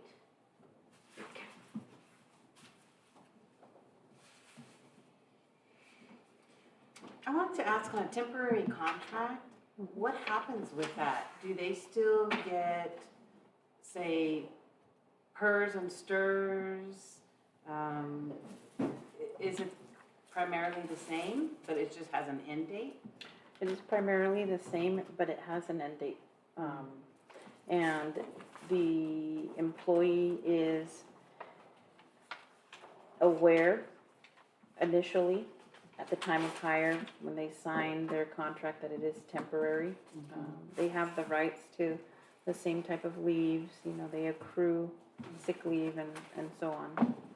But I want to jump in on that because I am strongly not in favor of that. And I think it goes against if we're trying to recruit and retain staff. So to say, for example, the social emotional, to say, because that's who, we've talked about, that, we're going to hire you temporarily. We like you, appreciate you, but only for a year. Want to make you feel at home. Right, and so, I've said this before, but I think I'm gonna say it again, is the staff that we have, we all have to understand that we have bilingual, Spanish-speaking, people who have moved here, who care about these kids, and they're looking for other jobs. I know. And I worry about losing good people. And let me tell you, as a social worker, and where I work, it is very difficult to hire Spanish-speaking social workers. We are like, pop my collar, we are like platinum. I'm telling you, rare. And when you are able to hire and retain them, and recruit and retain, you better try to keep them. So I will say that every single time that I can. We've got to try to keep them. And, there is funding that, we've seen through the grant of the community schools. There's also, through the newsletter that we get, with the governor's budget. I really need glasses. There's funding to look at behavioral health infrastructure for the next 5 years, right? So if we know these things are coming down and we're going to have these conversations, can we keep that in the, behind our scenes of, yes, put it in the LCAP, yes, we want social emotional, and hopefully that funding comes through, right, kind of thing. I mean, how many times do people talk about it tonight? And I still want us to, I agree, I want to see how we can include our PE teachers. I know, but I don't, Well, I know, think that's a they're wish list, social right? emotional, Wish you list, know. yeah.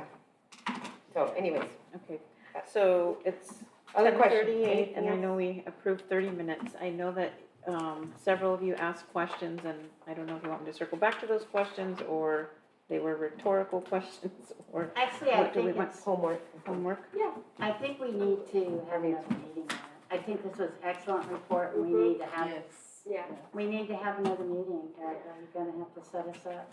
So are we talking about the update that we're planning to have in May, or prior to No. that regular board meeting? I don't think we can do everything in one day, do you? No. I think we have to do this, why is May 7th in my mind? Is that when he comes out with the revise? Is that when he's supposed to come out with on Monday? No. No? Okay. Why don't we close this piece, and then the next section is our next board agenda items, and then we can Right. talk about logistics and Yeah. like when and where and how. Yes. Okay, thank you. So moving on to board member report. We can start with trustee Grist. Yeah, we met at Mays Middle School last week for, Lisa and I did. It was a great, we only had one, well, actually 3 parents showed up. And Sammy from LULAC came. It was awesome. And we had a very healthy discussion. I thought it went really well. We were there, 2 hours? Yeah, I think, I didn't Yeah. pay attention to the time. Yeah, it just kind of flew by. It was very informative. I was the library at Mays, they've changed, yeah, because that school's 25 years old now. And so they got new furniture in finally. It looks really nice, really spruced up. Spruced up. Anyway, it was nice, very nice. Good event. Okay, Trustee Martinez? I don't know if we actually, I don't even remember when we did ours, Kathy and I, for our Hardin, but, and I don't know if we got a chance to report out. We've had several meetings, so I don't remember. But I think had 2 parents, maybe, 3. And then, of course, our staff, members there, and I think in just talking with them and even going through the LCAP and the importance, I think they didn't recognize, the importance of their input, right? In trying to engage our parents to be proactive or either help them, right? In filling it out, because I think that, like you said, getting our families, or like what she stated, 75% of our Hardin is at risk. And so that to me means their input. we definitely need to know where, they had a lot of great things, a lot of the utilization of their PE teachers to do an amazing intervention program that somebody from Napa came down to look at their program. So it's getting out there, of what Lilia is doing to help our kids. And it was so amazing to hear other people are wanting to, follow what she's doing. And so to me, it was amazing to see that. And I was so excited because it's like, oh my gosh, how can we take it away now, when it's like, it's just getting off the ground, and this year especially, right? So I could just see it bloom even more, having the possibility of continuing, what they're doing. Trustee Toasty? Well, I had the opportunity to go to the San Diego County Art Show early in the month, and it was really good. Almost all of the schools participated. They had all their art there. It was great. Also, you guys have to hold up your 3D. Yeah. Lad Lane, they had a fundraiser, and these are 3D planners, and that their ASB is selling, and they're using it for a fundraising for field trips and assemblies. So that's nice that they're able to do that. I went over there today for the art class, and that was really good for 7th grade. And I went through the library, and they had all those 4 3D printer just cooking. So I can't wait to go to Mays. I think they have a 3D printer there too, so it'll be good. Also, I went to Rancho San Justo for the Wonder Wolves, and that was amazing, with those. I mentioned that earlier, so that was really good. Trustee Marks? Just what Jan said. It was a good conversation. It started out slow. We had a very active and vocal period. Yes. With a lot of great ideas that I think generated some conversation as Yeah. well. And we had a good, I believe, pretty good turnout of staff. Yeah, And staff, they a lot of participated staff. as well. And this morning I went to HDLA for the Arts Council, observation of a class. It was great. The teacher was great. She's culturally responsive. She was speaking to the students, those who were native Spanish speakers. They all rushed and hugged her, the relationships they have, and the activities. I learned how to do an activity. So they're doing really great work. And I just really want that program to. I did we speak need to do the, it next year. I think she's the director of the program, and she has a lot of good ideas. Again, social emotional came up, trauma informed, equity, inclusion. So yeah, really good program. Future agenda items. Well, I don't, we have to answer the HESTA questions. I don't know how we're gonna do that. So we wanted, It might be a separate meeting. Separate meeting? Yeah, Or we were gonna create as we go. okay. So I don't know how you wanna do that. I put, we need to look at, our grading policy on Fs. We have to come up with what is a comprehensive middle school. That really came up in our meeting at Mays. Because we need to define what Rancho and what Mays are. What are they? And what are they gonna supply? What are they doing? and what are the other schools gonna do?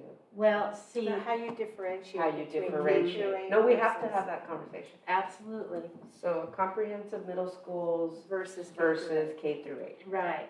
You know, what, Do we what all- why, as a parent, do I want my child to go to a comprehensive middle school? Or do I wanna keep them at a TK through 8? So the parents really need to know as well, you know, what is the difference? Were you gonna ask if all of us are interested I in was that? gonna ask, I was waiting patiently. Sorry, so I was gonna ask for both first, or 3, you said 3.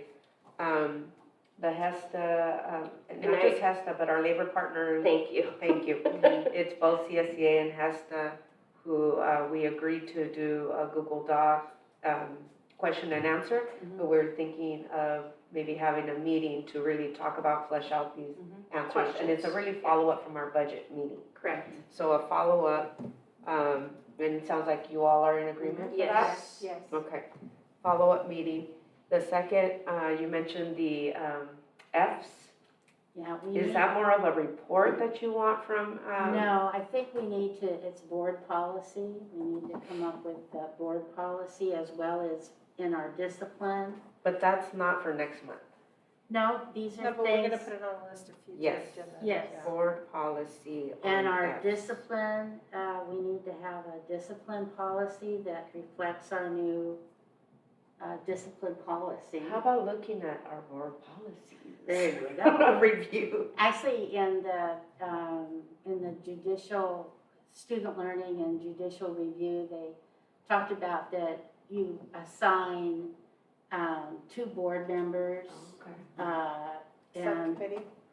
and you go through different sections and, but we need somebody to print out the new stuff for us and, Okay, you know, okay, so that one's in our future, but not for next month. no, and then. and Comprehensive.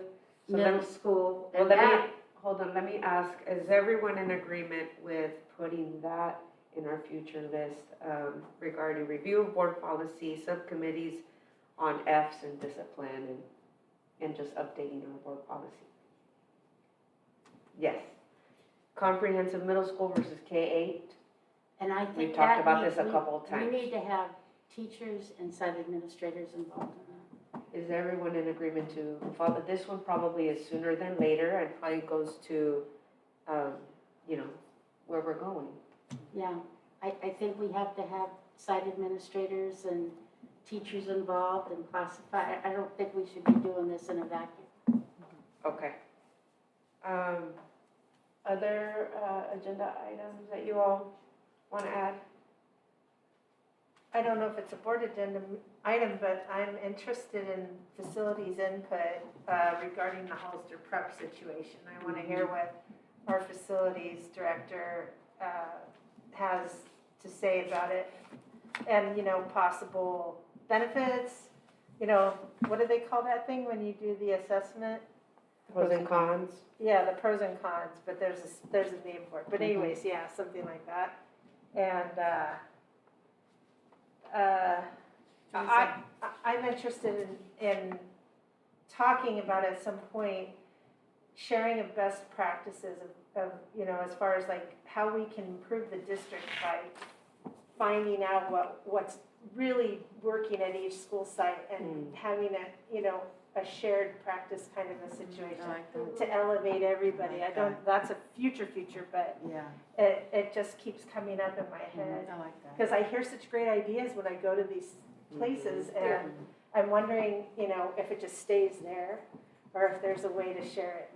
Well, every one of these things that we've been going to, these classes, they all say that the bulk of our board meeting should be on Student achievement. student achievement. And I think that if we had schools do their best practice and teach us and teach the other schools, I think that'd be awesome.